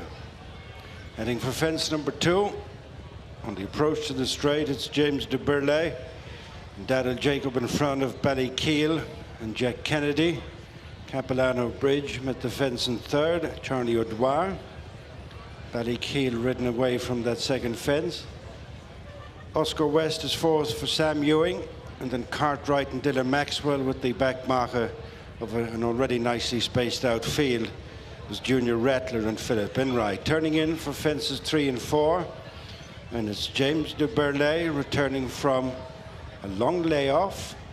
He's over the 3rd, nicely in front of Ballykeel, with the white face in 3rd is Capilano Bridge, and then Oscar West, Cartwright, and Junior Rattler, all standing, coming to fence number 4 and the last one next time, and the McInerney Beginner's Chase. James de Burley, the leader from Ballykeel, then Capilano Bridge, who's followed by Oscar West, with the final couple, Cartwright and Junior Rattler. James de Burley safely out over the 4th. Leads with the circuit to go, Ballykeel, as these two in front break away from the 3rd running Capilano Bridge, and then Oscar West. Cartwright has moved right away from Junior Rattler, who's last of the 6th head, with the circuit and 11 more fences in front of them. James de Burley, the leader, by a widening 4 to 5 lengths over Ballykeel, 6-7 in front of a clear running Capilano Bridge in 3rd, and then Oscar West and Cartwright, those two racing together out in front of Junior Rattler. Fence number 5 coming up, first of 3 along the side of the track. James de Burley followed by Ballykeel, Capilano Bridge, Oscar West, Cartwright, and Junior Rattler. No changes in the order of running at their first ditch, the first of 2 ditches. James de Burley out in front of Ballykeel, gone well clear of in 3rd place Capilano Bridge, and then Oscar West, Cartwright, and Junior Rattler. The 3rd and last one in this row coming up, James de Burley into it, pops it clear from Ballykeel, and then Capilano Bridge, Cartwright on the outside of Oscar West, with 6th of the 6, Junior Rattler. Reaching the halfway stage, 8 more fences left to jump, and further spaced out now as the odds-on favourite James de Burley meets the fence at the top of the track, leading by 5 to 6 over Ballykeel. Back in 3rd is Capilano Bridge, some way clear of Cartwright, who shifted away from Oscar West, and Junior Rattler. Now to the next 2 fences on the far side, with just over a mile to go. James de Burley over that one well from Ballykeel, and then Capilano Bridge heading for the last ditch. Fence 6 from the finish. James de Burley, Ballykeel, Capilano Bridge as they turn at the 7 furlong point. 5 more fences left to jump. In race 6, the McInerney Beginner's Chase, and it's James de Burley, held tightly together by Daryl Jacob, leads by 8 to 10 lengths with 5 to jump from Ballykeel and Jack Kennedy and Capilano Bridge and Charlie O'Dwyer. Now to the 5th last fence, 3 more to take them back in the final time. James de Burley, another proficient jump. Ballykeel over in 2nd, and 3rd is Capilano Bridge. Long way cleared of Cartwright. 5 furlongs to race and 4 fences left to jump. And it's James de Burley breaking further away from Ballykeel and Capilano Bridge. Ballykeel about to be pressed for that 2nd spot by Capilano Bridge. James de Burley, first semblance of a mistake, but was clever on landing. Ballykeel 2nd, then Capilano Bridge, Cartwright, Junior Rattler. Oscar West has been pulled up. Fence on the home turn. James de Burley safely over another from Ballykeel and Capilano Bridge, who appear to be in their private battle for 2nd and 3rd, as James de Burley turns in for the final 2 fences. Out in front of Capilano Bridge, who's winning the battle for 2nd ahead of Ballykeel, so turning in with 2 fences left to jump. And it's James de Burley and Daryl Jacob out in front of Capilano Bridge and Charlie O'Dwyer. James de Burley safely over 2 out. Ballykeel is a remote third, landing steeply in second, Capilano Bridge.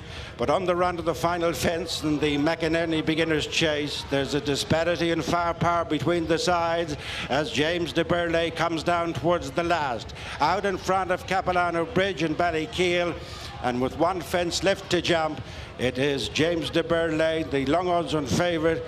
The mount of Daryl Jacob, safely over the last, is going to deliver the goods first time over fences, making all for Willie Mullins, written by Daryl Jacob. James de Burley gets the job done in the McInerney Beginner's Chase, with Capilano Bridge second, Ballykeel will be third. Very straightforward for the 4-1 on favourite. James de Burley defies an absence of 612 days to get off the mark. First time of asking over fences, and barring 4 out, very good round of jumping. He was absolutely spectacular. Just got a little bit under 4 out, but he's done it really, really nicely, and he will come on tons for that run. He did, as we said, he looked fit in the paddock beforehand, but he looks like he's having a right good blow there under Daryl Jacob as he walks in, but he did that really, really nicely. Be interesting to talk to David Casey to see where they're going to go next with him. Yes, indeed. And Capilano Bridge on a cracker. He's picked up the piece back in second. And for Conor and Charlie O'Dwyer in the colours of Hugo Kane as well. Ballykeel, he was well beaten back in third, and the other couple never got into it at all. But James de Burley, he's a free-going sort, probably after a long absence, a bit fresh and gassy, keen to get on with things. And he's gone a right good gallop. You could see Capilano Bridge sitting third. Going past the stands, Charlie O'Dwyer was kind of struggling to hold on to his position, and that shows how quick they were going in the front end. Yes, it certainly does. We all know Capilano Bridge can go good pace when he did that pillar-to-post victory last year at the Easter Festivals. But James de Burley, he's done it really, really nicely. And another exciting source for his connections, Simon Munier and Isaac Swade. They've got a really nice team of novice chasers. Indeed, it's been a good week over here in Ireland as well. For Daryl Jacob, of course, the second winner of the week, and he partnered a Grade 1 big winner on Blue Lord. Of course, he partnered a couple of Grade 1s here in his native land on the Listener a few years ago now, going back, but Blue Lord is very good in the Grade 1 2-mile chase at Leopardstown early on in the week. But James de Burley returns at 4-1 on, very straightforward as we predicted beforehand, and a really good round of jumping, bar maybe for 4 out, the only blemish, and what otherwise was a clean round of jumping, just got in tight to it. But this horse obviously has plenty of talent. Hopefully, fingers crossed, he stays sound, and it'll be interesting to see where we see him next. But back to you, Rachel, for the full SP. Capilano Bridge second round of fences, run a cracker back in second, a long way clear of Ballykeel in third. Yeah, and Junior Rattler then, so a couple of the stragglers trying to complete, but this fellow is really good. He's obviously got a lot of talent, but class as well, and great to see Daryl Jacob having so much success. It's such a big battle, of course, with injury to get back, and yeah, short price favourite does it. James de Burley, long absence, over 600 days away from play. 1-4, he's well schooled, all right. Well done to Willie Mullins and to his owners Simon Munier and Isaac Swade. Capilano Bridge was second at 8-1 and 15 lengths, easily done.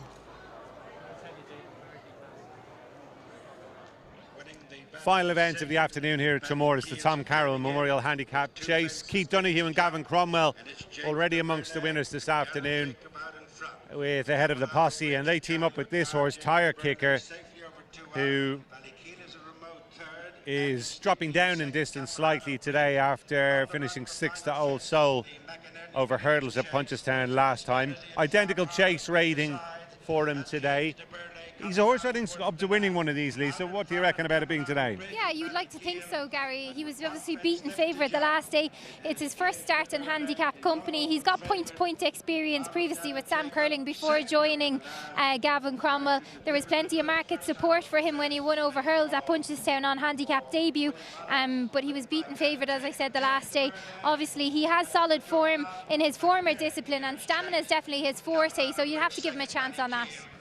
So that is Tire Kicker, who bids to double his career tally here in our final event of the afternoon. The sun making a welcome reappearance here. We also want to have a look, if we can, at number 4, She's Some Doll. We'll try and find that one for you. She's Some Doll, just a little bit further back, just about to come into view now. There, number 4. And formerly a stablemate of Tire Kicker, was trained by Gavin Cromwell and was a 3-time winner for previous connections, but was picked up by Tom Gibney after running in a claimer at Roscommon in July. And on her first start for the new yard, Tom Gibney, she was running well when she tipped up at Naas the other day. Lisa, would you give her a chance of getting back on track? Yeah, you'd have to, Gary. This is a filly, actually. She really needs to get into a nice rhythm over fences. She was a faller when challenging at the last, but obviously that was her first start for Tom Gibney. She makes her second start after being claimed from a Roscommon hurl in July by Declan Riley. She's a 2-time winner over hurls, and her sole win over fences came here, Gary, over course and distance, so that's definitely a positive. She does need to get into a rhythm, and the ground will be no problem. And if we drop back again just to the next one coming along, that's number 2 with the red rug on. Number 2 there at the far end of the parade ring is just behind the one we've been looking at. That is Malinas Glory. There is Malinas Glory, number 2, just coming into shot. Still a Maiden's been placed plenty of occasions, Lisa, but you just, I suppose, always wonder whether it might find one too good. Stable won our previous race, though, with Whiskey Wealth. What about the prospects of a double? I totally agree. She's always been found wanting for me, Gary. She is, as you said, a maiden after 13 starts, placed on 6 of those, placed on 6 times. She was 3rd over course and distance behind Indy Bell in a beginner's company the last time. I feel she doesn't find much off the bridle sometimes. She's promised but not delivered, and I kind of like to see a little bit more from her today. And if we just drop back again to the left here, we'll show you number 3 who's coming along, and that is Beating the Odds, 10-year-old, trained by Willie Austin down in County Tipperary for owner breeder John Mounsey, 2-time winner. And in fairness to him, he's bumped into a couple of well-handicapped horses on his last couple of starts. Lisa, Arctic Ambition at Thurles, and then Sir Bob at Punchestown. Sir Bob came out and won again at Limerick the other day. He's in shallower waters today, at least. Is he on your shortlist? Yes, definitely. He's a consistent performer, and they were 2 very good performances of late. He is yet to get off the mark over fences. He's a 2-time winner over hurls, but he bids to get off the mark for the first time today over fences. He is a 10-year-old now for Willie Austin. Sean O'Keefe in the plate. He remains off the same mark today as he did the last day. For me, he's a definite player. And a look there at some of the principles. One more we might try and show you if we can find it is the 10-horse Adon May, who doesn't really have anything to recommend it on form, but is trained by Charles Burns, so would certainly be worth a market check. Just actually coming round on the left of the podium there with the green rug on, has won the best turned out, number 10, Adon May. As I say, it would be impossible for us to, I suppose, make a case for this on form, Lisa, but if connections are persevering, presumably they feel there might be something in there. Yeah, turns her attentions over fences for the first time, Gary. That's going to have to bring out some sort of improvement. There's little to go on all known evidence so far. I think it's been a low-key campaign over hurls. The market's probably the best guide, but stiff asked stepping into chasing company for the first time in handicap. So the sun back out for the final race at Traremor. Hopefully they can jump them all now after a real horrid day in terms of the rain that they've had. But we're going to end in a very open affair. It's quite competitive. Obviously a fair few of these haven't shown an awful lot lately, but several in with chances. And Tire Kicker is your favourite at 11-4, beating the odds at 9-2. She's Some Doll at 9-2 as well. King's Halo 6-1, and Milana's Glory now 15-2. Bit of money for the big fella, 10s from 16s, and also Gary Fawjean, 16-1 from 25-1. It's 18-1 and bigger the rest. For the final time, let's rejoin our team, Lisa O'Neill and Gary O'Brien. Thank you very much, Rachel. Yes, the final event of the afternoon almost upon us. Just some girth checks taking place there down at the Star Eagle Terrace in the foreground there. And just coming into shot there with the orange and black jacket, that is Padraig's Choice. So, final thoughts. It's been a really enjoyable afternoon here. Tramore, big crowd in, and the locals really getting the result they craved in the big one with Minella Indo rallying tenaciously to get the better of Stattler.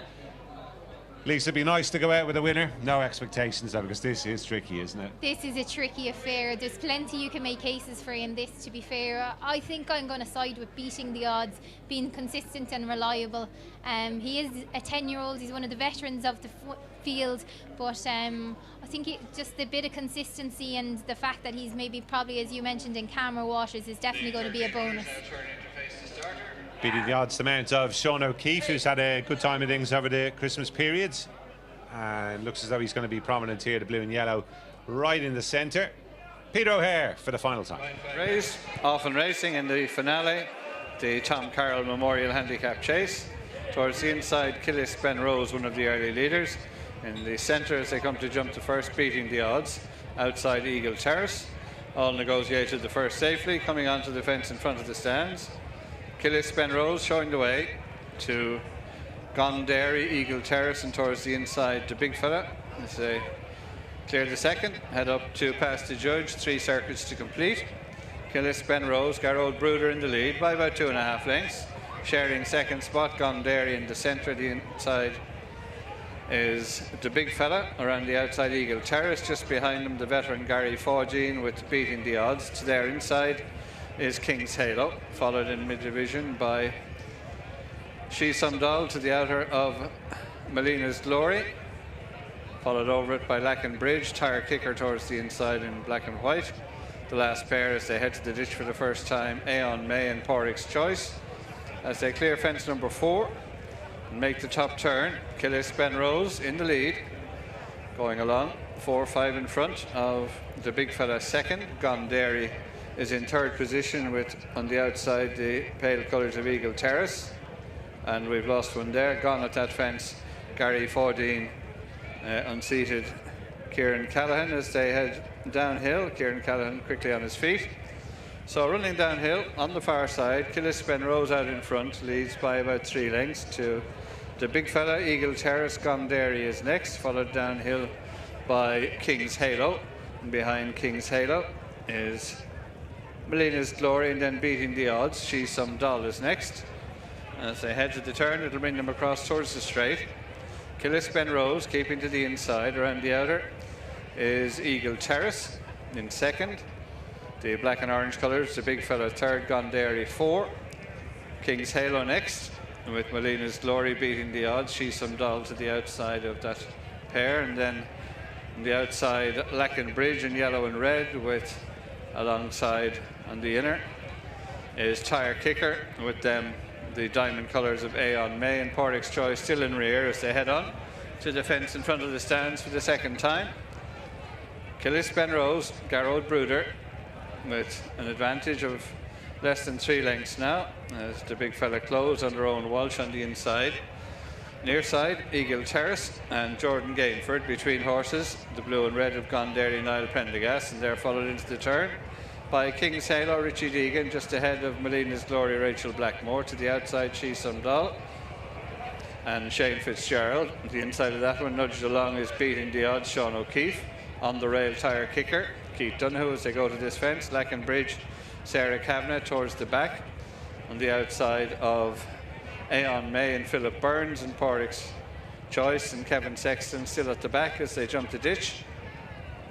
Go to the top turn, Killis Benrose tracked by the Big Fella. Gondary has edged a little closer on the inside of Eagle Terrace. They're followed by King's Halo as they go to jump the fence opposite the stands. Killis Benrose, the Big Fella, Eagle Terrace and Gondary close in behind.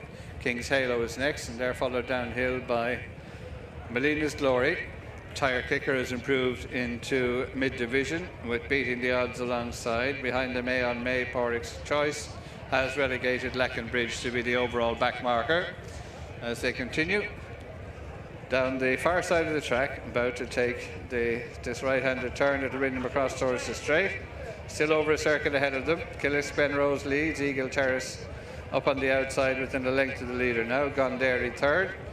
The Big Fella is a close-up fourth, followed by Melina's Glory, King's Halo. Behind them, She Some Doll, then beating the odds as they head across on the approach to this next fence. 2 fences to jump before heading out on their final circuit. Killis Benrose, Eagle Terrace, keeping to the outside. Gondary is close up in third position, with the big fella jumping through between horses to almost dispute the lead now as they head on to the fence in front of the stand. It'll be the next time they meet it. Killis Benrose on the inside. The big fella in the centre, Eagle Terrace towards the outside, the leading trio. Followed over it by Gondary, King's Halo towards the near side, Melina's Glory. Tire Kicker in black and white over on the rail. She's Some Doll in the blue and pink stand side. Porrick's Choice next with Aeon May beating the odds last but one.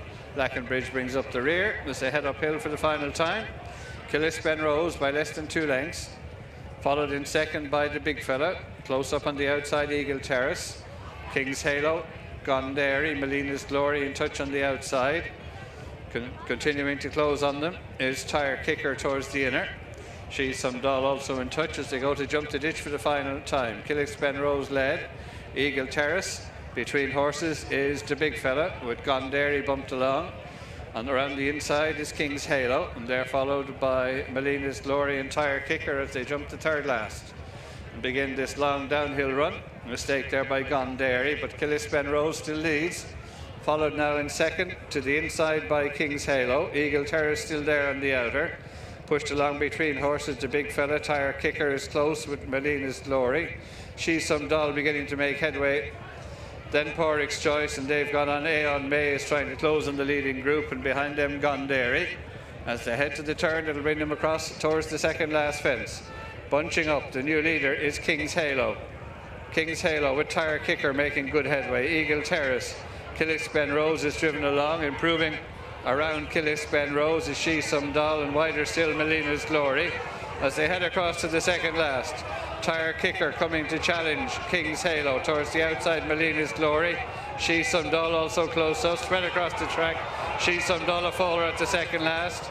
Tire Kicker, one off the rail, leads now from on the rail is King's Halo. They've got on from Melina's Glory down to the final fence. Tire Kicker stand side, leads narrowly and goes on from King's Halo. Less than 100 yards to race, and Tire Kicker stretching away to complete a double for Gavin Cromwell and Keith Donoghue. King's Halo second, and a long break back to the big fella in third and Aeon May fourth. And that matches Keith Donoghue's best ever seasonal tally. That takes him on, I think, to 36 winners, a double on the card, and a contrasting ride to the one he gave ahead of the posse in our second race. Tire Kicker produced from well off the pace to win here at odds of 5-2. Meeting that last fence a bit long, but the horse came up for him, Lisa, and that sealed the deal. Yeah, he delivered, and that he did here today, and a great day for Keith Donoghue. He's going home on New Year's Day, starting off the year on a really good note, and this was eye-catching coming down the hill. You could see how well he was travelling. The running was cut out by Killis Benrose, but the front two, Gary, were dropped in the whole way. Long, but he got over, and a career best also by King's Halo, who finishes in second place. He was dropped in behind the pace as well, but nice day for Gavin Cromwell, Keith Donoghue. This guy finally gets off the mark, and his debut over fences and debut in handicap company, I thought he jumped quite professional. He did. Former stable companion She Some Doll capsizing 2 out there when very much still in the mix. We also lost Porrick's Choice at that one, but there we are over the last. Tire Kicker, and from that point on he was always doing enough to hold off King's Halo and Keith Donoghue. It's one of the real stories of the season, I think, Lisa. This is a guy you obviously know very well indeed from his time with Gordon Elliott, and he's reinvented himself at Gavin Cromwell's. What a job he's made of it too. Yeah, there's no doubt he's done that, and I can't give this guy enough credit, because he struggles a lot with his weight, and he's so dedicated. He is so committed to the game, and he deserves every opportunity that he gets. He lost his grandfather last year, and I'm sure he's a man that's looking down on him, who's very, very proud of what he's achieved, and I feel it's going to be a big year ahead for him as well. It's great for him, and he's reaping the rewards. He puts in a lot of effort, a lot of hard work, and there's someone going home with a very big smile on his face today, and that's Keith Donoghue. Absolutely. Very nice guy with it as well. There are the winning connections celebrating success in this Tom Carroll Memorial Handicap Chase. Tire Kicker doubling his career tally, and who knows, he might just be able to go on and build on this, because he's won that with a little bit in hand, it would appear. And another popular result with the punters here, Rachel. In a finale, Tire Kicker went off favourite at 5-2. Yeah, thanks, Gary. And I think by the sounds of the cheers, I think they've cleaned up there, the race goers. Many of them very well supported today, as ever. At Traremor, it's Gavin Cromwell and Keith Donoghue who will take the final race. So, well fancied. Here's the winning result from Traremor. The Tom Carroll Memorial Handicap Chase brings the curtain down on New Year's Day at the Waterford track. Tire Kicker 5-2, King's Halo 13-2, and the big fella back in third at 10-1. So that was the finale at Traremor. Let's get winning reaction now. The penultimate race at Ferry House. It's back to Kevin O'Ryan. With James de Burley's winning rider. It's been a good week for the man with me now, Darryl Jacobs, second winner of the week, grade 1 on Blue Lord. This is very straightforward. Very straightforward. You know, he's a great jumper, but I haven't ridden a Willie Mullins horse that fresh for a long time. You know, he's been off the track for a long time, you know, and he was very fresh underneath me all the way. You know, when he's seen his fences, he's a very good jumper, but he gets 5 strides from the fences and he's like, let me at him, you know, and he takes him on, and a couple of them that he's got in deep. I'm sort of trying to educate the horse that are going around there as well. So there's a little bit of both in there, but you know, on the whole, he's a very good jumper. You know, he's a good horse. You know, we've seen he was second to Classical Dream in the stairs at Punchestown.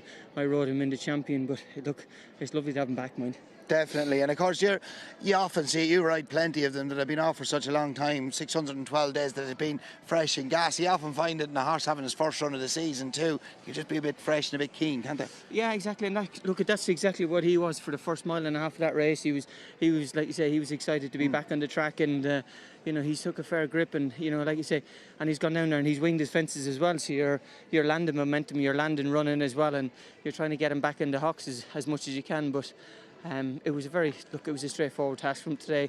I'm delighted he's come out and done that, put in a nice round of jumping, you know, and he's picked him up. He's had a nice blow going down to the last, but like when I say, give him a little squeeze, and he's winged the last, and he's gone away nicely. Fingers crossed he'll stay in one piece now. Obviously he's had his issues along the way, but he could be a very exciting recruit to the chasing ranks. Look, he could be really exciting, you know, over 3 miles, 2.5, 3 miles. He's got plenty of pace, so, you know, I'll let obviously Willie, you know, Paul Townsend, David, Simon and Isaac decide what route they want to go out with him. But look, it's just lovely to have the horse back today. Great stuff, great for you as well. Good week in Ireland, another grade 1 with Blue Lord. Exactly, yeah, he was magic, wasn't he? He just gave me a thrill. I felt as in, you know, very seldom do grade 1s go as smoothly as that, and that was just, I just felt in control of the race the whole way around. He travelled great, jumped great, and you know, I was thinking when we got to the halfway point, to the 3/4 way, I was wondering, was he going to be that little bit flat-footed?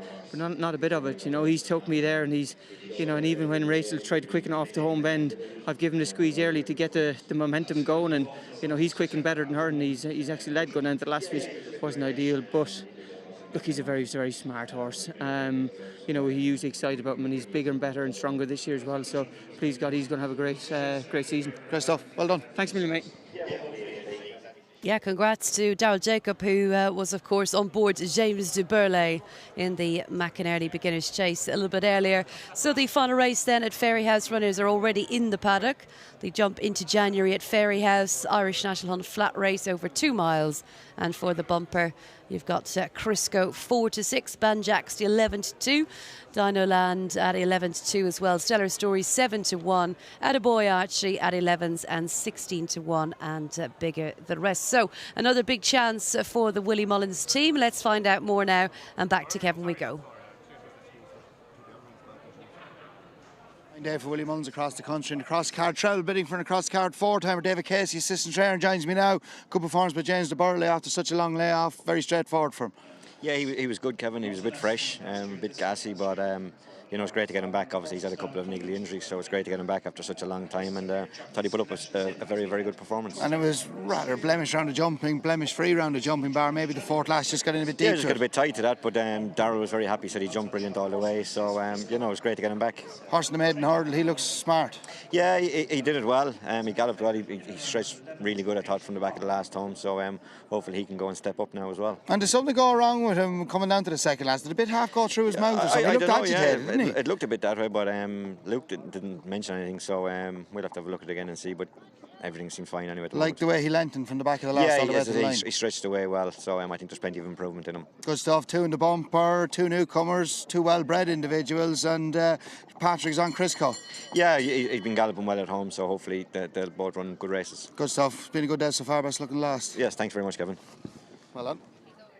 So galloping well at home is what we've heard from David Casey, their assistant trainer to Willie Mullins, and it is Patrick Mullins on board. Crisco, there he is. The rugs have come off, looks fantastic, and of course he's very well fancied. Here is the betting once again. He's the odds-on favourite for the bumper, 4 to 6 Banjacks to 11 to 2 Dino Land at 6s and 7s for Stellar Story. But of course Kate and Kevin getting a closer look at them in the paddock. Let's go back and get their assessment on this race.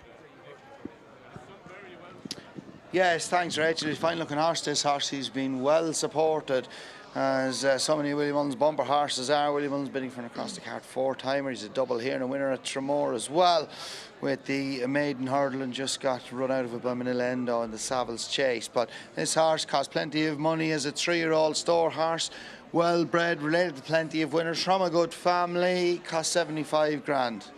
Yes, he certainly did, Kevin. He looked really, really well in the paddock here beforehand. Patrick's in no rush to be quick enough. I think the rest of the horses are all about 5 minutes gone down, or not, a couple of minutes gone down to the start. So 5 minutes, slight exaggeration, but he's taking his time, Patrick. He's bringing him to the start, good and steady. So, but he looked very, very well in the paddock beforehand, this son of Balco. And of course, as you said, he is stoutly, very nicely bred as well.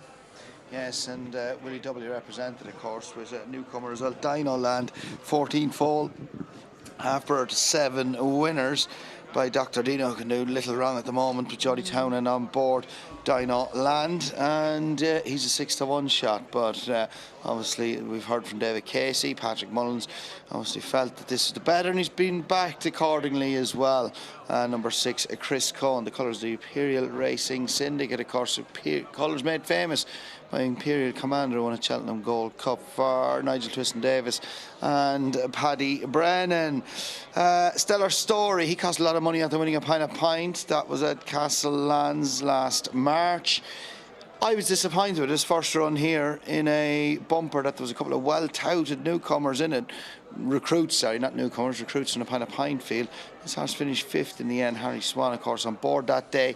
Back on board was 5th stable companion Dr. Bravo. He came out and ran a crack one, finishing 2nd behind Dark Raven of Willie's in the Maiden hurdle the other day. Yes, he certainly did, and I think there's been another winner come out of that bumper, but the form of it is quite strong. I think it was a very competitive renewal of it, and of course this horse is a full brother to the Storyteller. We know the Storyteller is seen at his best over 3 miles distance, so he's a big galloper. It looks like Harry Swan, who is on board, is going to make plenty of use of him. He's lining up good and handy, and I'd say he's going to make it a good stamina test here this afternoon. Yeah, he's probably a horse to be better when he steps up and trip and a flight of hurdles in front of him as well. Attaby Archie, who was 2nd that day, that cut out a lot of the running that day. One of the more experienced, having his 9th start in the race under, of course, the owner's daughter, Una Sweeney's daughter, Emma Sweeney, for local trainer Dermot McLaughlin. And that was runner-up to Dr. Bravo that day. It was also runner-up to Good Land. Now, Good Land, smart hurdling recruit for Barry Connell. I was very impressed with him, and he won what looked on paper quite a decent maiden hurdle at Leopardstown the other afternoon. Yes, that form is very strong. Of course, he was disappointing when down the field at Down Royal only 4 days ago. Something definitely wasn't amiss there. But it looks like Ella Sweeney is going to be good and positive on this horse too. We also see Any Road there. He was a bit of an eye-catcher in the paddock beforehand, looked very well, and of course Edward O'Grady had a real smart newcomer at Leopardstown over the Christmas period. Yeah, and Any Road, he had a couple of good runs and bumpers. He was 3rd behind James's Gate of Willie Mullins, his first run. Both his bumper runs coming at Punchestown. James's Gate went down and finished what? 2nd or 3rd to Facile Vega, wasn't it, in the Cheltenham bumper last year? Yes, he was, of course, he was 3rd to Facile Vega in the champion bumper. That is very good form. Also, Banjacks, he looked very well in the paddock beforehand. I thought he was unlucky not to win on his debut here last January. It looks like he was quite keen that day under a girl who works in the yard. Pat Taft takes the ride here today. and it looks like Pat is going to get a bit of cover on him this afternoon. Yes, he was second to Mr. Boo in that bumper, who, where did he finish early on? For Fifth in the maiden hurdle.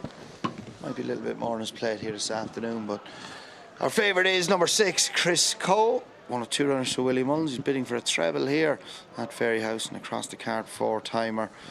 James de Burle, very impressive first run over fences in our last race. And the horse that won the maiden hurdle was very taken by him. We could have seen a future star in the making there. He was a bit weak in the market beforehand, but I love the way he lent him from the back of the last all the way to the line. Let's get up to Jerry for the finale. And they're off over 2 miles, and they jump into January at Ferry House bumper. And it's Attaboy Archie and Emma Sweeney straight in the front, followed by Thunder on the outside of Any Road, and they're tracked on settling down by Data Bridge. Scradden next on the outside of Stellar Story in between horses, and then Banjaxed, followed by stable companions Dino Land and Crisco. High Sir Multi is the back marker with the circuit to race. Thunder joins Attaboy Archie, 2 in front of Scradden, who's taking close to order. Any Road next with Stellar Story alongside, then Data Breach the white jacket. Banjaxed is 3 behind, Dino Land, Crisco, and lastly High Sir Multi. Turning with 1.5 miles to go. Change of leader. Thunder and John Gleeson press ahead, opening up a couple of lengths lead over Attaboy Archie and Emma Sween. In 3rd place is Scradden, Charlie O'Dwyer.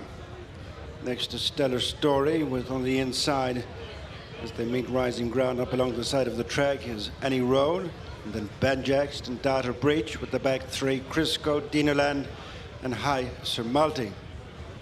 Thunder has spaced them out a little bit, continuing up along the side from Attaboy Archie. And then Scradden on the outside of Any Road with Stellar Story and Data Breach and Banjaxed. And then Crisco, who's in the black and white, alongside Dino Land, and bringing up the rear is High Sir Multi with 1.25 miles of the race left. Thunder breaks further clear from the pack. Good 8 in front now of Attaboy Archie, 3 clear of Scradden, and then Any Road and Stellar Story. Data Breach next with Banjaxed and Dino Land. Crisco 2.5 in front of the trailing High Sir Multi as they reach the halfway stage. And the jump into January at Ferry House bumper over 2 miles. Thunder clear under John Gleeson from Attaboy Archie and Emma Sweeney in 2nd. Then Scradden, Charlie O'Dwyer alongside as Any Road and Lee McKenna, and then Stellar Story and Harry Swan. Dino Land and Crisco are starting to improve together, and then Banjaxed ridden along and about to get a reminder is Data Breach and then High Sir Multi. 6.5 furlongs to go. Thunder's lead has been cut down by Attaboy Archie, who's now within 4 to 5 lengths with 3/4 mile to go. And then Scradden and Any Road, Stellar Story and Dino Land and Crisco and Banjaxed. Those leaders are tightening up, with the exception of both Data Breach and High Sir Multi, who are both struggling with 5 furlongs to race. Attaboy Archie has wrestled back the lead from Scradden, Stellar Story, Any Road, Banjaxed, followed by Dino Land. Out wide is Crisco. Drifting back quickly through the field is Thunder as they come up to the final half mile and approach the straight. Attaboy Archie from Any Road, Stellar Story, Banjaxed the rail, then Scradden, who's ridden along to keep position. Crisco's on the outside, and they've brushed aside Dino Land. Turning into the straight, and it's Attaboy Archie followed through by Stellar Story and Any Road in between them. Crisco next on the outside, and then Banjaxed. These 5 are clear of Scradden and Dino Land. 2.5 furlongs from home. Any Road is just the leader from Stellar Story. Crisco next on the outside, and then Attaboy Archie and Banjaxed racing to the final furlong and a half. battling it out on the inside. Any Road from Stellar Story. Now being stoked up to try and bridge the gap on the leaders is Crisco, and it's nip and tuck between Stellar Story and Annie Road with the finish to themselves. Stellar Story, Harry Swan on the near side of a railing. Annie Road and Lee McKenna, they're racing up towards the finish. It's going to be fine margins here, and it's the costly purchase, Stellar Story, nudging on where it mattered to see off Annie Road, well clear of Crisco in third. Yes, a cracking finish to our finale. It's a race that was running a good gallop as well, and Stellar Story, who cost a lot of money after winning the Pint for Donegal Doyle. I thought he was a shade disappointing. Probably a tactical run affair here the last day. He's really turned the form around with Attaboy Archie, who was second on that occasion to Stellar Story's stable companion. Dr. Bravo went on to finish second over hurdles the other afternoon, but Editor Gray's run a cracker here, Kate. Now, a stewards' inquiry will be called. It'll be interesting to see a head-on here. It certainly will be interesting to see a head-on. He bumped him there just before the 2-pole, and he just leans in on top of him. Harry Swan needed to pull his whip through here, but he just doesn't, and then he leans in again against Liam McKenna's Mount Annie Road. He's run an absolute cracker, but Stellar Story, it was a good run at a good gallop the whole way, and he's a full brother to this story teller, and he has just really ground out this race. He has indeed, and he's a horse, as we said beforehand as well. We'll only see the best of him, and not surprisingly, the stewards' inquiry has been called. Now, right, let's look at the head-on. Talk us through what happened here. Attaboy Charlie now drops away. Lee McKenna, he's a stick in his right. He's on the inside. And Harry Swan is lying in on top of him. Now he's a stick in his left hand. It actually doesn't look as bad here now. This is where the bump comes now. Yes, there. He's come right in on top of Annie Road, and Harry's tried to pull his whip stick through, and he just hasn't had enough room to pull his whip through. What will they say there, Kevin? The fact that he did attempt to pull it through. Yeah, well, he was attempting to pull it through and pulling it through, and he didn't get it through. I do feel the best horses won in the day. I can see Harry Swan maybe picking up a suspension, maybe. The bump has happened in the inside of the wings of the last, or just beyond the inside of the wings of the last hurdle. If it had happened a lot closer to the line, say it might change. I'd be very surprised if it did change. Yes, but we have seen a few of them being turned around in the last while, and it has been interesting to see. It will be interesting just to see what does happen in this. And I just feel he has won cosy enough on the line. He's pricked his ears. He's won, what, a half a length, is he? Half a length. I think if it was a neck, it might be a different story. No, if it was a neck or a short head, he'd definitely been switched around. But it's a good performance by this horse, considering he never raced. He raced in snatches throughout. But Harry Swan should have pulled a stick through. And he did make contact with Lee McKenna on the runner-up. And as I say, they've pulled clear of the rest, and Crisco, Patrick Mullins was holding on to him just to nurse him into the race, and he's finished a well-beaten third. Odds on favourite. Half a length is the winning distance. We're just after hearing from our judge, Andrew McKeever. I'd be surprised if it's a turnaround. Maybe Harry Swan will get a wrap across the knuckles, but it's across the card treble for Gordon Elliott the afternoon as well, same as Willie Mullins today. But a good finish to our finale, and it's a double for Jigginstown House Stud. There's racing manager and brother of Michael O'Leary, Eddie of Lynn Lodge Stud as well, of course, getting the debrief from our winning jockey Harry Swan. Stewards' inquiry has been called. Back to you, Rachel, for the full SP, half a length the winning margin. I'd be very surprised if this is turned around. 18 lengths back to the third. Thank you, Kevin. And we'll take a look at the head-on once again. Of course, hopefully we'll have news of that Stewards' inquiry ASAP before we say goodbye on this New Year's Day. And yes, they got close. They definitely did. There was a bump. I suppose the winning margin, if it was a little bit more narrow than the results, then maybe. But the stewards are looking at this. You can see that the winner, Stellar Story, is all over the second Any Road. But I agree with Kevin. I think the best horse has probably won, but fine margins we're dealing with. And they have definitely made contact, and They're going to have a good think about this, I reckon. But we'll bring you the full SPs. We are going to have to wait, I'm afraid, for news to come through on the Stewart's Inquiry. You can find out the full result on how that Stewart's Inquiry did go on the main channel, of course, on Racing TV. For now, though, Stellar Story 13-2, Any Road 14-1, and Crisco the 8-11 favourite. So that's all of our live racing from Ferry House and Tramore today. It's goodbye from me, and next a roundup of the day from Tramore with Lisa O'Neill and Gary O'Brien. Well, what a day we've had here at Traremor, New Year's Day, one of the big days in the calendar here at the South East track. Lisa O'Neill has enjoyed it all with me. And Lisa, no doubt about where we must start our review, because on a day when Jack the Bromhead was remembered in one of the race titles, and there are pictures of him, as you can see, adorning the winner's enclosure here as well. How fitting that Minella Indo, the former Cheltenham Gold Cup hero, should land a big one, the Savills New Year's Day chase. And what a reception he got to. Yeah, an absolutely arousing reception, which was fantastic to see. Smiles all around Henry de Bromhead, Rachel Blackmore, the Maloney family. It was just fantastic, and what an intriguing affair it was too, Gary. Obviously the market was very much in favour of Stattler, who was the young pretender, the improver, the progressive type, and we weren't sure what way Minella Indo was going to shape out today, but he just proved how much heart he has, and it was a nip and tuck battle all the way up to the line, Gary. It was definitely grip taking. It certainly was, and Stattler, he's enhanced his reputation because he was actually meeting Minella Indo very badly at the weights today, despite the fact he was sent off as short price favourite. So I'm sure that will probably be viewed as a career best for him. How do you see the two horses' prospects from here now, Lisa? Yeah, I'd imagine that Minella Indo, he might head to the Irish Gold Cup and maybe onto the Cheltenham Gold Cup as well. And I would imagine the entry's actually closed tomorrow, but I would imagine Stattler will be thrown in the mix too, Gary. It was a solid performance in defeat and given away, I suppose, theoretically £18 worse off than Minella Indo, the former Gold Cup winner, but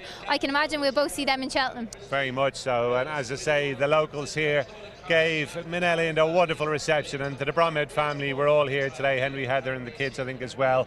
You can see what it meant to Henry afterwards, Lisa. I mean, he said it was one of his biggest ever days in racing. That's some statement, isn't it? Yeah, it is. It's fantastic. I suppose, considering that Minella Indo finished last season on a bit of a low note as well, just for him to get back and recapture some sort of level of his form is brilliant. And everyone at Knockeen, Davy Roach, the whole team back there, I can imagine they've all got a really good kick out of this. A positive bulletin as well from Henry about a Plutard afterwards. Hopefully things looking up as we go into 2023 for the Knockeen handler. Willie Mullins just narrowly denied there with Stattler, but he did take the opener with Quai de Paris.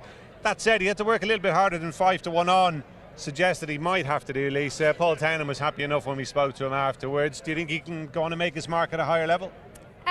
Yes, I hope so. I hope he can improve and I hope he can progress from what we've seen today. I feel like the track maybe just didn't play to his assets, and I can imagine we'll see him step up in Trip 2. I think the one to take out of it for me was Birdie or Bust in second place. That's run with loads of credit and it's definitely a winner in waiting. A big eye catcher, no doubt about that. Great day for Keith Donoghue and Gavin Cromwell. Keith recorded a double to equal his best ever seasonal tally ahead of the posse. Landed a punt in the 12:30 under a confident ride, and then we saw him bring Tire Kicker through from the back of the field to land the finale. And you'll have been delighted to see Cardamom Hill win the second of our maiden hurdles, Lisa. Jumping was crucial late on. Bad blunder from the favourite Lisnagar Fortune, which rather sealed his fate, and a good effort from the winner. A good effort from the winner and a good ride by Jordan Gainford. He plat a lone furrow up the inside, and yeah, he's won decisively in the end. Obviously capitalised on a late mistake by Lisnagar Fortune at the second last, Gary, but it's lovely to see this horse finally get his head in front on the racetrack. I was a little bit disappointed with him in bumpers, but as you mentioned, maybe he's just not a bumper horse, but obviously turning his attention over jumps and stepping up in Trip definitely played to his advantage. And a couple of other very popular results with the huge crowd here at Tramore today. Ardera Roo, trained locally by Owen Doyle, took the 140 race under confident ride from Shane O'Callaghan. And Whiskey Wealth, strong candidate for the easiest winner of the day, Lisa, in the rated novice chase. Mike O'Connor rode that for Owen O'Grady and never looked in any danger, really, did he? No, one of the easiest winners of the day. One of the horses I had a lot of reservations about, but proved me very wrong today. Done it decisively in the end, always in a rhythm, loved the ground, and there was never a question about it. Great ride from Mike O'Connor as well. Lovely for him to get a nice winner on New Year's Day too, Gary. Very much so. It's been a real pleasure to bring you all the action here at Traremor on this New Year's Day card. Lisa, thanks as always. We'll catch up soon, no doubt. Yeah, super. Thank you, Gary. Lisa O'Neill has been my guest here at Traremor on New Year's Day. A happy New Year to you all. I hope it's going to be a really prosperous 2023. We certainly started with a bang today with that heartwarming win from Minella Indo. From us all here, bye-bye.